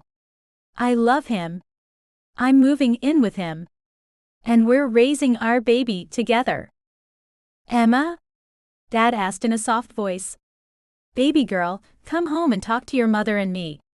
We can fix everything. You don't have to do anything you don't want to. But you need to know that Christopher has used you. He's too old for you, and he should have known better, but there's something wrong with him, baby girl. Come home and let me and your mom help you. We're not mad at you, honey. Only him.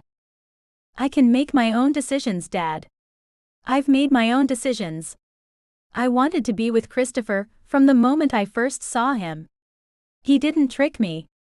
He didn't do anything I didn't want him to do. It was never my intention to share with my father anything so personal about my intimate life, but I didn't want my father to think badly of the man I love. And Dad, I did make the first move. Each time, I was the one who made the advances. He's made you think that, Emma. It's not the truth. I hated how confident he sounded, like he would know better about anyone on this topic than I would. Dad, I'm not coming home.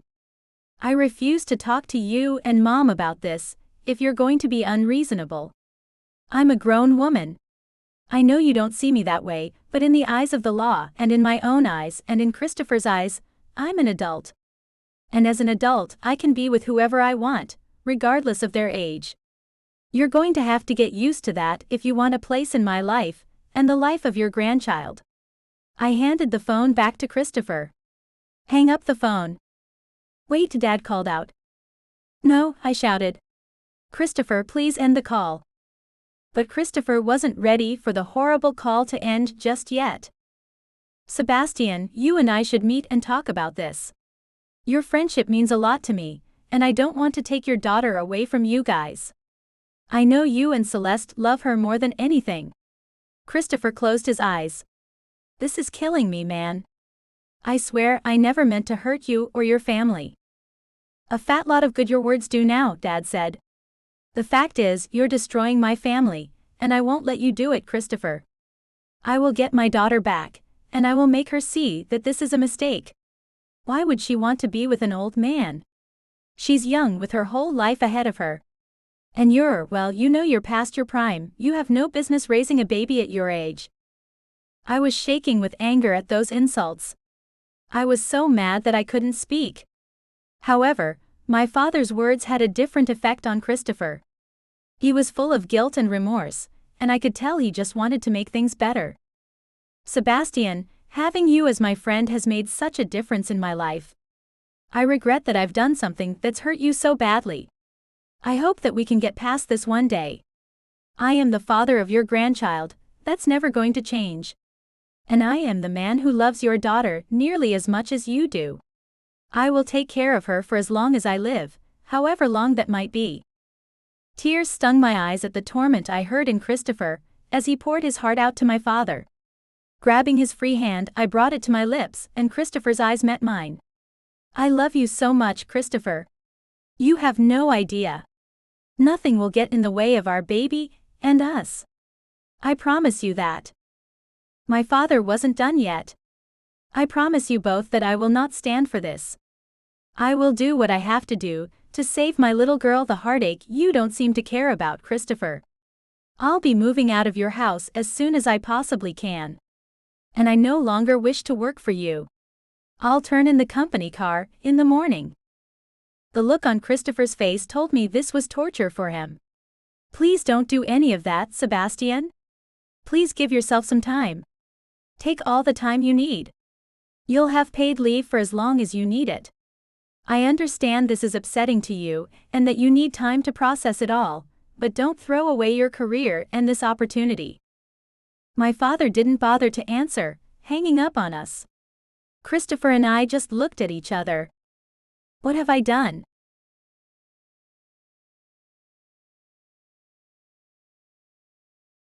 Chapter 25. Christopher.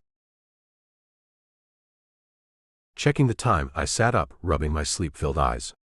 The fact that Emma lay next to me, making small snoring sounds, filled my heart in a way nothing ever had. She's home. I had to wonder how things could feel so right for both of us, but not for anyone else who loved us. It wasn't as if I'd never come up against the occasional hardhead or prejudiced type before. I'd spent decades negotiating deals with a number of characters who exhibited those exact traits. It looked like I'd just have to step up my game with Emma's parents and my daughters. This woman and our baby are the most significant part of my life now. I had to make our families understand and accept that fact. Getting up at 5 in the morning wasn't my usual routine, but I knew Sebastian was an early riser. So I left Emma to sleep while I got up to go give Sebastian and Celeste a surprise morning visit. I might have to take one to the chin from my old friend, but if it would make him feel better, then I'd gladly take it. Leaving a short time later, I kissed a sleeping Emma on the forehead, being careful not to wake her. If she knew what I was up to, she'd ask me not to do it, or worse, demand to come with me. I owed Sebastian an explanation for what I'd done. He deserved that. I should have been honest with him from the start. I'd hid everything just to avoid the inevitable, but now the inevitable had to be dealt with. Just as I pulled into the drive, Sebastian came out the door, heading to the garage. I guessed since he wasn't wearing a suit that he was about to go turn in the company car. When Celeste came out behind him, I knew that's what he was about. I'd come just in the nick of time. Once they noticed me, they both stopped and stared at my car. Sebastian took his wife's hand as they waited for me to approach. The two looked prepared to stand their ground, and I had to admit that seeing them like that shook me a bit. But determined to fix this for my new family, I parked and got out of my car. "Good morning." Neither said a thing. So I went on. "I want to speak to you both. I owe you an explanation for what's happened." "You don't need to explain a thing to me, Christopher," Sebastian said sternly. "You wanted something, and you took it. Just like so many other powerful men do without thinking about the consequences, all we want is for you to do the right thing for our daughter." "Which I intend to do," I pointed out. Celeste shook her head. "We mean that you need to let her go." Raising one brow, I couldn't understand how anyone would see that as the right thing to do. "Maybe we should take this inside. The neighbors don't really need to know our business, do they? No need to create a scene for the neighbors to watch over their morning coffee." Thankfully, Celeste concurred. "Yes, let's take this inside." I followed them into the house, where neither saw fit to take a seat, even though that would have put us in a better position to speak more calmly. Instead of waiting to be asked to sit down, knowing neither would offer, I instigated the action. "Let's take seats and talk to each other like the adults that we are." After I sat down, Celeste and Sebastian took place on the sofa, facing me. They were a team, and I was alone, but I didn't let that get to me. Not even when Sebastian said, "You might win the first few battles, Christopher, but I assure you, my wife and I will win the war." "You know what would be even better?" I asked. "If there were no battles and no war. All I want is for us to understand each other better. For instance, do you understand that I am the father of your first grandchild?" Sebastian ran his hand over his brow, obviously trying to keep his anger subdued. "I don't want to talk about that right now. I want to talk about how you thought it would be okay to seduce my little girl." How can he explain this in a way that wouldn't stir his anger? "When you met Celeste, how did you know that you were attracted to her?" "We're not going to do this, Christopher," Sebastian told me. "We're not going to pretend that you had good intentions with Emma. Mostly because all three of us know that's just not true. You knew that she was inexperienced. I told you as much. That's when you decided you had to ruin her." "That's just not true, Sebastian." The agitation began to boil up inside of me. From the moment I saw Emma, I felt something spark inside of me. I tried and tried not to think about her, and I failed miserably each time. That's called obsession, Christopher, Celeste pointed out. I think you need help. Mental help.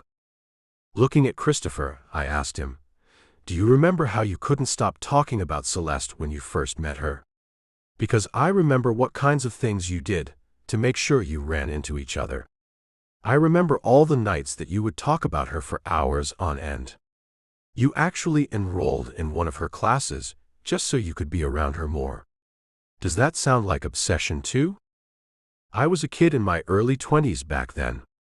You're a man in your 40s. Celeste and I were the same age when we met. He told me as if I didn't already know that. Our daughter is only 20 years old, and she was as pure as the driven snow before you came along. You've got daughters who are older than Emma. How can you justify your obsession with someone so young? Trying to find the words to explain the enormity of my feelings was difficult. Emma does more than just make me happy. She's the sun in a world I hadn't realized was black. I thought I'd be fine living the rest of my life simply being alone, but content. I wasn't unhappy, just okay with how things were going. And then I saw her. I shook my head, still not fully comprehending what had come over me that day. And everything changed. I've never experienced anything so amazing. And what about her? Celeste asked. I want to know what she felt. I'm convinced that you seduced her, Christopher. While you're a nice-looking man, you are much older than she is, and she's always been so shy. It just doesn't make sense to me. And I'm her mother. I know her better than she knows herself. You two have treated Emma like a child for a bit too long, I let them know, as I shoved my hand through my hair with frustration. You may think you know her better than she knows herself, but I assure you that you hardly know her at all. You know the girl you want her to be. You don't know Emma, as she sees herself as an independent, responsible woman. The look of disgust on Sebastian's face unsettled me. She's only 20. You can stop talking about her age, as if she's some old spinster that we've held back. Emma's always been shy and introverted. That's her normal behavior. If she's anything else with you, then you had to have pulled it out of her. She's not naturally promiscuous. It had to have been the pressure you put on her that made her give herself to you. Admit it already, so we can start fixing this shit pile you've created, man. I won't admit to something that's not true. The ground felt as if it was slipping out from under me. I wasn't getting anywhere with them. However, it started, and it doesn't really matter now. We were both deeply attracted to one another. We both acted on that attraction. And as hard as this might be for you to believe, we both thought it best to hide our relationship from everyone because of how you two and my daughters would react. And I can see that we weren't wrong to hide our relationship from all the ridicule the four of you have thrown our way. Celeste huffed as her hands flew up. What did you expect? Her eyes narrowed at me. Did you think for 1 second that any of us would approve of this thing? You both knew it was wrong. But the thing is, Christopher, you are an adult and Emma is a kid. Even if she's of age, you know she wasn't mature enough to handle a relationship like this. And now you've gotten her pregnant. Another thing she's not mature enough to handle. And it will be her father and I who'll end up taking care of this baby because of that. Incensed, I said a little too loudly. If you think you two are raising my child, you're delirious. Sebastian jumped up immediately. You will not raise your voice to us, you sick son of a gun, he shouted at me. Celeste took him by the arm, holding him as if she was afraid he'd storm over and beat me up or something. Not that I was afraid of a physical altercation, but I didn't want to hurt him by accident. The fact I'd already hurt him emotionally didn't sit well with me. Let's all calm down, Celeste said, trying to de-escalate the situation. Sit down, Sebastian. I don't want anything to get physical. We've already discussed that. As he retook his seat, he glared at me. You can't be there with Emma all the time. You work tons of hours each week. She'll be alone with that baby, and she'll have no idea what to do for it. It will be me and her mother who will end up being there for her and the baby, not you. You're not thinking clearly. Your head is up your ass right now. You can't see past your obsession with her. Once her pregnancy starts showing, once she has that baby, and she's not the innocent little thing you lusted after in the beginning, you will lose this so-called attraction you've got for her. And you will lose interest in her. Hearing him say such a thing rattled me. Could I ever lose interest in the one woman who's able to touch me deeper than anyone else? Christopher, please, Celeste implored me. Do the right thing for Emma and the baby. If nothing else, you will leave her alone to raise a child she knows nothing about. And in the end, you will die long before her and your children, and she'll be even more alone then. That thought had never occurred to me before, but it did make me think now.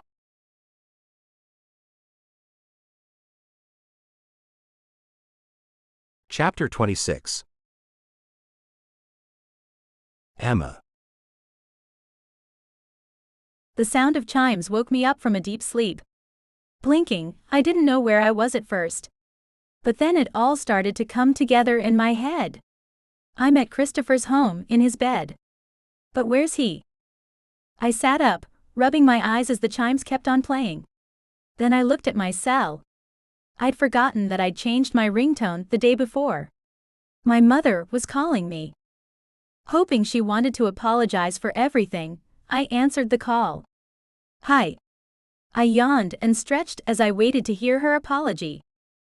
Emma, we've just had a talk with Christopher, and he's agreed to do the right thing by you. Your father and I want you to come home now. We'll help you with everything, but you need to come home, she said. What do you mean Christopher has agreed to do the right thing? I honestly had no clue what my mother was talking about. Christopher already was doing the right thing by loving me, and loving our baby. He's letting you go, she said, as if that were a good thing for me. No, I simply said. That's not what's best for any of us, not for me, him, or the baby. I'm not coming home unless he asks me to leave. Tension filled her voice. Don't make him go to those lengths, Emma. He's not in his right mind. Just come home. Leave before he gets there. Now, I felt as if she wasn't telling me the whole truth. Mom, what exactly did he say to you? That he was going to do the right thing, she said. And we told him that the right thing would be to leave you alone. You deserve to be with someone more like you, Emma. Someone your own age. And when you're really ready for a relationship, and not being forced into one the way he's done to you.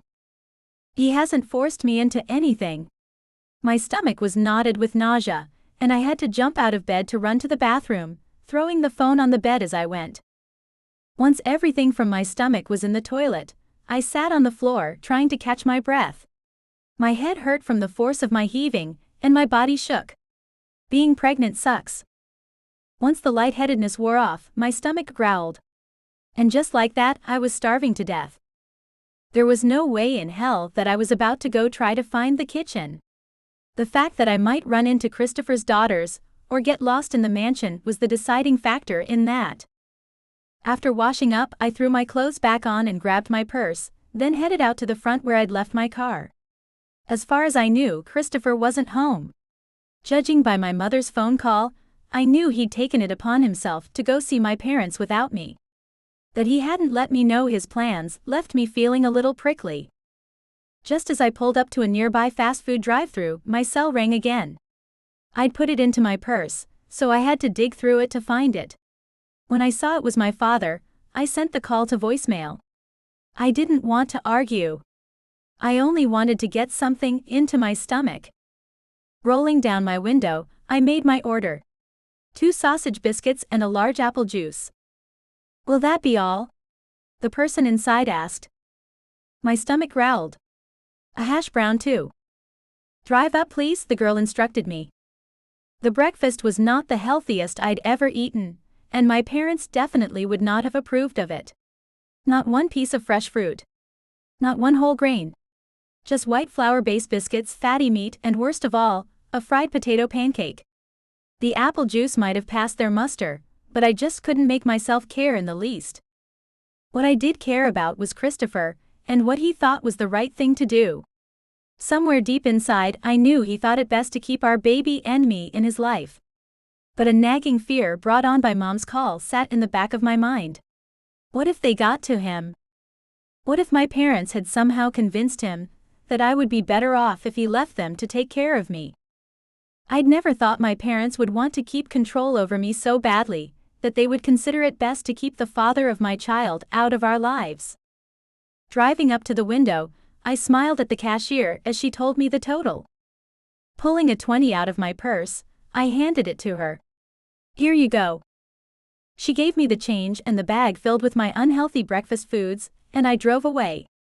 The smell made me ravenous, and I had to park in the grocery store parking lot next door to dig in. I couldn't recall ever being so hungry in my life. I scarfed it all down in record time. Then a burp came out of me that defied my imagination. Gross, but I finally felt better. Feeling more myself, I picked up my phone to call Christopher to see what was going on in his head. Before I could make the call, the phone rang and it was the man himself. Hello? I asked, trying for a neutral tone. I didn't know how he'd be feeling after his chat with my parents or if my mother had been telling me the truth. I tried to brace myself for his reply. But no reply came. Hello, Christopher? I asked again. The sound on the other end was a little scratchy, as if something was covering the mic. Had the man butt dialed me? Just as I was about to hang up so I could call him for real, I heard the faint sound of a woman's voice on the other end. I couldn't quite make out what she was saying, but I was soon able to make out bits of Christopher's reply. You know she's pregnant, leave her, I don't care, children. So he was clearly talking to someone about me. But who? After the call from Mom, I didn't think he'd still be at my parents' place. I heard the woman's voice again, but couldn't make anything out of what she was saying. Did she say something about him coming back? Her voice was too far away to really tell. But when I finally picked out Christopher's voice again, my heart stopped. Lisa. I couldn't make out anything more, as the rushing in my ears made me deaf to everything around me. Shaking my head to clear my mind of the shock of hearing Christopher speak his ex-wife's name, I was finally able to make out what the woman, Lisa, was saying. Please, father of my children. Christopher with me. By how clear her voice now sounded, I could only guess that she had moved closer to Christopher, close enough that his phone was now able to pick up her words as well as Christopher's. What the hell was Christopher doing with his ex? It didn't sound like they were arguing, and from the way he had described her, he had made it clear that was the only way their conversations ever went. But Lisa hadn't sounded angry, neither had Christopher for that matter. She had sounded like she was trying to soothe him. Had he gone to his ex for comfort? And what was that bit she'd said about him being the father of her children? I couldn't help thinking that he was also the father of my child, a little, helpless baby who needed his father more than any grown daughter did. I wished I could tell that to his ex-wife, this woman whom he now seemed to be confiding in, maybe even asking for help. Lisa, love you, I heard Christopher reply. Without any instruction from my brain, my hand hung up the phone, and I threw it in the back seat at those words. I couldn't have just heard Christopher tell his ex that he loves her. But that's exactly what it sounded like. Slumping over the steering wheel, I was so shocked I couldn't even cry. Not only was Christopher with his ex-wife, but he was also having a level-headed conversation with her, which he'd told me he hadn't been able to manage once in the last 5 years, and he was telling her he loved her. And all this after my mom told me that Christopher had agreed to leave me. Everything seemed to crumble before my eyes. Had I been played by an older man? Used and then left to tend to things on my own? I didn't know what to do. If Christopher had lied to me about his relationship with his ex, and about staying with me and the baby, then would he tell me the truth if I confronted him? And Mom had tried to make it clear that he'd already decided to leave me, and that I should go back home. The truth was that I didn't want to go home. I didn't want to let my parents take care of me and my baby. I wanted Christopher. And not just to take care of me, but to be my partner in life and raise our baby. But if Mom had been telling the truth, then that wasn't going to happen now, was it? Coming to Manchester, New Hampshire had been the best thing to ever happen to me, and the worst thing to ever happen to me. How could that be? Nothing made sense to me. Why had Christopher come to New York to get me, if he wasn't going to do what he and I had agreed was the right thing to do? Why had he told his daughters about us and our baby? He had practically kicked his daughters out of their home for my sake. How could he have changed his mind about so much in such a short amount of time? My head hurt with all the questions. And all I wanted was at least some closure with the man. Not a call from my mother telling me things were over between us. As I sat in the company car, anger started to take over instead of hurt. That man owed me more than what I'd been given. He owed me an explanation. He owed me a turn to speak. And he owed our child too. I had to blame my parents for somehow getting into his head and telling him God knows what. But as much as I could blame them, it still hurt that Christopher had been so easily manipulated by them. And it still didn't explain why he'd gone straight to his ex after speaking with my parents. It made me think he had doubts about his love for me. I had no doubts where he was concerned. I loved him. Even after this hellish morning, I still did. That kind of love couldn't be shut off. And it hurt me to think that people were making him feel bad about himself for loving me. And what was worse, some of those people claimed to love me. My own parents had played a part in this. But as the dust settled on that revelation, another thing popped up. He'd gone to his ex-wife. Why her, of all people? Perhaps I didn't know Christopher as well as I'd thought. Maybe he hadn't been as honest with me as he should have been. Perhaps this whole thing had been a lie all along. Maybe I will be better off without him.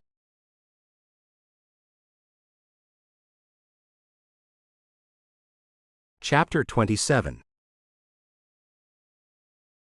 Christopher.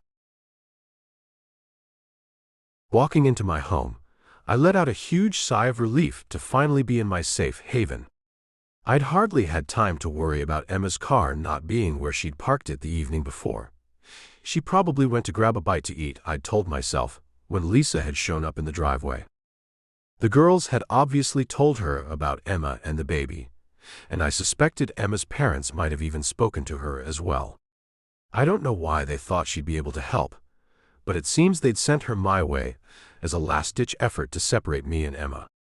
That, or Lisa had decided on her own to come over and try to mess with me one last time. Lisa had spouted some bullshit about wanting to get back together. Even now, I wasn't sure if she actually felt that way or if she was just doing it for our daughter's sake. She had always been a great actress. She'd pleaded that it would be best for our daughters if we were back together. Why she thought I'd choose the welfare of my adult daughters, who could fend for themselves, over that of my unborn child, who would need a father, I have no clue. Wanting her to leave as quickly as possible, I'd told her in no uncertain terms that I would not be leaving Emma and our baby, and that I could never love her again.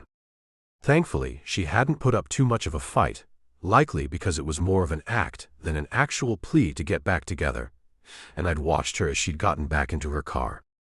She'd only slammed the door a little, and with a flip of the bird to me, she'd driven off. There was no way I was going to let my ex-wife ruin my newfound happiness. Emma and I had enough obstacles as it was without having Lisa come over and mess everything up. Besides, the talk I'd had with Sebastian and Celeste had only served to cement my decision of what I needed to do with Emma. Now that all the unpleasantness has been dealt with, today will be one hell of a great day. Or at least I hoped Emma would think so. First, I needed to make sure my daughters clearly understood things. They'd retreated to their rooms after our conversation the night before. The fact that neither had packed up and left had led me to believe that they'd abide by my wishes where Emma was concerned. But after Lisa had shown up, I wasn't so sure. I wanted certain they hadn't told their mother to come over, and that they were accepting of my desires before I went any further. Heading into the kitchen, I found the girls eating breakfast. The cook was there, so I knew I'd catch them eating at home that morning. Their smiles put me at ease as I came in. "Good morning, you two. It's nice to see those pretty smiles on your faces this morning." Ashley patted the seat next to hers. "Come, sit down and have breakfast with us, Daddy." I took the seat and then kissed her on the cheek. I hope this means you two are happy for me and willing to be civil at the very least. Lauren filled my coffee cup. We are, Daddy. We know we were being selfish yesterday. If that girl makes you happy, then that's all that matters. I'm glad you feel that way. I took a sip of the coffee. I wasn't pleased about you calling Emma's father last night. That was a battle we weren't prepared for. And I just had an unpleasant chat with your mother. I assume that was what you're doing as well. Lauren dropped her head. Sorry, Daddy. We were just really upset and worried about you. There's no need to be worried about me. I pulled the silver dome off the platter in the middle of the table, revealing scrambled eggs and bacon, and I helped myself. I don't suppose either of you has seen Emma this morning. No, they both said. Why do you ask that? Is she not here? Ashley asked. Her car's gone. I shrugged. I think she went to get something to eat. I wanted to make sure things were smoothed over with you two before I called her. Being able to deliver good news to her would make me happy.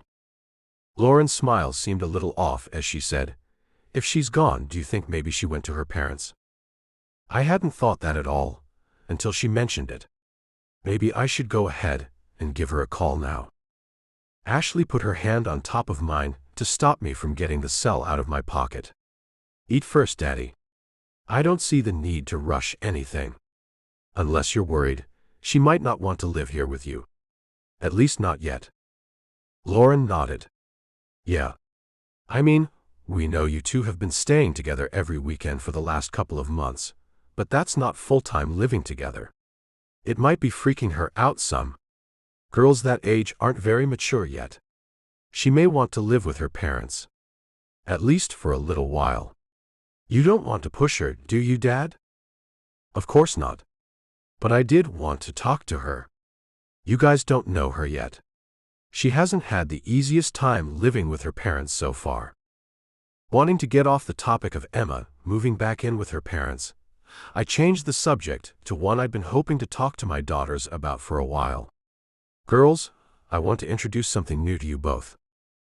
More new things, Dad? Lauren asked. Yes. I tried to think about how to word what I wanted. You see, most people in this world have some type of job. Oh, here we go again, Ashley whined. Dad, Lauren chimed in, we've talked about this before. Well, we're talking about it again. You two need to be better role models for the newest little tailor. I thought I'd try to get them involved with, if not even a little bit excited about, the addition to our family. As role models, I'd like you both to find something to do. I don't care how much money you make, or even if you make any money. Volunteer for all I care. But get up each day and go do something you care about. Become responsible adults and citizens. That sounds boring, Dad, Lauren said. I mean, you want us to just change around our whole schedules just to get up and get out of the house each and every day. You can have weekends off, I offered. Or whatever 2 days your employers give you. But for the most part, yes. I want you out there in the world doing stuff. And not just shopping or messing around. I want you both to do something that makes a difference. The glum expressions on both their faces told me they weren't going to hurry up to find anything to do. It became apparent that I would have to come up with some ideas for them. Maybe even line things up for them. We'll see about it, Lauren said. Ashley huffed. So, does that mean that Emma has to work too? Emma has a job, I let them know. But after the baby comes, she'll have to stay home for a while to take care of it. Not that it's any of your concern. You're my children, and it's my responsibility to make sure you know what's expected out of people in life. And what's Emma's job? Lauren asked. She's the assistant to my assistant, I answered. My daughters looked at each other with smirks on their faces. Oh, your employees are going to have a field day with your news, Daddy. They both laughed, and I didn't like how catty they sounded. Thankfully, I'm the one who signs their paychecks. I gave them a stern look. Much like yourselves, their money comes from me.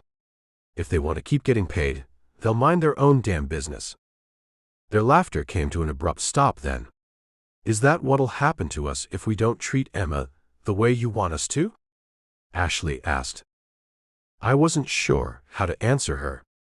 I didn't want to control my daughters with money. But then again, that was an awfully big incentive. "Don't try me, and you won't have to find out."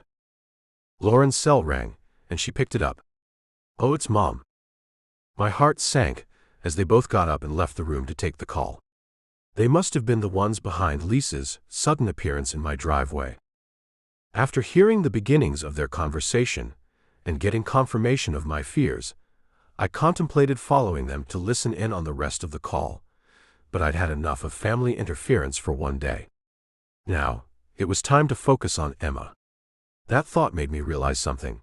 If Emma had gone to grab food, she should be back by now. If my daughters and their mother were plotting against me, might they have also plotted with Emma's parents? In a flash, I headed outside to get in my car to find Emma, figuring they must have tricked her into going to her parents' place. Pulling my cell out of my pocket, I tried not to drop it, wanting to get her on the phone as quickly as possible. Just as I ran out the door, I saw Emma pulling up. Relieved, I ran straight to her. She parked the car and then got out, shaking her head at me. "How could you, Christopher?" "I haven't done a thing." "Listen, just get back in the car. We've got to get out of here." I grabbed her, pulling her to the passenger side, where I put her back in the car before running around to get behind the wheel. "They've been plotting against us, baby." "So you didn't go to your ex-wife and tell her about us?" she asked. "No way in hell." I threw the car into drive, then peeled out. She showed up in my driveway, my daughter's idea I now know, with some crap about wanting to reconcile. She already knew about you and the baby, and I nipped that in the bud real quick. "And you didn't tell my parents that you were going to do the right thing by me?" she asked. I did tell them that. I pulled onto the road, heading into town. Emma looked confused. "Mom said you agreed with them, that the right thing to do was to leave me." "Not in my mind, it's not," I let her know. "That's their opinion. And from what I've just seen of my daughter's and ex's behavior, it seems everyone has come up with one way or another to split us up. So, it's imperative that we stay together for the next little bit so they can't try any more of their stupid stunts or lies. I'm not about to lose you, Emma." "Where are we going?" she asked as I got on the interstate. "Anywhere but here." All I wanted was to get away from everyone who was against our being together. It's crazy to think that everyone who loves us wants to see us apart. They don't care about our baby and what's best for him. None of them care that we're in love. And I don't know what to do about any of it. She nodded in agreement. "I know. I've never felt this way. I love my parents. I've believed my whole life that they only want what's best for me. Why can't they see that you're what's best for me?" "You're what's best for me too, Emma." I slowed the car down as my heart spoke to me, telling me that now was the time to make things right. Pulling to the side of the road, I put the car in park, then got out to open the passenger side door. Emma looked at me with a smile on her pretty face. "Christopher, what are you doing?" "This is what I meant when I told your parents I was going to do what's right."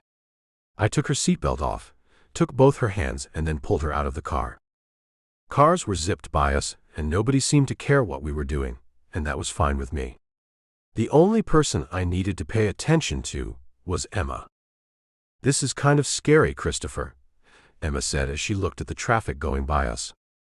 "Yeah, I know." I went down on one knee. "Everything about our relationship has been a bit scary. So what better way to keep that relationship growing than to add some more scary to it?" She looked down at me, and I saw tears in her eyes. "Are you about to do what I think you are?" "Emma, I want to marry you." I squeezed her hands. "Not because you're pregnant. I want to marry you because you're in my heart, and I know you'll be there forever. I can't imagine my life without you in it. I've loved you since the first time I saw your pretty face. So, I am asking this of you. Will you make my dreams come true and become my wife?" Tears streamed down her cheeks as she nodded. Yes, Christopher, I would love to become your wife.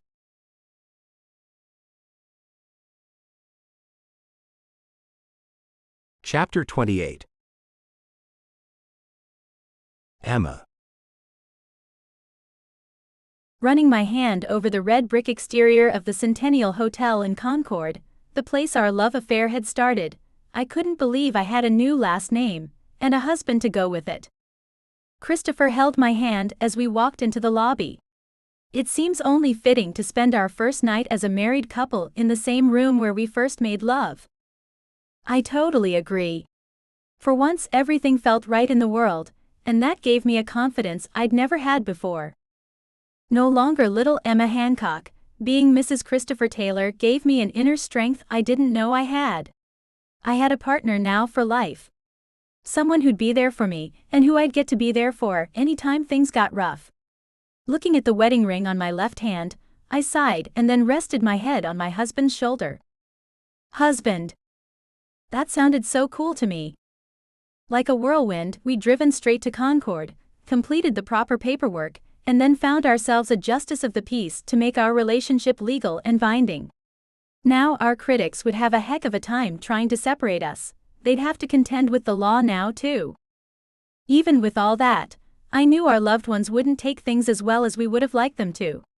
Our relationship wasn't going to be well received by many, and we were getting used to that fact. As we approached the desk clerk in the lobby, I got ready for the odd looks we'd get from the staff. Christopher smiled at the attendant as she greeted us. Hello, welcome to the Centennial. Do you have a reservation with us? I made one just a short time ago. I've reserved the governor's suite for Mr. and Mrs. Christopher Taylor. He held up my left hand to show her my gorgeous rings. We've just gotten married. Well, congratulations, she said as she smiled.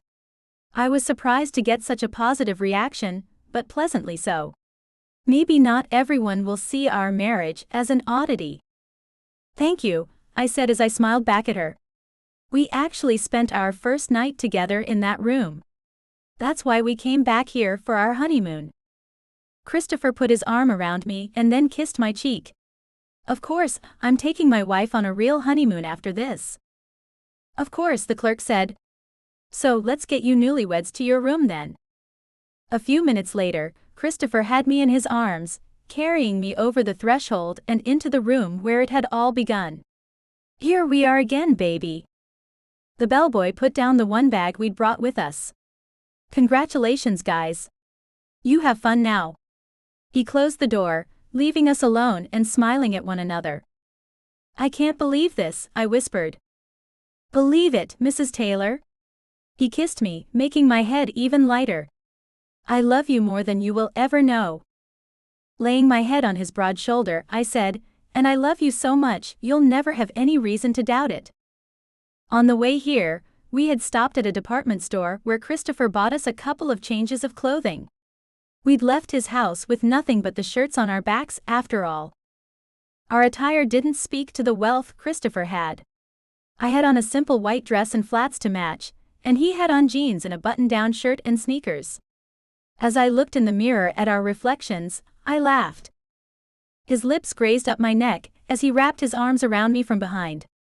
What's so funny?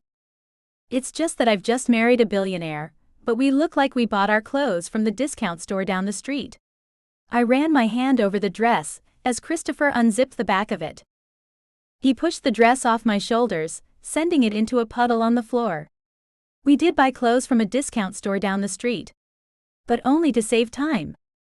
I covered his hands with mine. You know what? I wouldn't care if you didn't have a dime. I would still love you just as much. His eyes met mine in the mirror. I know that. You've never shown me even once that you were after my money. You've always loved me for me, and that's part of what stole my heart.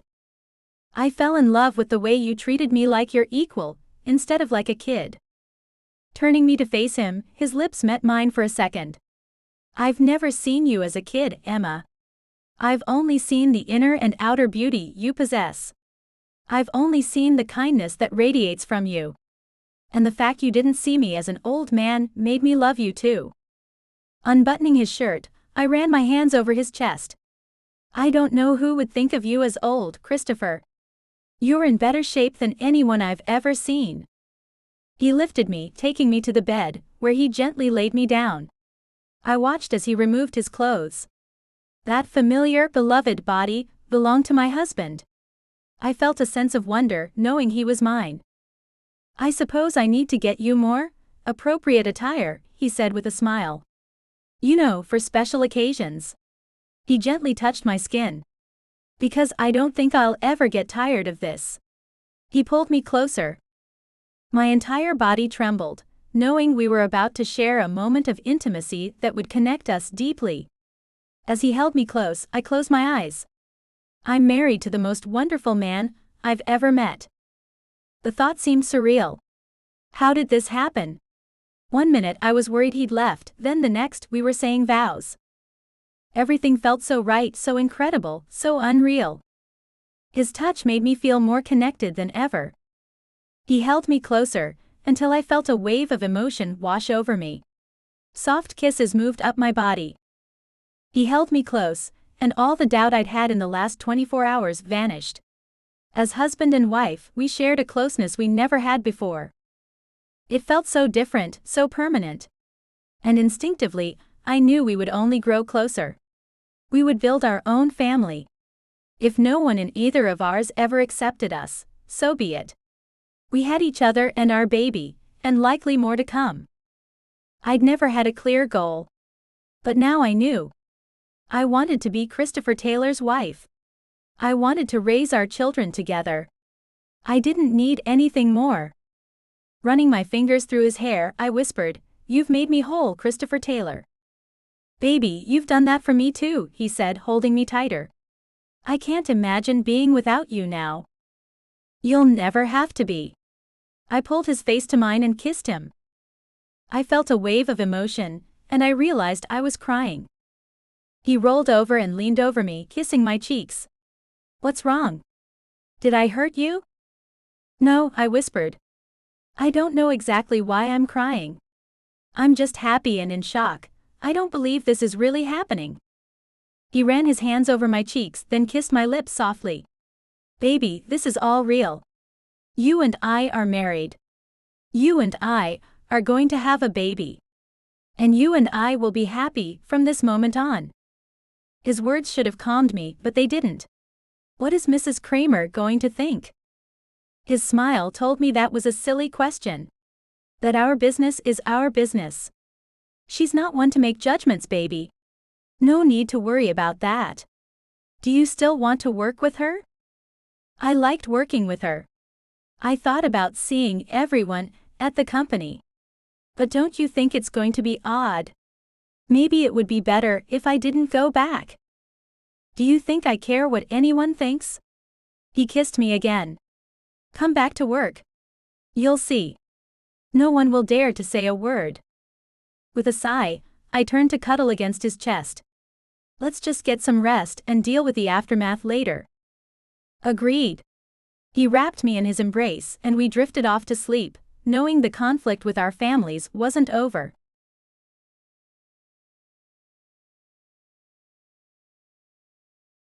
Chapter 29. Christopher. The entire drive back home, Emma looked worried. Nothing I said took that look off her face. So I'd stopped talking altogether. My lake house loomed ahead in the early morning sunlight. We'd stayed one night at the hotel, and then decided to head back to face reality. Dealing with my daughters wasn't something I looked forward to, but it had to be done. "Don't make them leave, Christopher," Emma said as I pulled into the garage. "I want you to make this place your home, baby. You won't be able to do that with them around, making life as miserable for you." I parked the car, then we got out. Emma clung to my arm as we walked inside. "Just promise me that you'll talk to them as nicely as you possibly can. It was never my intention to run them out of their home. And you're not doing that." I kissed the top of her head. "I am." Finding the cook in the kitchen as I'd expected, she greeted us. "Good morning." Her eyes went to Emma. I don't believe we've met. I'm Gretchen. Emma looked up at me with wild eyes, as if she had no idea what to say. So I did it for her. This is Emma. I looked my cook straight in the eyes. My wife. She looked thoroughly shocked. Your wife? When did this happen? Yesterday. I ran my arm around Emma, a huge grin on my face. And we've got more news too. We're having a baby. Gretchen's eyes went even wider. Really? I nodded. Really? Have my daughters come down yet? They're in the breakfast nook. She smiled at Emma. Please come and visit with me when you can. I want to get to know what kinds of things you like to eat, so I can add them to the rotation. I'm very happy for you too. I have to say, I've never seen Mr. Taylor look this happy since I've come to work for him. Finally, a smile pulled Emma's lips up, and her eyes didn't hold any fear in them. Thank you, Gretchen. I will come to talk to you once I get settled in. Whispering in her ear as I led her to the breakfast nook, I said, See, I told you being my wife will be fine. Some old-fashioned prudes think a different kind of respect comes with being a wife. I rolled my eyes at that, though I knew those attitudes would work in our favor. You were right. She laughed. How cool. Yeah, how cool. I chuckled. Now on to the hard part, my kids. She nodded knowingly. Please, just try to be as kind as you can be. I will try. I knew my daughters wouldn't make it easy though, especially if it came to asking them to move out. Pushing the door open, I spotted my girls as they sat at the small table. Their eyes popped as Lauren asked, Where have you been, Daddy? We've been worried sick about you. Ashley added, You didn't answer any of our calls. You just disappeared on us yesterday morning. I overheard you two talking to your mother. I pulled out a chair and made Emma sit down in it. I could feel the tension in her body. The last thing she wanted to do was sit down with my daughters, but we had to put ourselves in a position of authority. Lauren looked down at the table. You did? Yes. I took a seat next to my wife. You know, I get it. I understand why you don't want me to have anyone else in my life. Ashley looked at me with surprise. You do? Sure. I put my arm around Emma. You don't want things to change around here. You don't want your lives to vary one little bit. But guess what? What? Lauren asked. Change is inevitable. I held up Emma's left hand. This woman is your stepmother now. Staring at the wedding rings on Emma's finger, Lauren gasped. No. Yes, I said. And I don't want my wife to feel like a stranger, or worse, unwelcome in her own home. Ashley looked as if she knew what was coming next. You want us to leave, don't you? Emma looked down, and I knew she felt horrible. But she would feel much worse if those two were around. I want us all to get along, Emma mumbled. Lauren shook her head. There's no way, Dad. I will never accept her. Not ever. You don't even know Emma. And stop talking about her like she isn't here. I huffed as frustration built up inside of me. She makes me happy. Doesn't that mean anything to you? She's younger than us, Dad, Ashley said. It's not right. Before I could say anything, Emma lifted her head and straightened her shoulders, her newfound confidence coming back. To your father and I, age doesn't matter, she said. Did you get her to sign a prenup? Lauren shot back. Because I can guarantee you that she's just after your money. She'll get it all when you die, and she knows that. I didn't ask her to sign anything. She's my wife, and everything I have is hers too. I decided to up my game a bit. And if you and your sister continue to try to interfere with our relationship, then I really will cut both of you out of my will, and Emma will get it all. One more thing came to mind. I'd never threatened this before, and hoped they didn't make me follow through, but I thought it might help. Along with that, I will cut off your allowances. I'll cancel the credit cards, and you'll either have to find jobs or get your mother to pay your way through life. Ashley looked stunned. So what you're saying is that you're putting us out of our home, and you will take away our money unless we give you our approval on this sham of a marriage. This marriage is not a sham, I let them know. I love this woman more than I've ever loved any woman I've ever been in a relationship with. And I'm lucky enough to have her love me back. I've spent most of my life feeling nothing more than just content. With Emma, I feel alive. Can we have time? Lauren asked. Can you let us keep our allowances? We'll move in with Mom and leave you two alone. But please don't take away our money. Or our cars, Ashley added. We really need our cars too.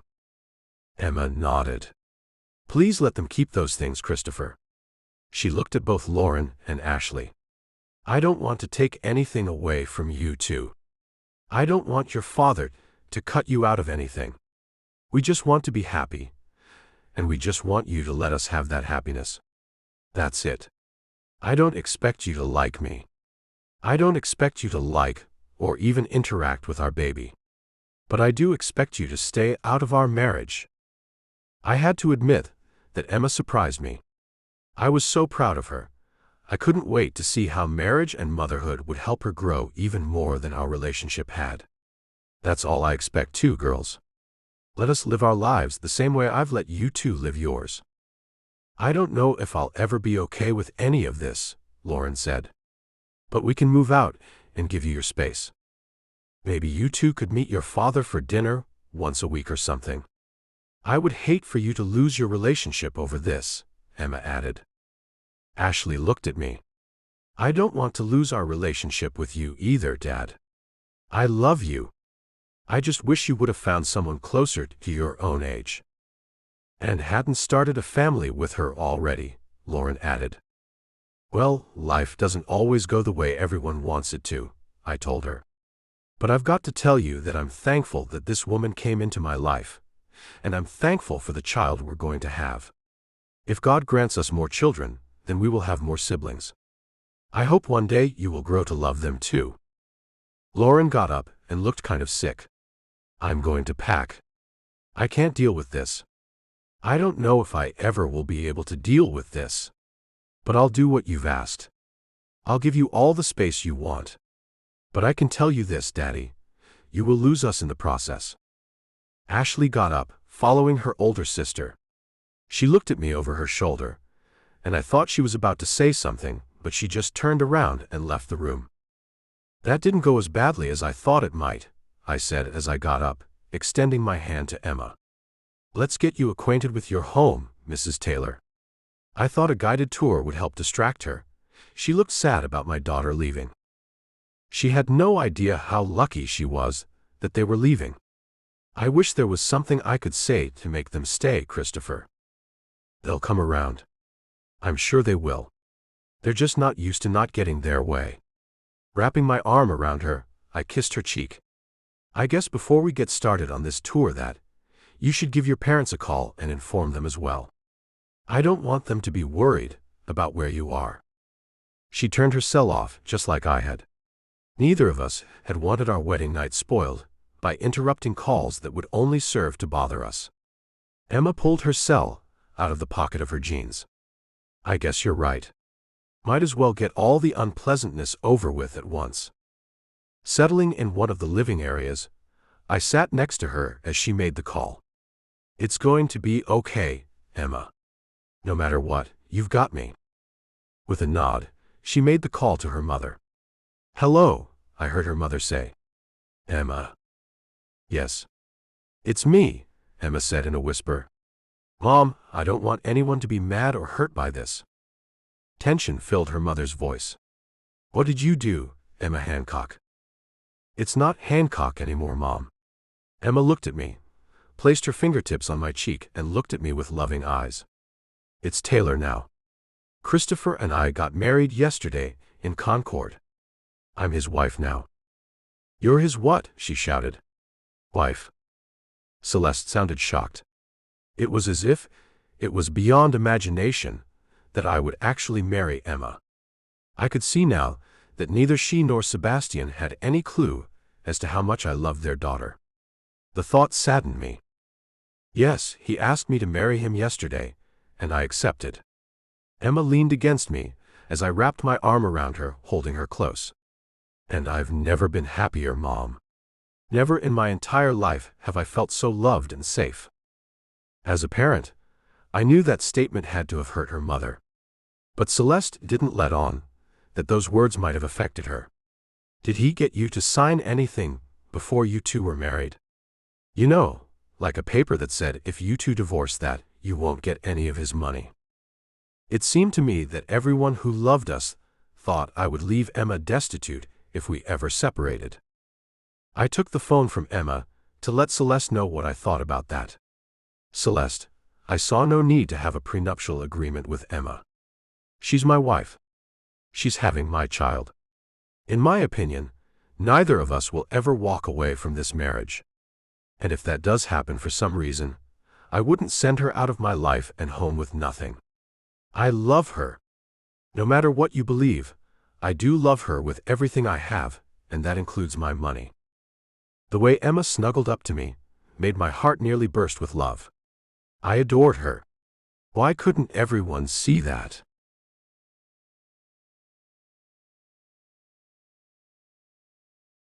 Chapter 30.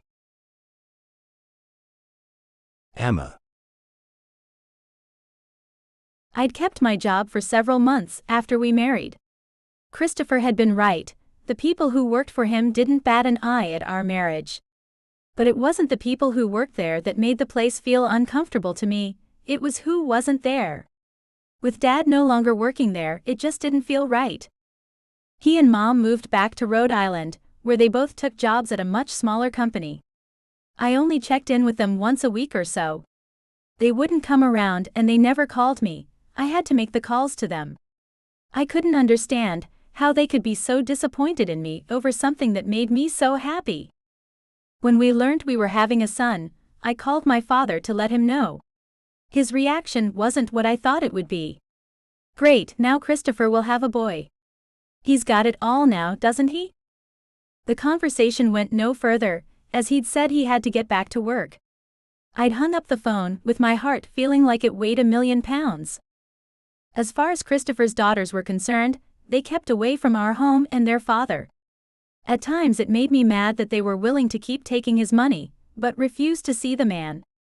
Christopher just kept assuring me that the day would come when all of our family members would come to realize that what they were doing was hurting them more than us. He and I were happy, whether they were pleased with us or not. We still had each other, and nothing could shake that happiness. With no job, I stayed home and went to work setting up our son's bedroom and a playroom too. And as I worked through the decorating process, I found that I had a real knack for it. According to the interior decorator Christopher hired to help me, I had a natural instinct for colors and setting up a nice flow. Eventually, Lawrence asked me to join his design team. I'd been thrilled and Christopher had been so proud. I'd accepted the job, but only on the condition that I'd start after the baby turned 6 months old, and then only part-time. I didn't want the nanny to raise our son. We'd hired a 63-year-old nanny to help us in the early stages of our son's life. The goal was having her help me learn everything I would need to know to raise a child, and then we would let her go with a tidy pension to make the rest of her days a little bit easier. Being married to Christopher was better than I could have dreamed. He made my life so much more than I ever thought it could be. It wasn't his money that made me happy either. It was definitely the man himself. One week, when I'd been feeling particularly tired, I'd spent much of the time sleeping. He'd come in with a handful of flowers for me, waking me with a kiss. "Good evening, Mrs. Taylor?" Rubbing my eyes, I sat up on the sofa I'd fallen asleep on. "Oh, I fell asleep watching TV again. What time is it?" "6," he said as he wiggled the flowers in front of my face. "I stopped and picked these wildflowers for you, baby. When I saw them, I thought of you and knew I had to get some for you."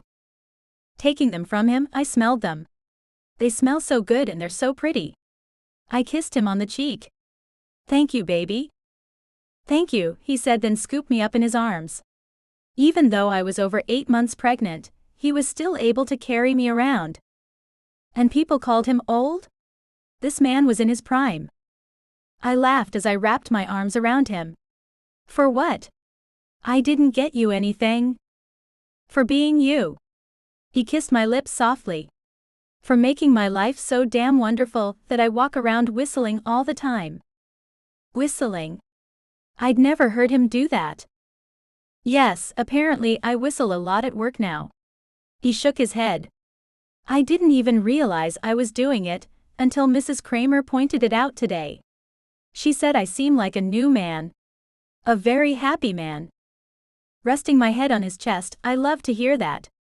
I'm so glad we found each other. Even if our families aren't. I realized he was taking me upstairs, most likely to our bedroom. When his foot touched the first step, something strange happened. A weird cramp began in my back, and it went all the way around to the front of my body. He felt it too, as my body tensed. Baby, are you okay? I have a cramp that's kind of weird. I looked at him with confusion. Do you think? He interrupted me. That you're in labor? I nodded, then thought about the dream I'd been having before he woke me up. You know what? I was just having this bizarre dream that a gorilla was coming out of nowhere and grabbing me, squeezing me. I bet you've been having contractions in your sleep. He carried me up to our room, and then laid me on the bed. Pulling out his cell, he made a note. Okay, this contraction started at 10 after 6.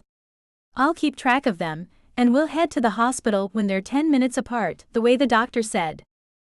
But we're a week before the due date, I said, recalling what the doctor had told us. She'd said that first births are usually late, not early. Yeah, usually. Not always, he said as he went to the closet, retrieving the bag we'd packed for the hospital. I'll have this ready to go, just in case. I ran my hand over my leg. I need to shave my legs, Christopher. He held up one finger, gesturing for me to wait as he went into the bathroom. Coming back out with a towel, shaving cream, and a razor, I saw he meant to shave my legs as I lay in bed. Let me tend to your hairy legs, my lady. For some reason, I found that so sweet it rendered me speechless. All I could do was smile at him as he set to work, getting my legs all smooth. And just as he'd finished, I got another weird crampy thing. Here comes another one. He took note of the time, then looked at me with wide eyes. They're already 15 minutes apart, it seems? How long were you asleep? Thinking back, I remembered watching the first part of a movie that had started at 3. About 3 hours, I think. I bet you've been having contractions that whole time and slept right through them. He looked excited as he ran the towel over my legs to get rid of what was left of the shaving cream. We're going to meet our son tonight, I'd bet money on it. 2 hours later, the contractions were coming in 10-minute intervals, and he called the doctor to let her know we were about to leave for the hospital. I took his phone from him after he ended the call. I'm calling your daughters to tell them about this. He looked at me with wide eyes. I don't want them to upset you, baby. I'll call them when it's all over. Shaking my head, I found Lauren's number and swiped it. No, I want to let them know about this. I won't let them upset me, don't worry. Lauren answered the phone. Daddy? No, it's Emma, Lauren. I took a deep breath to make sure my voice didn't crack, as I was beginning to fill up with emotion. Your father and I are about to go to the hospital. The baby's coming. I just wanted you and your sister to know. You and your sister are welcome to come up there anytime you want to. We'd love to have you there when your baby brother is born. I don't know, she whispered. But thank you. I'd done what I wanted, and handed the phone back to Christopher.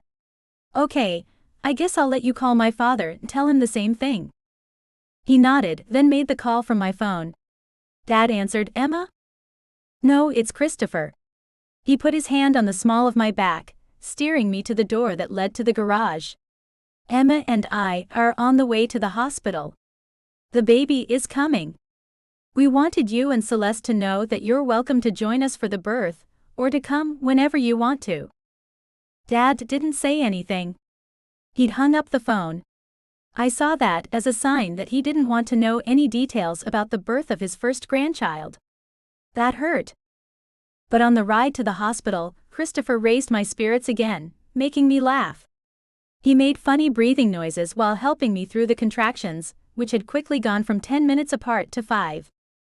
Not long after getting into the hospital bed and hooked up to all kinds of things, the contractions began to get stronger and closer together. And I started to get irritable with the pain. When can I have the epidural? The nurse who'd just come on shift looked at me like I was crazy. You wanted an epidural? No one told me that. We can get you one right away. For the love of God. I squeezed Christopher's hand as another bolt of pain took my breath away. She took off to get someone to do the epidural, and I moaned with the pain. Breathe, baby. Come on, Christopher coached. I couldn't do it though. It hurt to breathe. Thankfully, a doctor arrived not much later and gave me the epidural, and in no time at all, I was cool as a cucumber. The hour was midnight when my parents walked into the room. To say I was surprised, I just didn't cut it. Mom. Dad. Christopher smiled and hurried to shake Dad's hand, then hug Mom. I'm so happy you two came. Mom came to me, hugging me. Of course we came. This is our grandchild. How are you doing, baby girl? Fine now. I ran my hand through the hair that Christopher had lovingly brushed for me. Now that I've got the epidural. I gave them hell up until then. That she did, Christopher agreed. Mom sat down on the long window seat as Dad came to me. He placed his hand on top of mine. You look pretty good for a girl in labor. Thanks, I said, trying hard not to cry. Seeing them there meant the world to me, even though I'd tried to ignore my disappointment when I thought they wouldn't be there. The nurse came to check me, pulling the curtain around me to give us a little privacy in the room. Christopher stayed right by my side. I'm getting the doctor. It's time to start pushing this boy out, she told us. My eyes went to Christopher. You ready? He nodded. You? Sure, why not? I just wished that his daughters would have come, but I didn't say anything. Right behind the doctor, 2 blonde heads came into the room. Christopher couldn't believe it. Lauren? Ashley? You came. The girls hugged their father, and I started crying. I was so overwhelmed. Lauren looked at me with concern. If we're making you upset, we'll leave, Emma. I found that very nice of her to say, and it made me cry a little harder. No, I'm so happy you guys came. I looked around the room at our families, who finally seemed to have gotten it through their heads that we really did love each other, and them too. I'm so happy all of you came. This means more to me than you will ever know. To bring little Colin into this world with his entire family around is a dream come true. I never thought it would happen. Christopher agreed. Yes, it is a remarkable feeling, having you all here to welcome Colin to our family. His hazel eyes glistened as he looked at them all. And then my heart erupted as my parents and his daughters gathered around my husband, hugging him. You guys. I wailed. I love you all so much. 30 minutes later, Colin was born. He was quickly passed around to his sisters and grandparents, and then his father, before being nestled in my arms again. Our little bundle of joy had brought us all back together. We finally had our happily ever after ending. But really, it was just the start of a happy beginning. The end.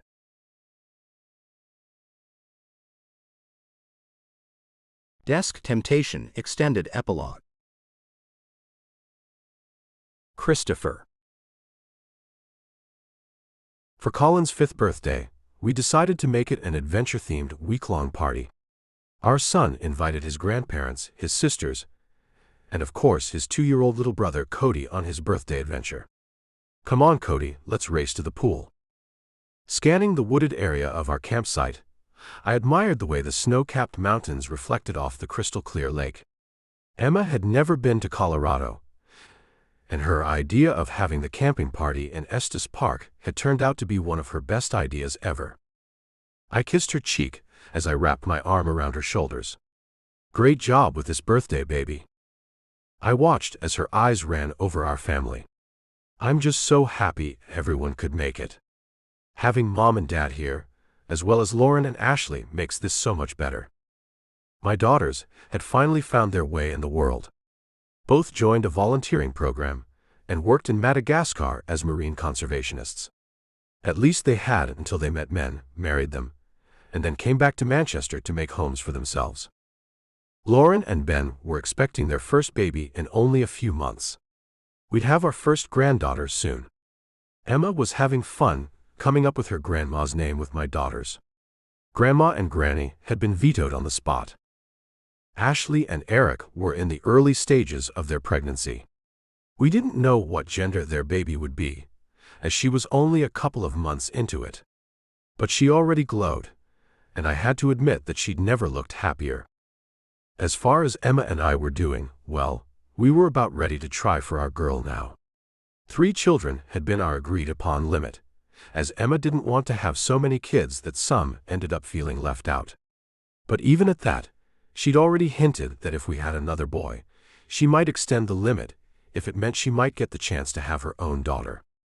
Of course, we were keeping our plan a secret. We didn't want to step on Lauren's or Ashley's pregnancy toes after all. And we never liked to tell anyone about a new baby until we were sure we had a bun in the oven. That was bad luck in both our opinions. Pulling Emma around to stand in front of me, I moved her back so I could run my arms around her, nuzzling her neck from behind as I whispered, "Tonight I say let's let the boys bunk with their sisters or their grandparents so you and I can try to make a baby sister for them." She giggled as I kissed her neck. Sounds like a plan to me. It didn't matter that a little over 5 years had passed. She and I still couldn't seem to get enough of each other. And the way our families had finally come around made life that much better. Ashley grabbed Cody as he streaked by her, having pulled his diaper off, to jump into the small blow-up pool in the middle of the campsite. "Oh there, Bubba. You're going to need a little swimmer to cover your bottom, boy. We don't want anything floating in the water." She wrangled his wiggly body to our RV to put on a swim diaper, blowing her blonde bangs out of her face as she went. "Aw man," Colin called out as he stopped just outside of the pool. "I need someone to get in with me." Lauren asked, "Why can't you get into that little pool on your own, Colin?" "'Cause that was his answer to most things." His oldest sister knew that, and walked over, kicking off her sandals and then stepping into the pool. "Here, I'll be in here with you." "Yay," he jumped in, splashing her. "Thanks, sis." Wiping water off her face and then pulling her sunglasses off, she rolled her eyes as she cleaned the water spots off them. "Seems you just want someone in here so you could splash them." He put his small hands in the water, then splashed her again. "Yep. Not one to just stand there and take it," Lauren splashed him right back. "Well, 2 can play at this game, little bro." Laughter filled the air, making my heart soar. This is what I never knew I wanted, but have fallen in love with now that I have it. I kissed my wife's cheek. "Thank you again for making this all happen, my love." "You had a little to do with it, my gorgeous man." She turned her face to kiss my cheek. "It's like heaven, isn't it?" "To me, it is." I couldn't believe how wonderful things had turned out, after all the ugly things that had been said and thought in the beginning. To me, it proved that if something is real and worth saving, then even the fiercest critics will see the beauty given time. As my daughters played with their little brothers, smiling and laughing, all of them loving one another, my heart swelled even more. Emma's hand trailed down my arm, then she took my hand. "Let's go for a walk. The boys are in good hands." "I know they are." I intertwined my fingers with hers, then pulled them up, giving hers a kiss. "I love you, girl. You'll never fully understand just how much." "Oh, come on, you big softy." She nudged me with her shoulder. "The older you get, the more sentimental you become." I couldn't even argue her point. It was just too true. "I think you'll be about the same way I am once you get over 30. Life begins to move at a greater speed after that." She laughed. "Time doesn't get faster, Christopher." "Oh, but it does, sweetheart. It begins to fly by. It's moments like these that you've got to soak into your brain, Because before you know what's happened, you're attending a high school graduation, watching your son walk across the stage to take his diploma. And then the next thing happens, and you're in a hospital holding your first grandchild. Sounds like a slippery slope, she said as she smiled. Picking her up, I tossed her over my shoulder, making long strides down a trail to the lake where I planned on running into the cold water with her. You have no idea how slippery the slope is, baby. No idea.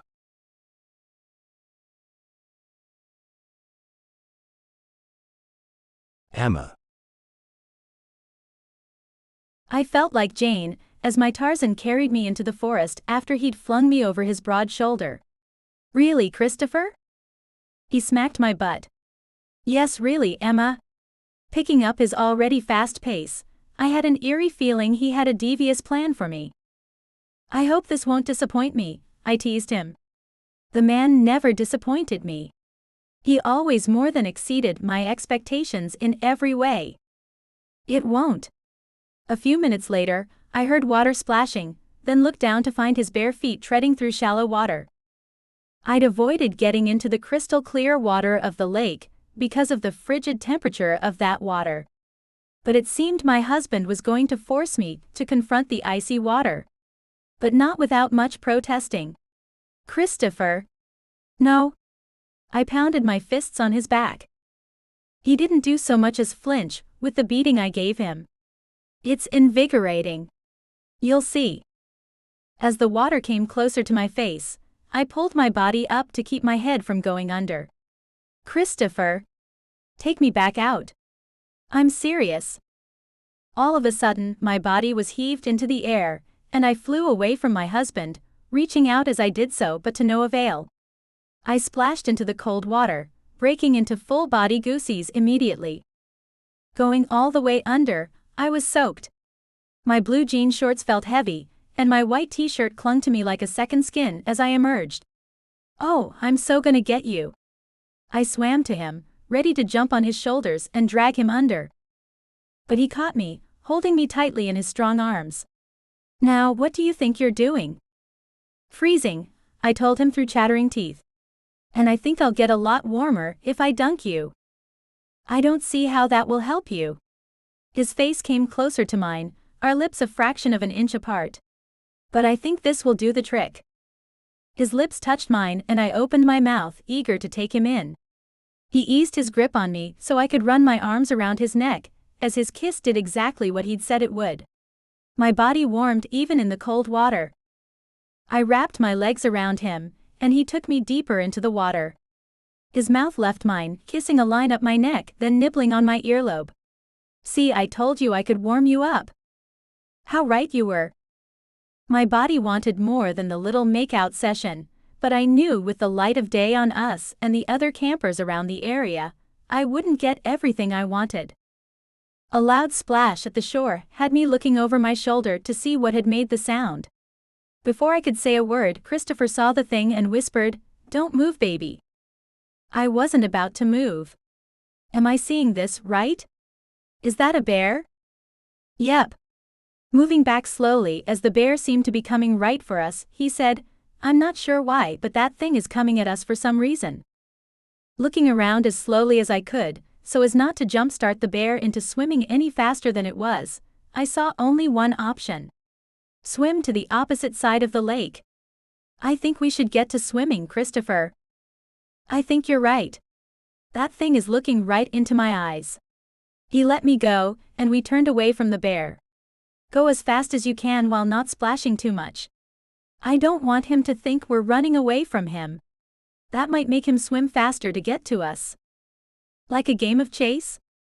I asked as I made long strokes with my arms under the water, so I wouldn't create splashing noises.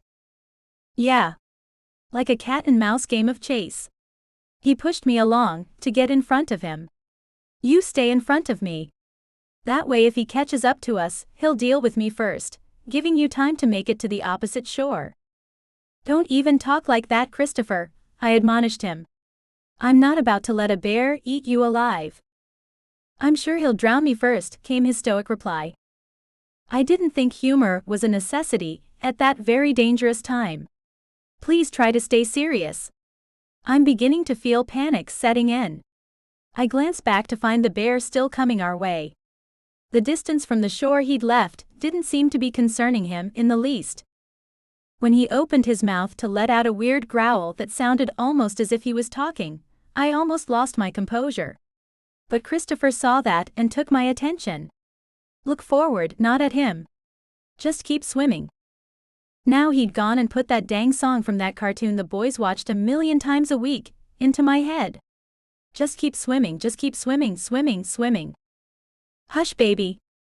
I don't want to entertain the bear. I want him to get bored and turn back, Christopher bossed me. I shut my mouth and kept swimming, all the while thinking that this would be a terrible day to die. Especially if it ended with being drowned by a bear. I'd never heard of a death like that before. What a way to get put into the history books.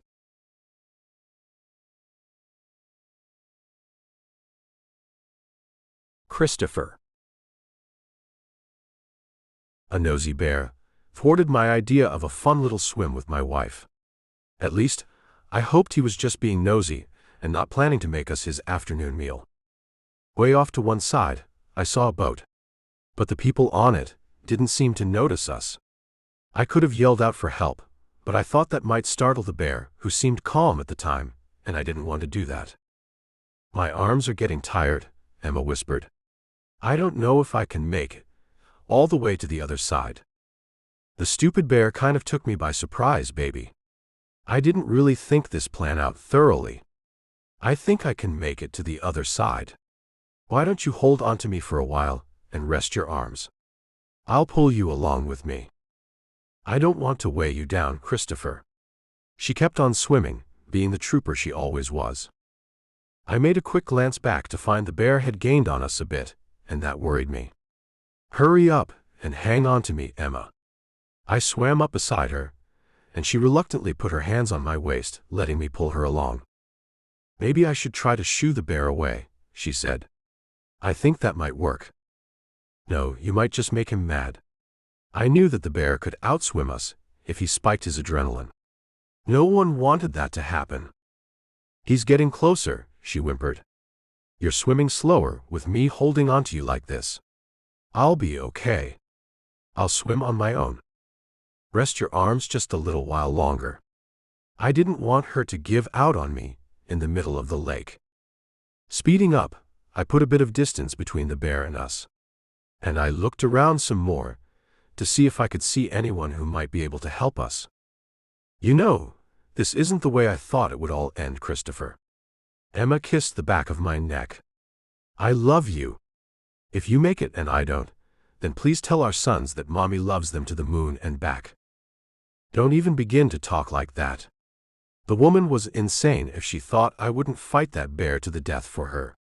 Just rest and get ready to swim again in a minute or two. The sound of a plane overhead had me looking up. The sunlight hit me in the eye, and I couldn't see a thing. Is that an airplane? Emma asked. I can't see a thing because the sun's in my eyes. Yeah, it's an airplane. I hoped someone in it would see us swimming from the bear and get us some help. Maybe someone up there will see us. The engine sounds small. It might be sightseers, and boy, what a sight this is. The sound moved off to the right, making me feel as if they hadn't seen us. The sunlight refracting off the water may have hidden us. But I didn't want Emma to get discouraged, so I kept that thought to myself. I can see the shoreline pretty well now, Christopher. I can swim to it. Emma let go of me, moving her arms through the water. I let her get in front of me to keep myself between her and the bear who wouldn't quit. This bear makes no damn sense. Why the hell would it swim across the entire lake? To eat us, dear, Emma reminded me. I didn't buy that one bit. I couldn't see a bear swimming like that for what might be a meal. That was just too much energy to spend on a gamble. And just as I thought we might be able to make it to shore, and then outrun the beast, a couple of smaller bears came out of the woods. The bear behind us growled as if it were talking to them. Emma hissed, "Shit. I think I know why that bear keeps following us now," I said, knowing we'd swim in the wrong direction if we wanted to get away from what I now knew wasn't him but her. Her cubs are over here on this side. Emma sighed. We're really in a bad place now, aren't we?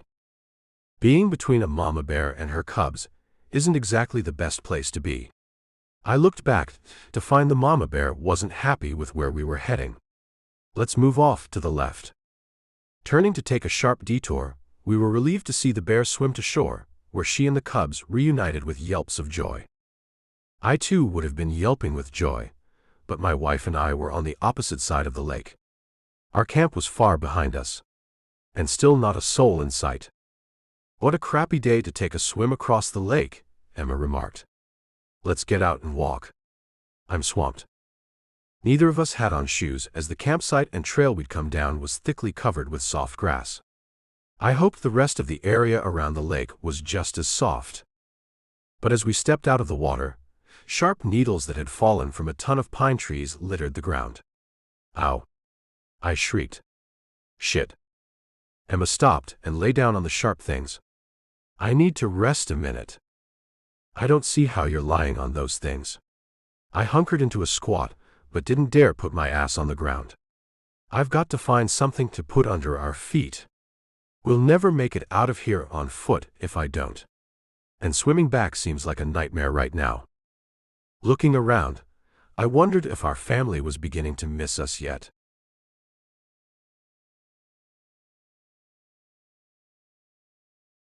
Emma.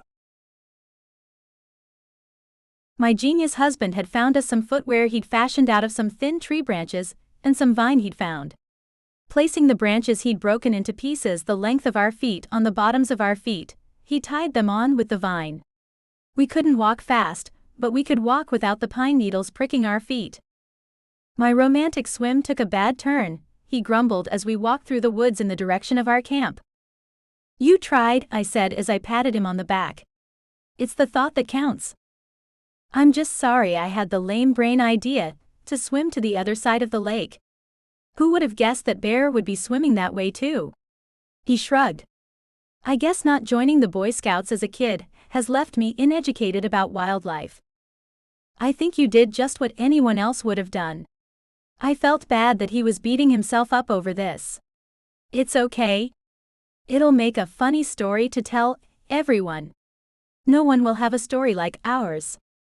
That's for sure. I'd finally gotten a smile out of him. You know I don't say this nearly enough, but you're a ray of sunshine on a cloudy day, Emma. You can find the good in anything. He painted me out to be a saint. And I loved him for it.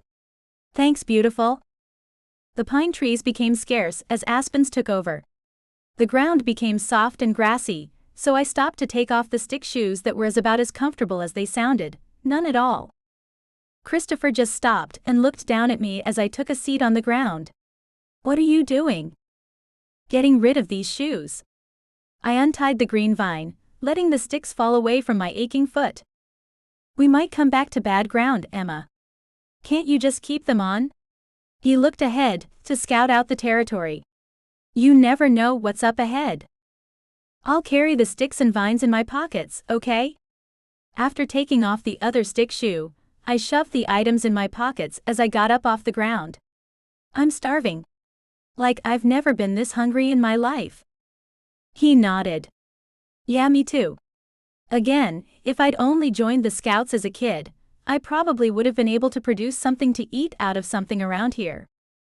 Well, you can always put our boys into the Scouts and learn vicariously through them, I offered. That won't help us today, he grumbled. You know what, these things do hurt.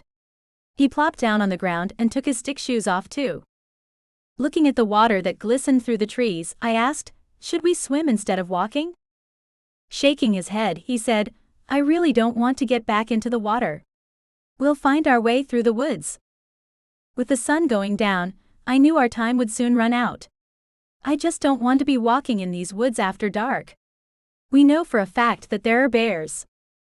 Wolves too, he said as he pointed to a big paw print something had left in the dirt near the bottom of a tree. Oh my, I whispered as I looked around. I did not sign up for this. Didn't you know there would be wild animals here, baby? he asked as he shook his head. Hell, I knew there would be these kinds of things around here. I just hadn't planned on straying this far away from the safety of our camp to find any. Of course I knew that. I walked on ahead of him as he finished meticulously untangling the vine that held his left shoe on. Just break the dang thing and let's get moving. It's getting dark. I'm sure we'll make it back before that happens. We can't be too far away now. He jumped up and came up behind me, giving me a playful nudge to make me hurry up. Come on, slowpoke. Christopher. I took faster steps, trying my hardest not to let panic get to me. The wolf prince shook me a little. We need to watch out for anything. Snakes, spiders, wolves, anything could be up ahead and we'd have no clue. We don't want to surprise anything, now do we? No, but we don't want the trouble of trying to find our way in the night either, he reminded me. We'd found ourselves in quite the predicament. With the sun seemingly falling into the horizon, things began to look bleak to me.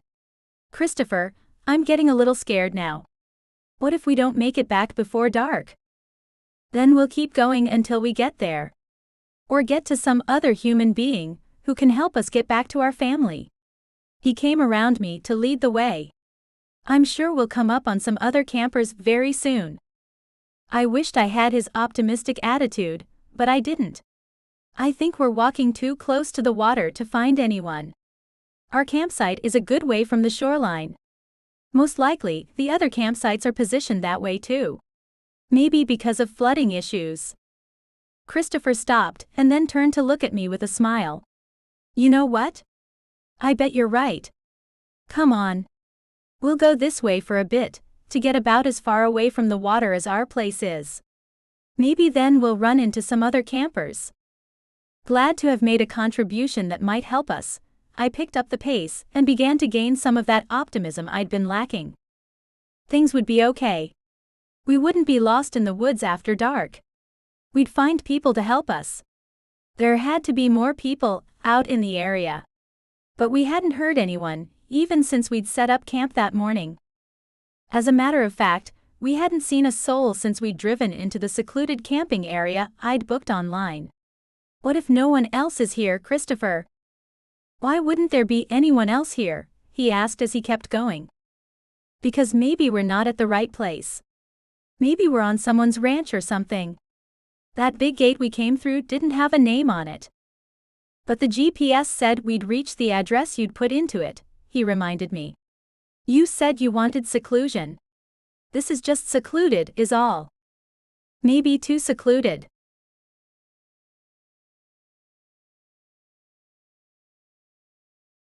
Christopher.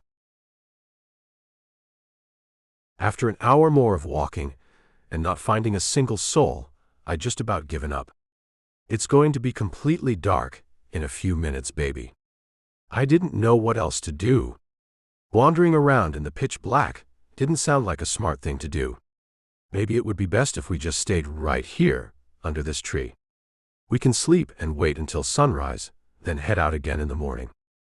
You're crazy, she said with wild eyes. Christopher, we can't stay here. Not all night. She looked all around her, turning in a circle. There's nothing to protect us here. Nothing at all. I'm going to be the thing to protect us, baby. I took her into my arms, trying my best to make her feel safe. We had a date tonight anyway. Remember, I wanted the boys to spend the night with their sisters or grandparents. And I wanted to get you all alone, so we could try to make us a little girl this time around. Looking up at me with stars in her eyes, she smiled.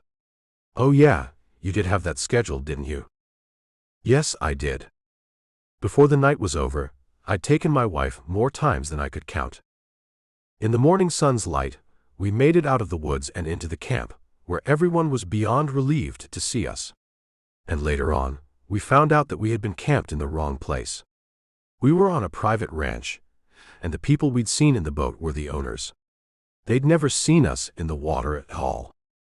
9 months to the day after our adventure into the wilderness, our daughter was born. Callie Jo Taylor joined our loving family, making it finally complete. Our happily ever after just kept getting happier. The end.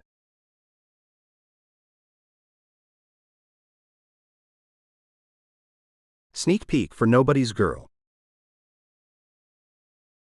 We hope you enjoyed listening to Desk Temptation by Michelle Love. Now please listen to a sneak peek for Nobody's Girl by Michelle Love. Nobody's Girl, a billionaire romance novel. Chapter 1. New York City. Clemence Broku looked at the man who, until a few moments ago, had been her fiancé. "You can't mean it?" "Ivo." Her distress was apparent, and Ivo Zaka, his green eyes full of sorrow, reached for her hand. "Clemence, you cannot be surprised by this. We have been growing apart for months, if not longer. We barely see each other." Clemence snatched her hand away and got up, pacing the floor of her New York apartment. Ivo watched her. His expression was one of concern. She stopped and gazed at him. Ivo Zaka. One of the most gloriously handsome men on the planet. He was a successful art dealer and son of 2 movie stars. His dark curls and green eyes made him a target for every gold digger in the circles they spent their time in. Clemence had always prided herself on not being like them. She genuinely loved Ivo and had seen beyond the sheen to the man beneath, a man who loved his job but not the social aspect that went with it.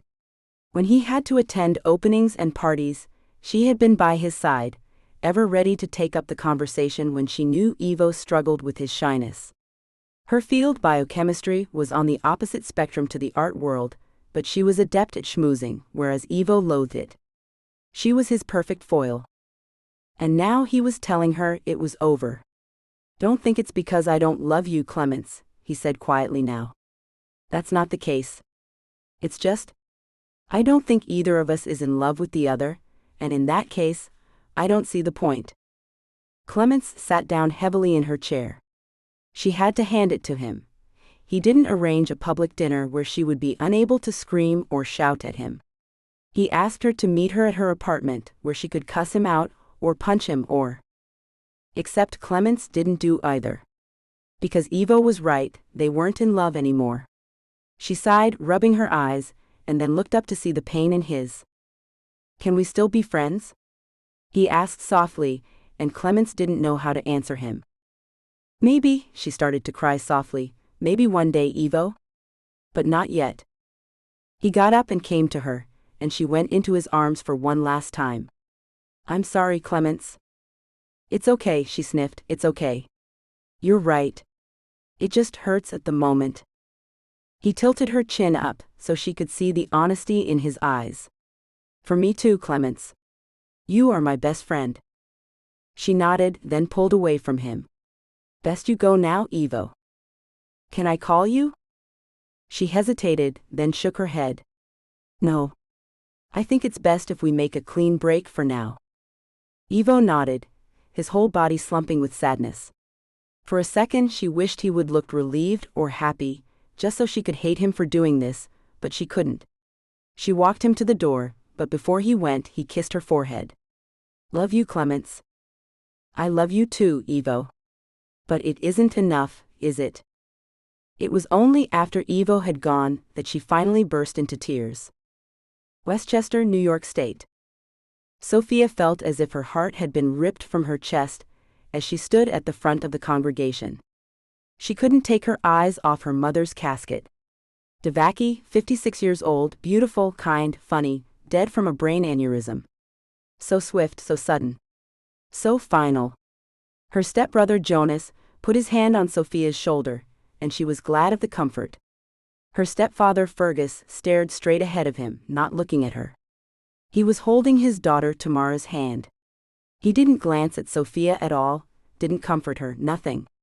Sophia couldn't understand what the hell had been going on since her mother's death a week ago. Since her mother had married Fergus when Sophia was 9, Fergus had been her father, no questions. He had been loving, fun, caring, and protective. He even personally helped Sophia move into her college dorm room. Not many billionaire patriarchs did that. Whenever she visited home, he would be the second person after her mother to wrap her in a bear hug. "Welcome home, pumpkin," he would say, then pick her up and twirl her. Sophia stood at only 5 feet 2 compared to her tall step-siblings. Tamara was the only dark spot. She had hated Sophia, the beautiful half-Indian, half-American girl on sight. Sophia was the warm counterpoint to Tamara's own icy blonde good looks. They had avoided each other mostly, but at family gatherings, Tamara could never resist getting a few digs in. Sophia knew better than to complain about Tamara. Her brother Jones more than made up for it. Jonas, a tall and thin, shaggy-looking teacher, was kind and generous, and he and Sophia were closer than if they had been related. Neither of them cared about Fergus's great wealth, unlike Tamara. When Sophia had graduated from college, Jonas was her biggest cheerleader.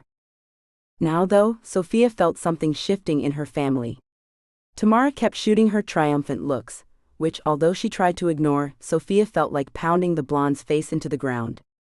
Is she actually celebrating Mom's death? It wouldn't surprise Sophia.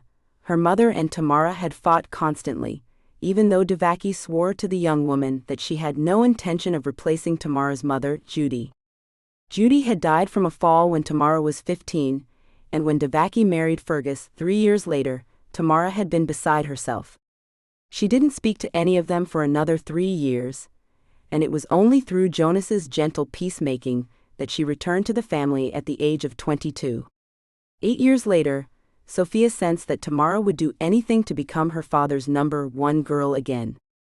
Sophia closed her eyes as the pallbearers took her mother's casket out of the church. She let Jonas take her arm and lead her out, and she watched her mother being lowered into the ground. Another insult.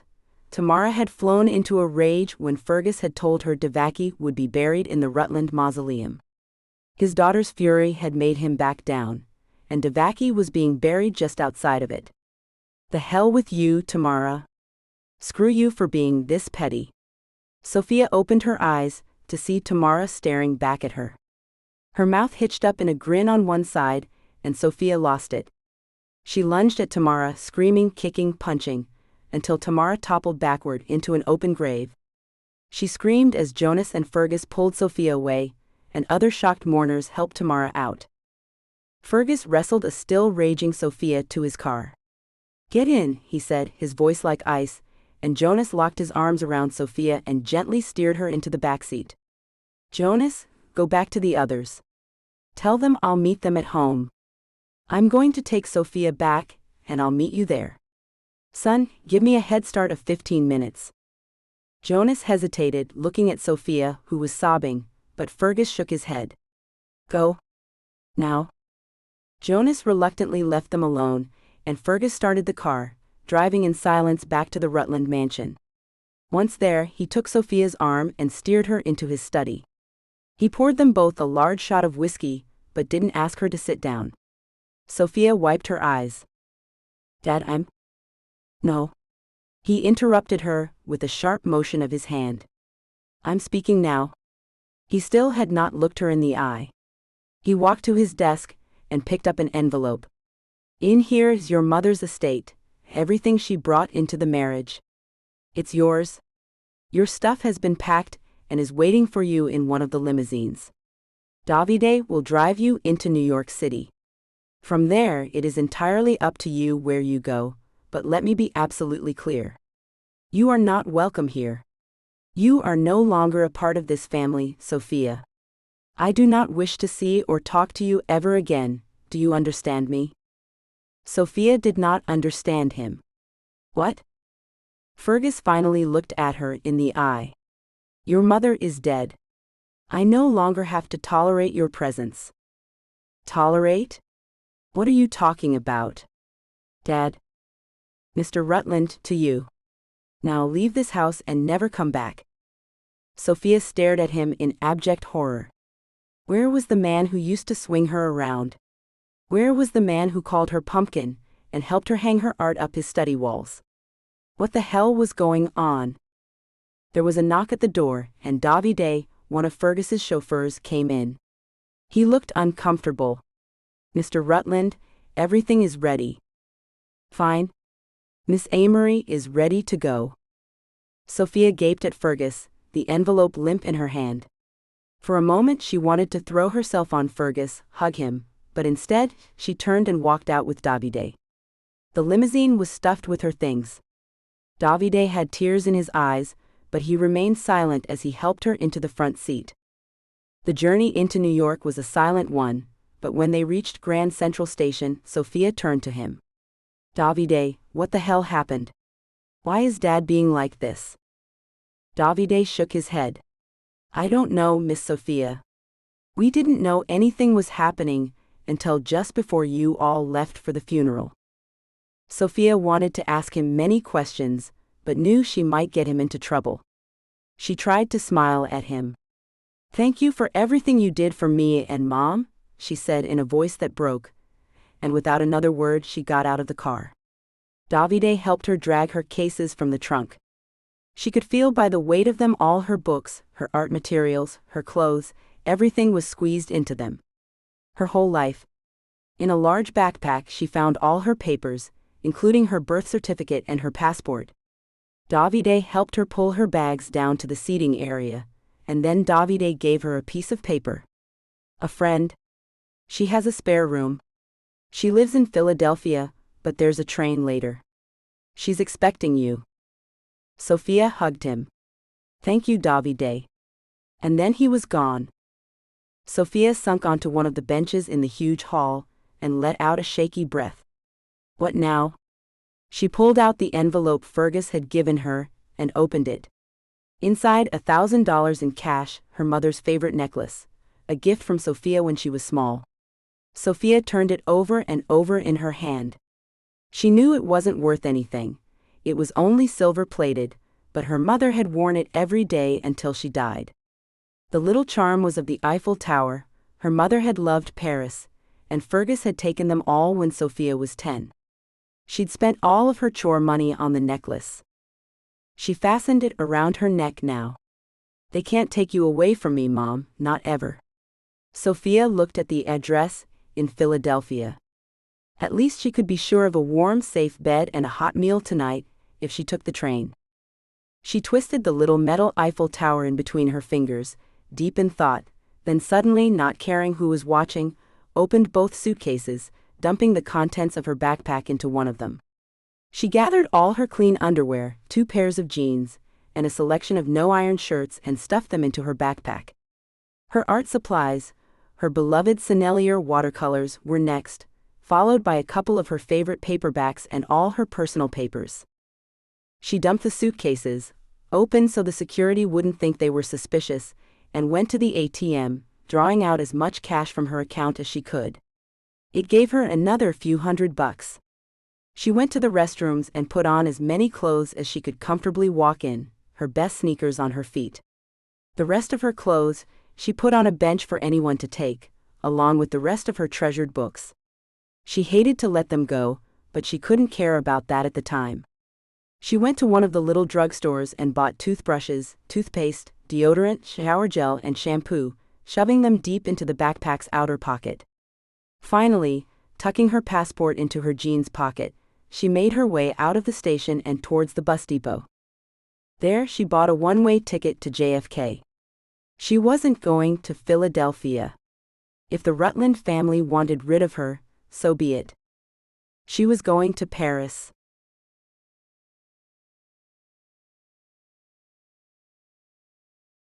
Chapter 2. Los Angeles, California. 6 months later. Winter in California is no different from summer, Ivo Zaka thought, as he drove up to the gate of his father's house in the Hollywood Hills. Too damn hot. He let himself in as he always did, but there was no answer to his welcoming call. He heard laughter from the terrace and walked out. Darling. His mother, 70 years old and still stunning in a two-piece and wrap, got up from her lounger, had her drink still in hand, and came to greet him. Buongiorno, Mama, he said, and she beamed. Adria Lalagia adored her only child as only an Italian mother could, completely and sometimes overwhelmingly. Ivo was the love of her life, the reason she had given up her successful career as a movie star to raise him, just as she was beginning to make her mark in Hollywood. She still made her mark, of course. Her dark hair and bright green eyes, as well as her ample curves, made her a legend of the screen. Ivo smiled at her now. "I thought I heard laughing, Mama. Where's Pa?" "Right here," said a voice behind him, and his father grabbed him in a bear hug. Walter Zaka had been, as was still too many, a golden god of Hollywood. A charmer, a blonde matinee idol of the old school, Walter still worked, mainly cameos in big blockbusters for obscene amounts of money. He was fun to be around, a total man who reveled in his good looks. He and Adria had divorced when Ivo was a child, but had remained each other's best friends, and Ivo suspected with a grimace, each other's booty calls when one or the other wasn't seeing someone else, the someone else invariably being much younger than either of them. Walter clapped his son on the back. Ivo rolled his eyes at his dad's usual uniform of shorts and bare chest. Walter looked after himself and liked to show off his physique. Ivo sat down next to his mother's lounger. "I didn't know you were over from Rome, Mama." Adria waved a hand. "Ah, I just got in last night. I thought I'd settle in and then call you." She dropped her sunglasses down her nose and peered at him. "You look well. Have you gotten back with Clemens yet?" Ivo sighed. This had been his mother's mantra since the split. "No, Ma, Clemens and I are still over." "Shame that," his father said mildly. "Lovely girl. Well, why don't you date her?" Ivo swallowed his annoyance and changed the subject. "Actually, I just came over to tell Dad, well, both of you now, that I'm going to be in Paris for a while. Do you remember Desiree?" Adria shook her head, frowning, but Walter's eyes lit up. Tall. Blonde. Skin the color of milky coffee. Gallery owner. That the one? Ivo smothered a grin. He wondered how Walter would react if he ever suspected that Desiree, beautiful, gorgeous, a hell of a woman, was transgender. He wondered if his dad was that enlightened yet. "Yes, that's her. Well, she called me. Seems she's having a drought of artists worthy of her development skills, so she's asked me to go over and headhunt for her. Seems like a good idea. I could do with getting away from the States for a while." Walter chuckled. "Nothing to do with the fact that Clemens is seeing that senator from Washington State, is it? Seems funny, her picking up with him just as soon as you'd settled in Seattle." Ivo felt his skin itch. "Dad, I told you before Seattle was supposed to be temporary. I have work to do with the Kia Chen Mallory Foundation, but only for 3 months." His mother was still studying him. "Piccolo," she said softly, giving him the nickname he'd had as a kid, and now quite incongruous for her 6'5" son, "you look tired." Ivo nodded. The breakup might have been his doing, but it hadn't been easy to get over. "I admit, Mama, a good deal of this trip to Paris will be vacation time. I've worked for 4 years straight. I need some downtime, and I can combine headhunting with pleasure too." Adrian nodded, seemingly satisfied, but Walter squinted at his son. "You tired of your work?" Ivo smiled at his father. "Not even a little bit. I know you wanted me to go into acting, but really, I'm never going to be the right sort of personality for it. Art is my life." Walter harumphed. "Sometimes I do think we brought the wrong baby home from hospital." "You mean the nannies brought the wrong kid home?" Ivo teased his father, who shrugged good-naturedly. "Just the way it was, kiddo." "I know. And yeah, maybe I was swapped, but I wouldn't have it any other way. Love you both." "Oh, mushy." His dad shifted in his chair, and Ivo and Adria laughed. Ivo leaned over and kissed his mother on the cheek. "Anyway, my flight is in a couple of hours, so I'd better get going. I'll call you from Paris." "Paris, France." Desiree gathered him in a huge, perfumed hug as Ivo made his way into her gallery the next day. "Are you jet-lagged, honey?" Ivo shook his head. "Not even one little bit." Desiree gave him a tour of her gallery on the left bank of the Seine. "Obviously, we're still in the process of renovating, Ivo. The facade looks glorious, but inside we're still in chaos. A bit like me." Grinning, She led him into what he assumed would be the exhibition hall. For now it was just a huge space, wood, sawdust and wires, and a band of sweaty workmen who didn't even glance up at them as they passed by. Desiree chuckled as Ivo took in the amount of work still to be done. Now you know me. I'm not the most patient of people, and when I bought the place, I thought any other place that looked like this I would have bothered with, but this place has this. She pointed upwards, and Ivo looked up to a huge glass dome above it. The colored glass depicted a tornado of colors and shapes. Wow. Wow is right. Talk about a USP. Desiree tucked her hand under his arm. If only I had artists worthy of showing in this room. She sighed dramatically, and Ivo laughed. Come see what I have got, Ivo, mon cher. I need your opinion. Desiree studied Ivo as he looked through the portfolios of work. He looked older than when she'd last seen him, perhaps even older than his 37 years. His almost black curls had streaks of silver, and there were violet shadows under his eyes. Even so, he was still gloriously handsome, almost beautiful, his large green eyes standing out against his swarthy, tan skin. His body was solid, honed by a strict regime of swimming. Desiree knew Ivo hated to work out in a gym, and she had often joined him on one of his swims. He was at his most relaxed then, and Desiree loved to try and match him stroke for stroke but could never manage it. Which pool are we meeting at tomorrow? She asked with a grin, and he laughed. Would you believe me if I told you I'm branching out? I'm going to try La Piscine Josephine Baker this evening. Ivo grinned at her. I know. What can I say? Swimming relaxes me. Desiree shook her head. How are you related to Walter and Adria? The king and queen of the Lotus Eaters? Exactly what they said to me before I came out. He put the portfolios back on the desk. Look, Daisy, I have to be honest. What I'm seeing is fine work, but nothing that makes me salivate. Where are the junior Rothkos or Hoppers or O'Keeffes? Something with atmosphere, with a sense of story? Of the artist?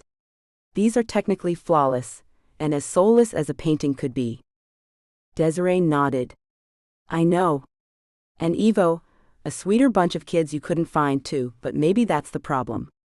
Most of these kids have come from middle-class families and have never known hardship. They try, but we need someone who is damaged. Desiree grimaced. When you put it like that, it sounds bad. What I mean is someone with fire in their belly, with rage and hurt and pain inside of them. She sighed. I don't think we're going to find that looking in the colleges, which is depressing because otherwise, why do we have colleges? Ivo nodded. Point taken. Well, look, while I'm here, I'll scour the city. Montmartre is the good if obvious place to start, but I have a feeling I'll be more likely to find someone the more off the beaten track I go. I'm prepared to do a lot of walking. And swimming. They both laughed. Maybe I'll find a mermaid who channels Grant Wood. Listen, you have given me an idea though. What? Ivo smiled, shaking his head. Let me knock it around in my head for a few days, and I'll get back to you. Tease. Well, okay, listen. Come to my apartment tonight for an early dinner. I assume you'll be swimming late at night as normal? Always. Thank you, Daisy.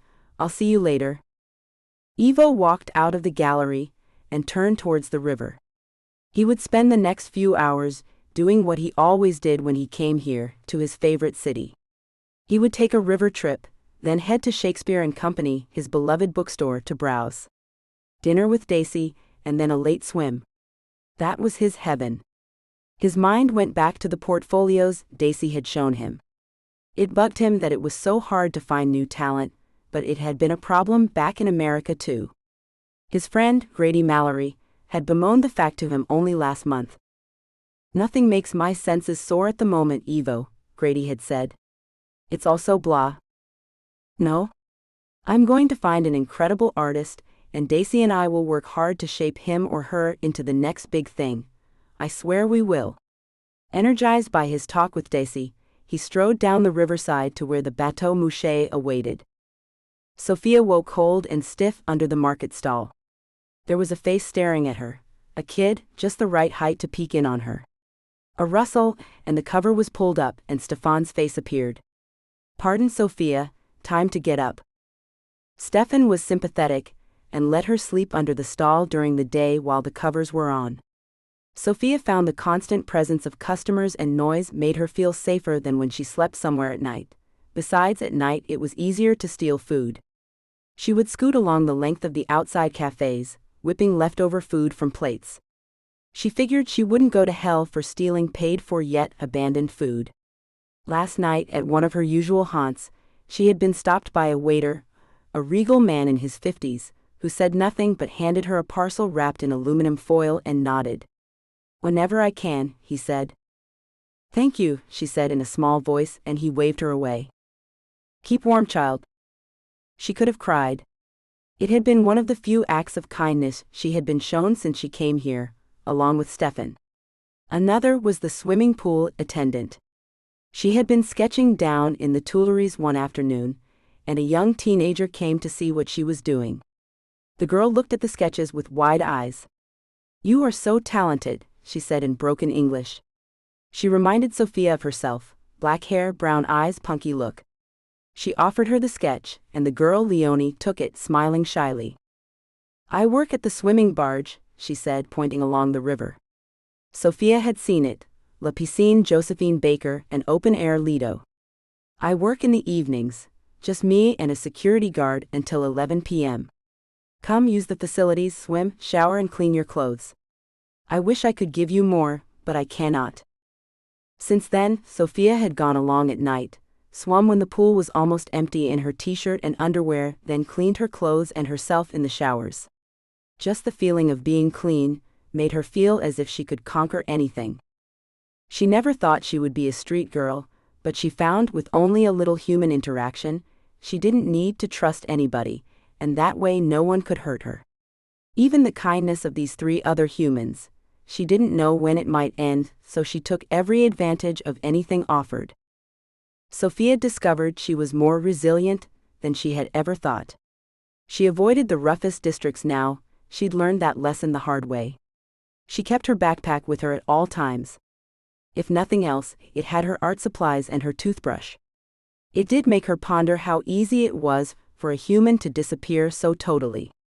After a few weeks, she had stopped thinking about the Rutland family, who had been her family for over 13 years, as people that she knew anymore. It was only Jonas who she even let herself think about. She wondered if he missed her, if he was looking for her. "Forget me, Jonas, don't make yourself unhappy." Sophia didn't think about Fergus and Tamara at all, and she didn't know if she could help it. Now, as evening set in, she decided to go find food. It was a Monday, and she knew her friendly waiter wasn't working tonight, so it was a case of grabbing what she could. She cooked some bread and some leftover fries. She used her last few cents to buy a couple of water bottles, and headed down towards the river to eat. She sat with her legs swinging over the side of the river wall. Stefan always gave her any spare fruit after the day was out, and tonight she had a few apples and oranges. Stave off the scurvy, she thought, as she bit into the apple. At 10 p.m., she would head to the pool. She had a routine now. She would swim for 45 minutes, then the last 15, she would wash herself and her clothes if needed, tying the damp clothes to the straps of her backpack. It was August and still warm even at night, so her clothes dried quickly. She hadn't yet figured out what she would do in the winter about any of it, where she would sleep, how she would stay alive. Sophia didn't let herself think about it. One day at a time. And for the most part, astonishingly, she was happy. Free. When she wasn't sleeping, eating or swimming, she was sketching.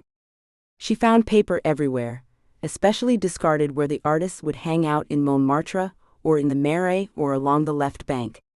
She kept it all, and when she couldn't find blank paper, she would sketch in the margins of abandoned newspapers, or free leaflets from the tourist information office. Stefan had given her a brand new sketchbook after she'd helped him out on the stall. He couldn't afford to pay her a lot, and the gift had really been something she treasured.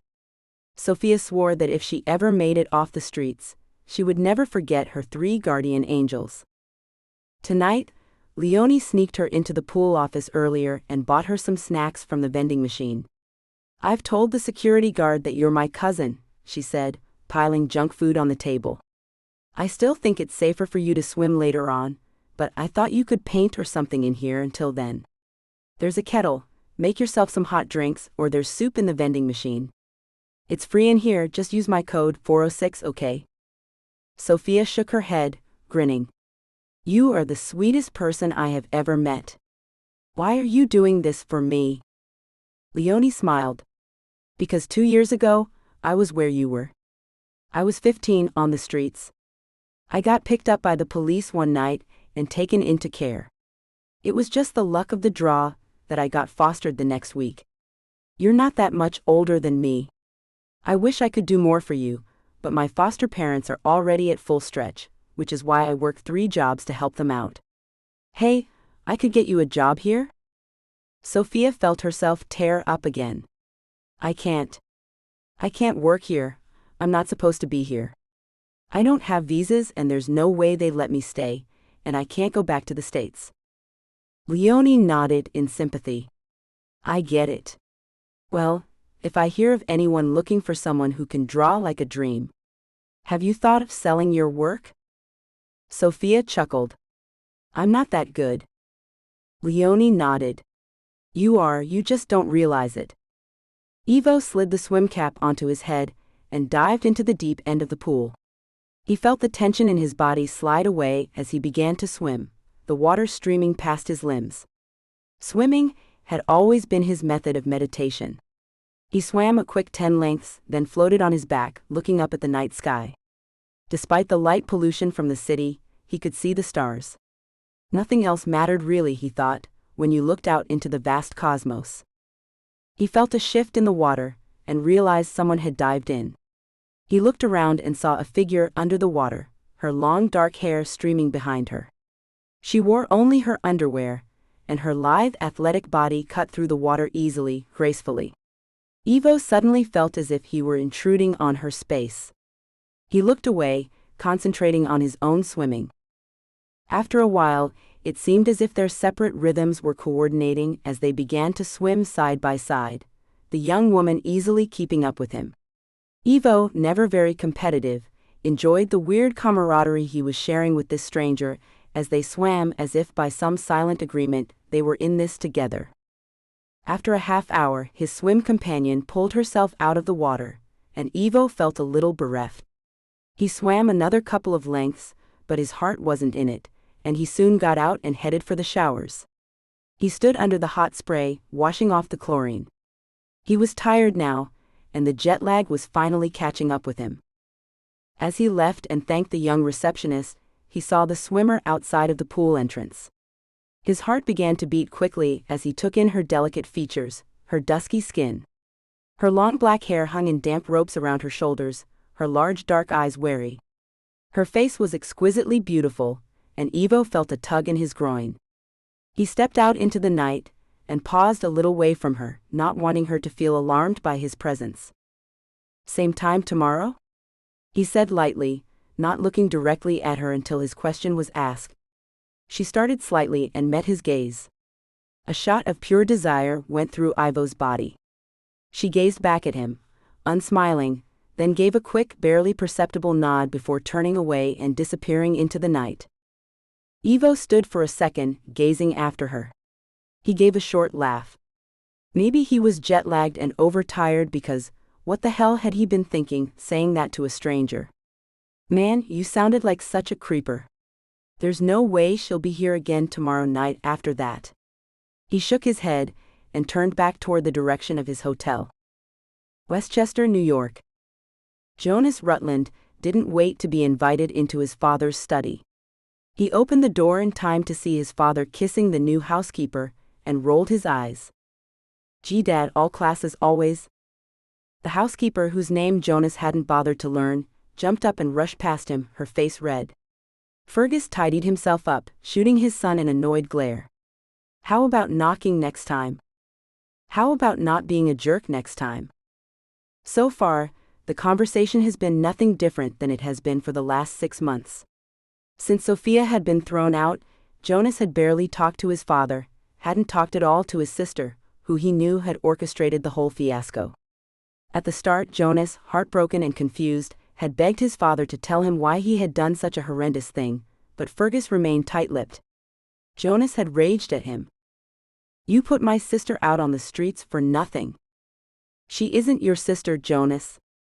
Sophia is my sister. More than that viper you call a daughter. Tamara is evil and Dad is twisted. She always has been, but you, gosh, have always turned a blind eye. Mom saw it, Devika saw it, Sophia saw it. Tamara is a very jealous person whose only goal is to manipulate her darling daddy and take his money. Literally manipulate, probably." His father's eyes had lit up with rage then, and he punched his son across the room. Jonas had gotten straight up, his own anger a seething, violent thing. "You disgust me in every way." He turned to leave. "Get back here, boy. Don't think I won't cut you off the same way I did Sophia." Jonas gave a mirthless smirk. "Cut me off from what? Haven't you got it yet? I don't want your money. I've always made my own way ever since I left college. Screw your damn money. Some things are more important."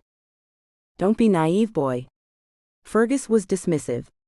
"Your love for Sophia was nothing more than a schoolboy crush. She was never your sister." Jonas had heard enough.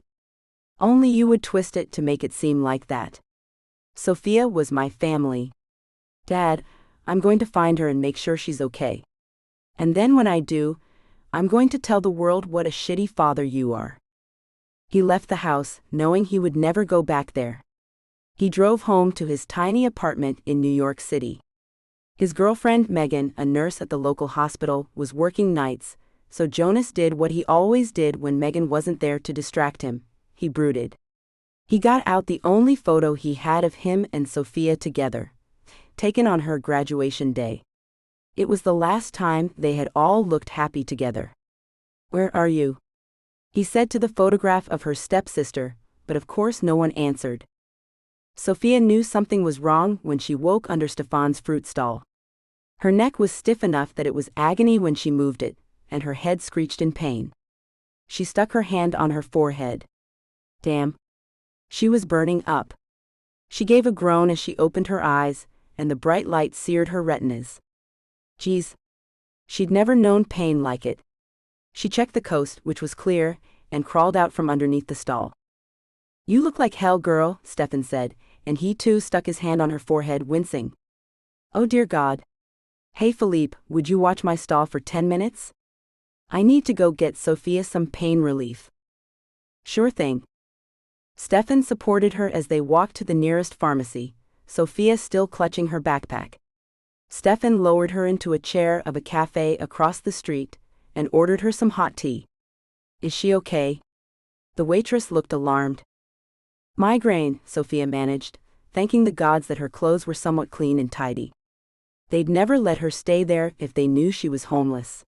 Stefan slipped the girl some euros.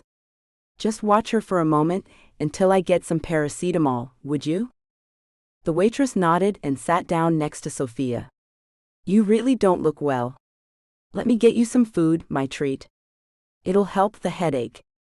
Stefan was soon back, and Sophia popped 3 tablets gratefully, rolling her neck trying to ease the stiffness. The waitress brought them both some pastries and bread rolls, waving away Stefan's offer to pay. Sophia thanked them both, and was grateful for their kindness. The headache pounded away at her temples, and she felt sick, but the hot tea and food did make her feel a little better. Stefan looked at her with concerned eyes. "I really think we should get you to a doctor." She shook her head. "It's just a bad headache, Stefan, really. These will help." She held up the packets of tablets and smiled at him. "I don't know why you do it, but your kindness means everything to me. You are a true friend." He didn't smile. "You're slurring." "Look," he dug around in his pockets, "take this." He handed her a key. "This is the key to my place. Go there, rest for a few hours. Elizabeth won't be home until 5, so she never needs to know." Sophia shook her head. "I can't, Stefan, you've done so much for me already. I'm not going to risk upsetting your wife. What if the neighbors saw me go in and out? Stefan hesitated, but he knew he was beaten. His wife was a formidable woman, whom Stefan was terrified of. Sophia thanked him again, and persuaded him to go back to work. I'll just stay here until my head eases off. She waited until he had gone, then thanked her waitress and took off, stumbling down the street. She decided to go to Montmartre, hang out with the artists there. Maybe the bustle of tourists would distract her from the pain, and maybe she could sell some work, afford a cheap motel room for one night. As she walked, she could feel her body start to reject the food she had eaten, the pain increasing, her neck and shoulders tightening until she had to rush to the side of the road and throw up. She heard the disgusted snorts of passers-by. No one stopped to help her. As she stood, wiping her mouth with a napkin she had taken from the cafe, she felt someone brush past her, and suddenly her back felt very light. Hey! The thief who had taken her backpack ran, and Sophia, her whole body screaming with pain, panic rising in her throat, took off after him. They ducked and weaved along the sidewalks and across roads, and just as she was beginning to lose hope, the thief tripped and she caught up with him. They had a tug-of-war between them, the backpack's sturdy canvas holding up to the fight. Let go! Sophia screamed, tears of anger, pain and panic streaming down her face. She kicked him in his groin hard, and cursing loudly, he let go unexpectedly. Sophia felt herself falling backward through space as if in slow motion. Her head ricocheted off something metallic, and she heard screams ring out as she bounced off the hood of the car. Overwhelming pain then, and she could smell blood. She came to rest on the cold, damp asphalt. Consciousness ebbed and flowed, and then there were people crowding around. All Sophia could think of was she had to hold onto her bag. Her life was in that bag. And she saw him. The merman. No, that wasn't right. Where had she seen this angel-faced man with the most beautiful green eyes? He was bending over her, telling her he was sorry over and over again.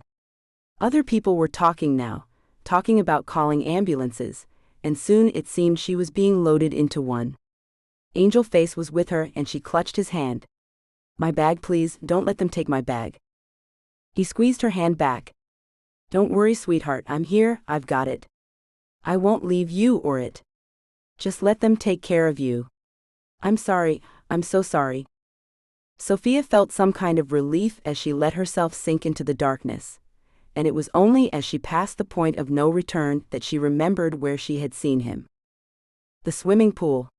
He was her merman.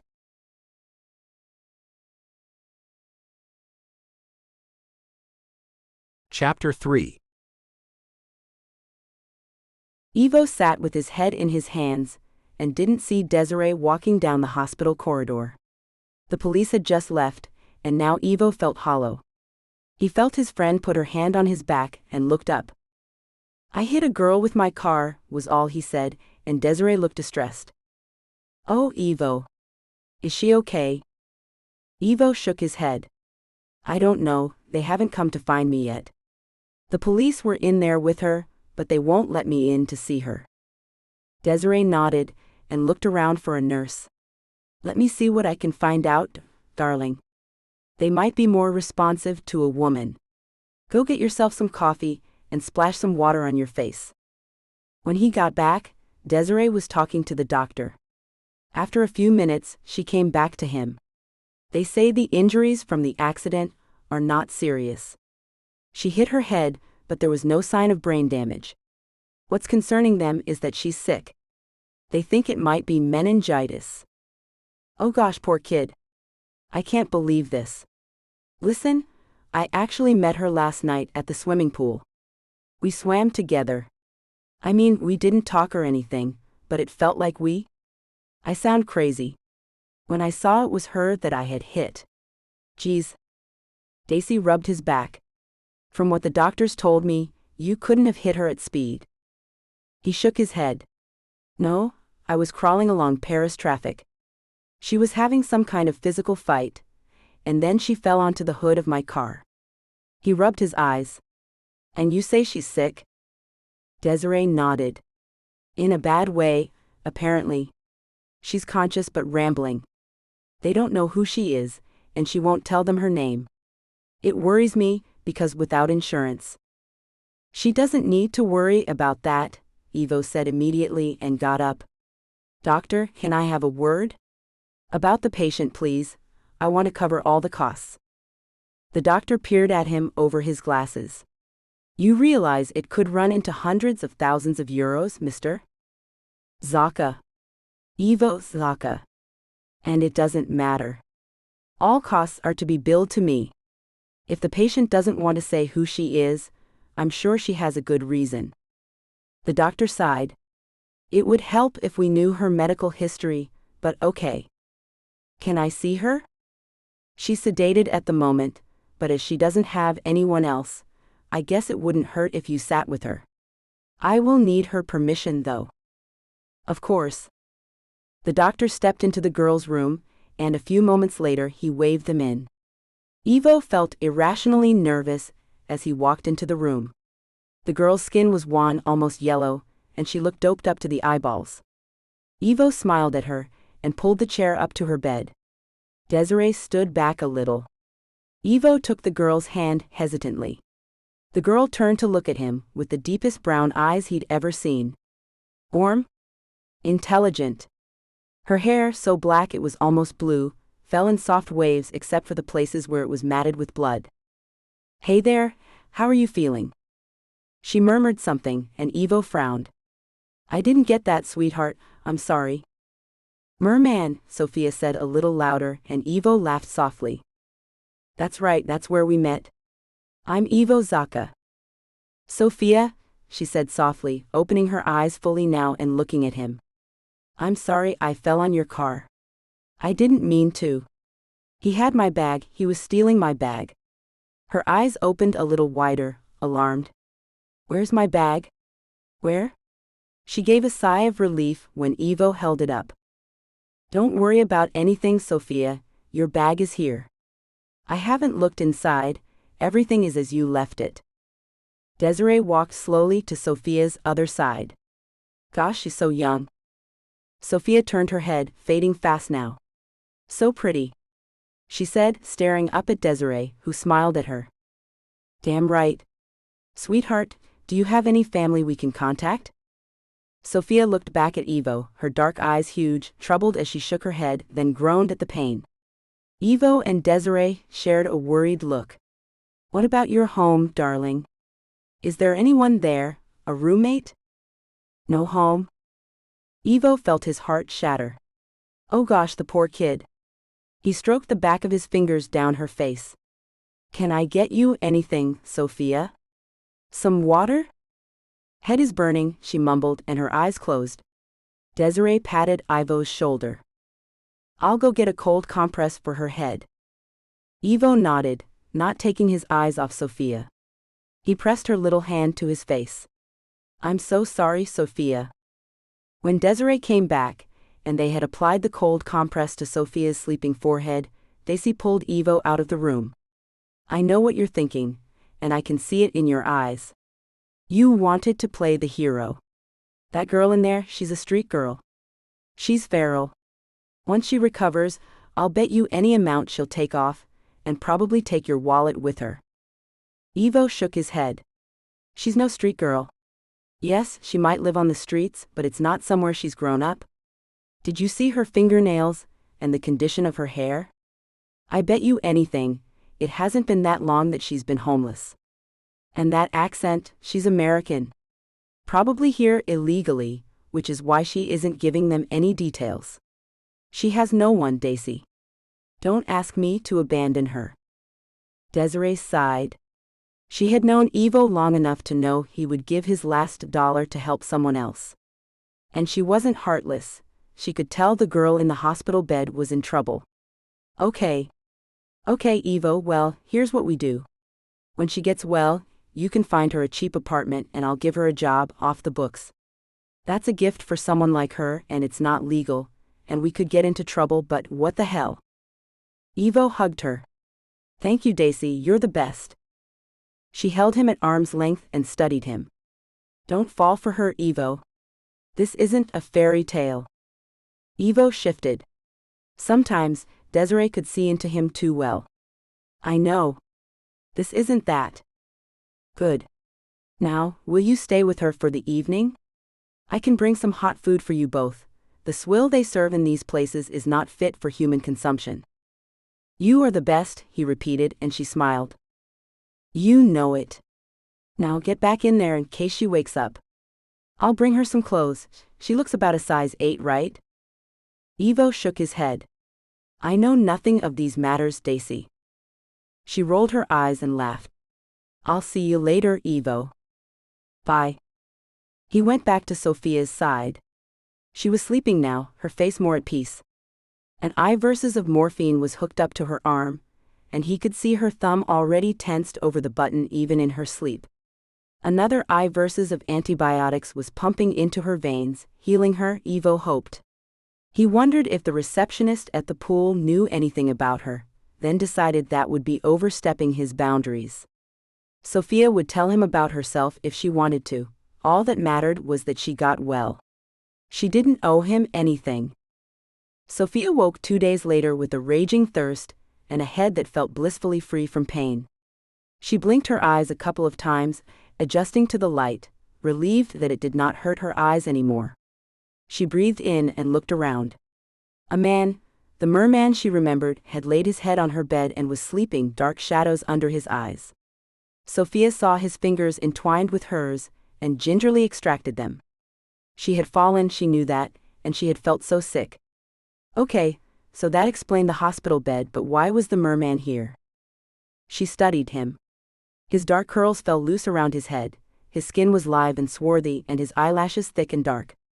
His face was at once both boyish and masculine, his beautifully shaped lips sensual. She risked stroking her fingers through his soft curls.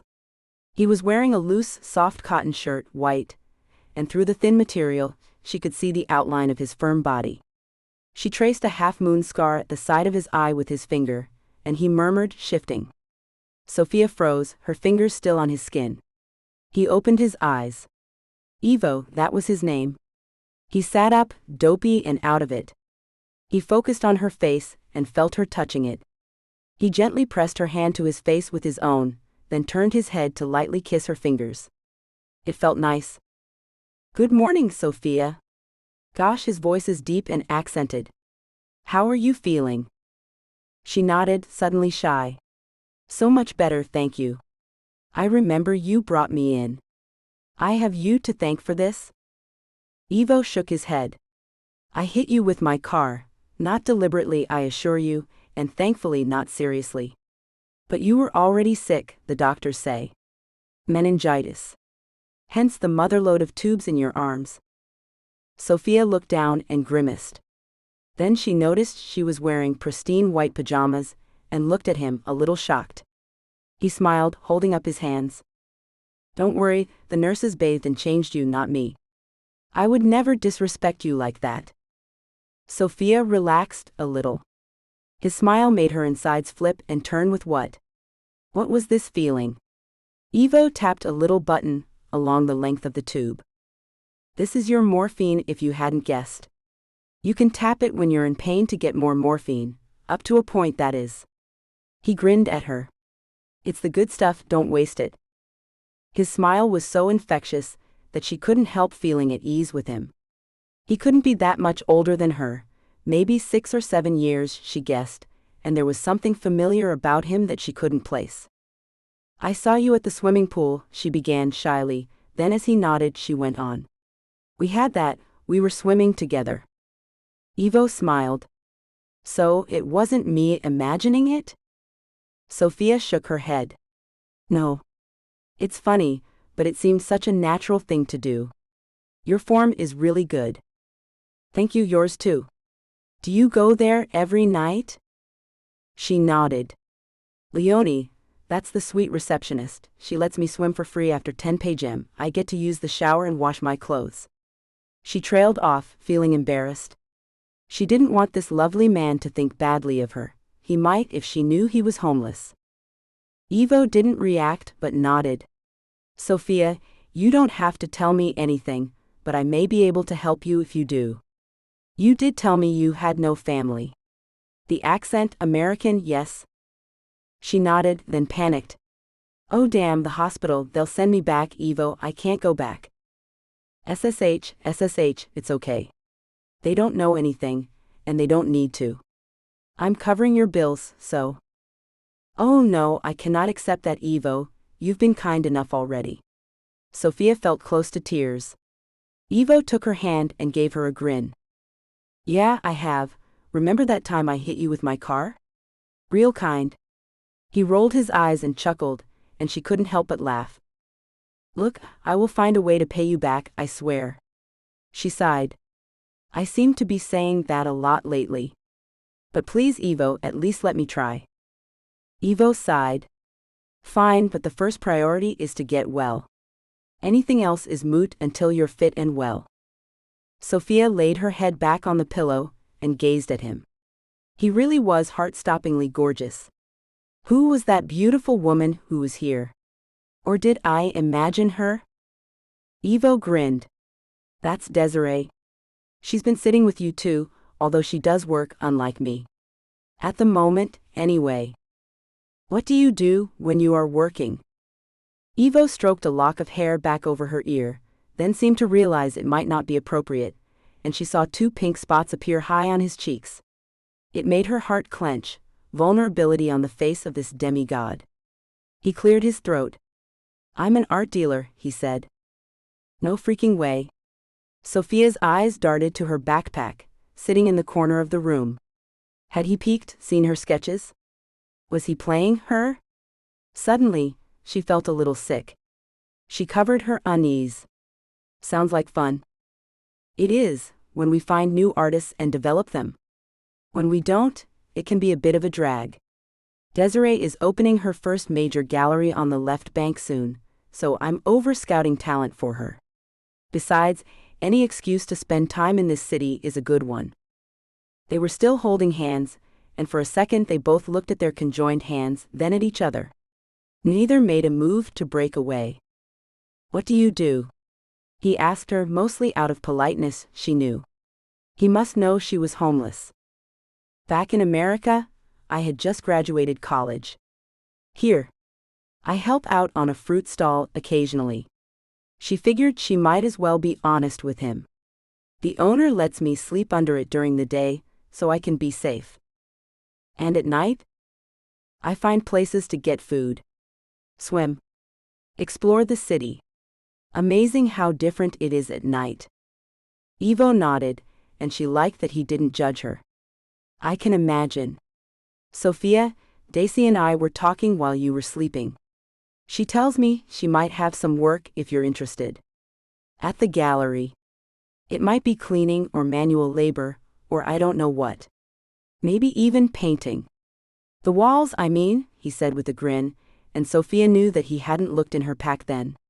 He didn't know she was an artist. Thank God, because now she could never tell him. It would seem like she didn't want to think what it would seem like. Sophia closed her eyes for a long moment. She heard Evo shift his chair closer. You don't have to think about it yet, he said, mistaking her silence for discomfort. Just get better. His fingers squeezed hers. Do you want to be alone? She shook her head. No. She really didn't. She'd had enough of being left alone, and this lovely, gorgeous, sweet man was the one she wanted to sit with for a while. She opened her eyes and looked at him. Really, it was like staring at the sun. She swallowed hard, afraid she might be mooning at him. So your accent French? He grinned. Italian. My mother is Italian, and my dad's American. Ivo Zacca. Sophia's memory was jogged by his last name. Her eyes opened wide. You're Walter Zacca's son? Ivo grinned shyly. That obvious? You look like him, she admitted, but more like your mother. My mom was a huge fan of your mom's. Was? Sophia felt the familiar pain in her chest, but it was so good to be able to talk about her mom to someone. She died 6 months ago. I'm sorry. Was she sick? Brain aneurysm. Gone in a second. Just like that. Ouch. The pain never lessened. I was with her, she said, her voice breaking. I've never seen anything like that before. Just gone, Ivo. She shook her head in disbelief, and Ivo squeezed her hand. I'm so sorry, Sophia. He hesitated before placing his palm against her cheek. No one should have to go through that. What about your dad? Sophia leaned into his touch. It felt so natural to be this intimate with this man, even if he was a virtual stranger. He was so warm, so kind, and he smelled amazing, like warm cotton and spicy cologne.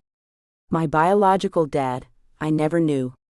My stepfather, he threw me out of his house on the day of my mother's funeral. Creep, Ivo spat, his eyes angry. Who the hell does that? I never saw it coming, Ivo. Gosh, it was so good to talk about this. Never. He gave me what my mother had left me, and told me to get out. I still don't understand why. Until my mom died, he was the model father. Then nothing. Cold as stone. Sophia gave a heavy sigh and then smiled. Sorry, wallowing in self-pity won't help anyone. I think you're entitled. His thumb was stroking the back of her hand now, and they gazed at each other for the longest time. How is it I feel I know you, she said, and Ivo grinned. I don't know, but it's weird and good at the same time. I'd like to spend more time with you, but there's no obligation at all. I want to make that clear. I'm worried I'll come off as some sort of creepy stalker. Sophia laughed. Well, now you mention it, no, I'm kidding. I'd like to get to know you too. She stuck out her hand. Sophia Amory. He shook it. Very glad to meet you, Sophia Amory. I'm looking forward to getting to know you. She smiled at him, her face flushing. Me too, Ivo Zaka. Me too.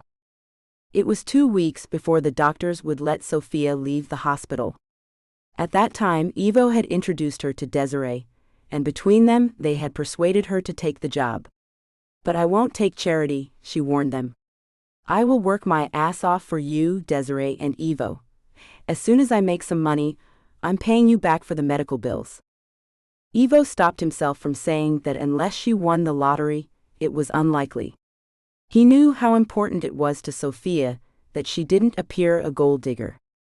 After your rent and food and heating, etc., etc., he said, and she rolled her eyes. Desiree was still wary of Sophia, but she wouldn't tell Ivo why. Ivo guessed Desiree knew he was falling for the young woman, and he could understand her reticence. He and Sophia didn't know each other. Desiree had offered Sophia a spare room in her apartment, and Sophia tentatively agreed. She does scare me a little, Sophia confided, as she packed her stuff into the ever-present backpack on the day she was being discharged. Ivo helped her put her jacket on. Don't tell her this, but me too. Listen, he took Sophia's hand as they walked out of the door into the corridor. Desiree's tough, yes, but she wants the best for you. We both do. If Desiree seems a little aloof, it's because she's had to be to get where she is. You get what I mean? Sophia nodded. I really do. Growing up in Westchester, as a mixed-race half-Indian girl, I get it. Ivo smiled. Now, how about we go grab some lunch? Then, when Desiree is free, she'll show you around the gallery. Tamara Rutland was bored. 6 months since her hated stepmother had died, and that scrappy rag doll of a daughter had been kicked out, Tamara had expected that she would fill the gap in her father's life, that he would finally see her as his rightful heir. His companion. Instead, Fergus had taken to screwing around and burying himself in work. Tamara knew about the fight with Jonas, of course.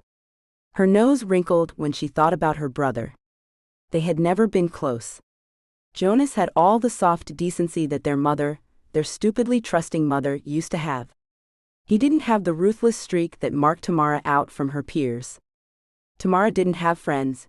She found no use for them other than to torture, to sleep with their boyfriends and tell them about it, all for sport. More than once, she had been on the receiving end of a mad girlfriend's wrath. Tamara took the beatings and enjoyed them. They made her feel alive. Lately, though, that kind of sport seemed too tame. In New York's seedier areas, however, she had discovered a new hobby. She overheard a conversation at one of her father's interminable parties. The speaker was a woman Tamara loathed, so she hovered on the periphery of the group. Seriously, Bianca and I went just to check it out, but when we got there, everyone was masked, so we thought, what the hell? Her companions had laughed. The woman took a slug of her scotch. And you would not believe what went on in that club. Chains, body clamps, whipscotch. Anything was acceptable, and because we were all masked, it gave it that frisson of excitement, you know? Bianca was convinced by one man to discipline him with a whip. You've never seen such enthusiasm afterwards. I was almost tempted to join in, but Bianca had done all the work, so it was only polite that she enjoyed the results. And did you participate? The woman smirked into her glass. A lady never tells. Tamara had butted in then. In which case, you must be about to blab. Hillary, you're one of the most vanilla people I've ever met. You're borrowing this story from an article you read in Cosmo, right? Hillary glared at her. I don't care if you don't believe me, Tamara. Surprised we didn't see you down there, what with your known talent for pleasing anyone who's nearby. Tamara had given her the finger and moved away. But it had given her an idea. An internet search later, and the next weekend, she made her way into the city, her long raincoat covering her newly purchased leather harness and the cool air touching her skin. It was only a few blocks from the subway to Tension, the newest and hottest club in New York. In the club, she slipped off her coat without hesitation, inclining her head at the doorman's obvious admiration. You can't afford me, darling. She touched his cheek, then gave him a playful tap, before laughing and walking off. In the bar, a low sensual beat pulsed, and Tamara's heart began to pound. Yes. Yes, this is what she needed. She stopped by a table selling accessories and bought a flexible whip. She tested it lightly, her hand, feeling a pleasing sensation. The woman selling the items smiled at her. You look like you're used to those. Tamara wasn't, but she didn't want this woman to know that. Instead, she gave her a cool smile and went deeper into the dimly lit club. At first, all she could see was a sea of moving bodies swaying to the rhythmic bass. As her eyes adjusted to the darkness, she saw that the club had alcoves built into the walls, where people were engaging in intimate activities. Tamara felt her body react to the sight, a warmth spreading through her. She walked to the bar, ordered a double vodka, and scanned the room. When she saw him, her breath caught in her throat, and a soft sound escaped her lips. He was sitting alone at a table, his eyes shadowed and enigmatic. His dark hair was swept back from his face, a striking but intense face, his brown eyes large but lacking warmth. Tamara watched as a beautiful young woman approached him and sat close. He leaned back as the girl adjusted his clothing and gave him a deep kiss. He closed his eyes for a moment, then looked directly at Tamara. Almost unconsciously, her hand drifted to her side and she began to sway gently to the music as he watched her. He didn't take his eyes off her as the girl interacted with him, only tensing slightly. The girl then silently moved away. He remained still, and Tamara didn't hesitate. She approached him, and without a word initiated an intimate encounter. His kiss was intense, his touch firm. During their encounter, Tamara briefly raised the flogger, but he stopped her with a look. He finished, then left abruptly, leaving Tamara feeling dismissed. Annoyed, she noticed another man watching her. He was attractive, with blue eyes and light brown hair. His confident smile appealed to her. He approached, and they began to kiss. He touched the flogger. How much? Tamara smiled. 1,000 for discipline. 2 for intimacy. 3 for more intense intimacy. Her admirer smiled.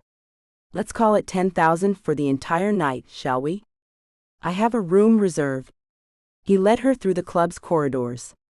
The sounds of the club echoed off the walls. Her client opened a door. Is this to your liking? The room was dimly lit, with a 4-poster bed and various implements. Tamara felt a thrill. Her client smiled. What's your name? Taryn? I'm Grant. She pointed to the bench. Undress and lie on the bench. He complied. She used the flogger, feeling a surge of power. She disciplined him, and when he requested more intense discipline, she then instructed him to continue their intimate encounter, which he did. In the early dawn light, Tamara finally caught the subway back to her New York apartment, utterly spent, but $10,000 in cash richer and thoroughly sated. At last, she had found a world where she belonged. Tamara showered and brushed her teeth, grinning to herself. Why work when you could get rich doing other things and cause pain? It was her calling, the two things she knew without a doubt she excelled at. The hell with you, Dad, for ignoring me. From now on, this is my world. End of sneak peek for Nobody's Girl, a billionaire romance novel. Please like and subscribe to support this channel, it helps more than you know.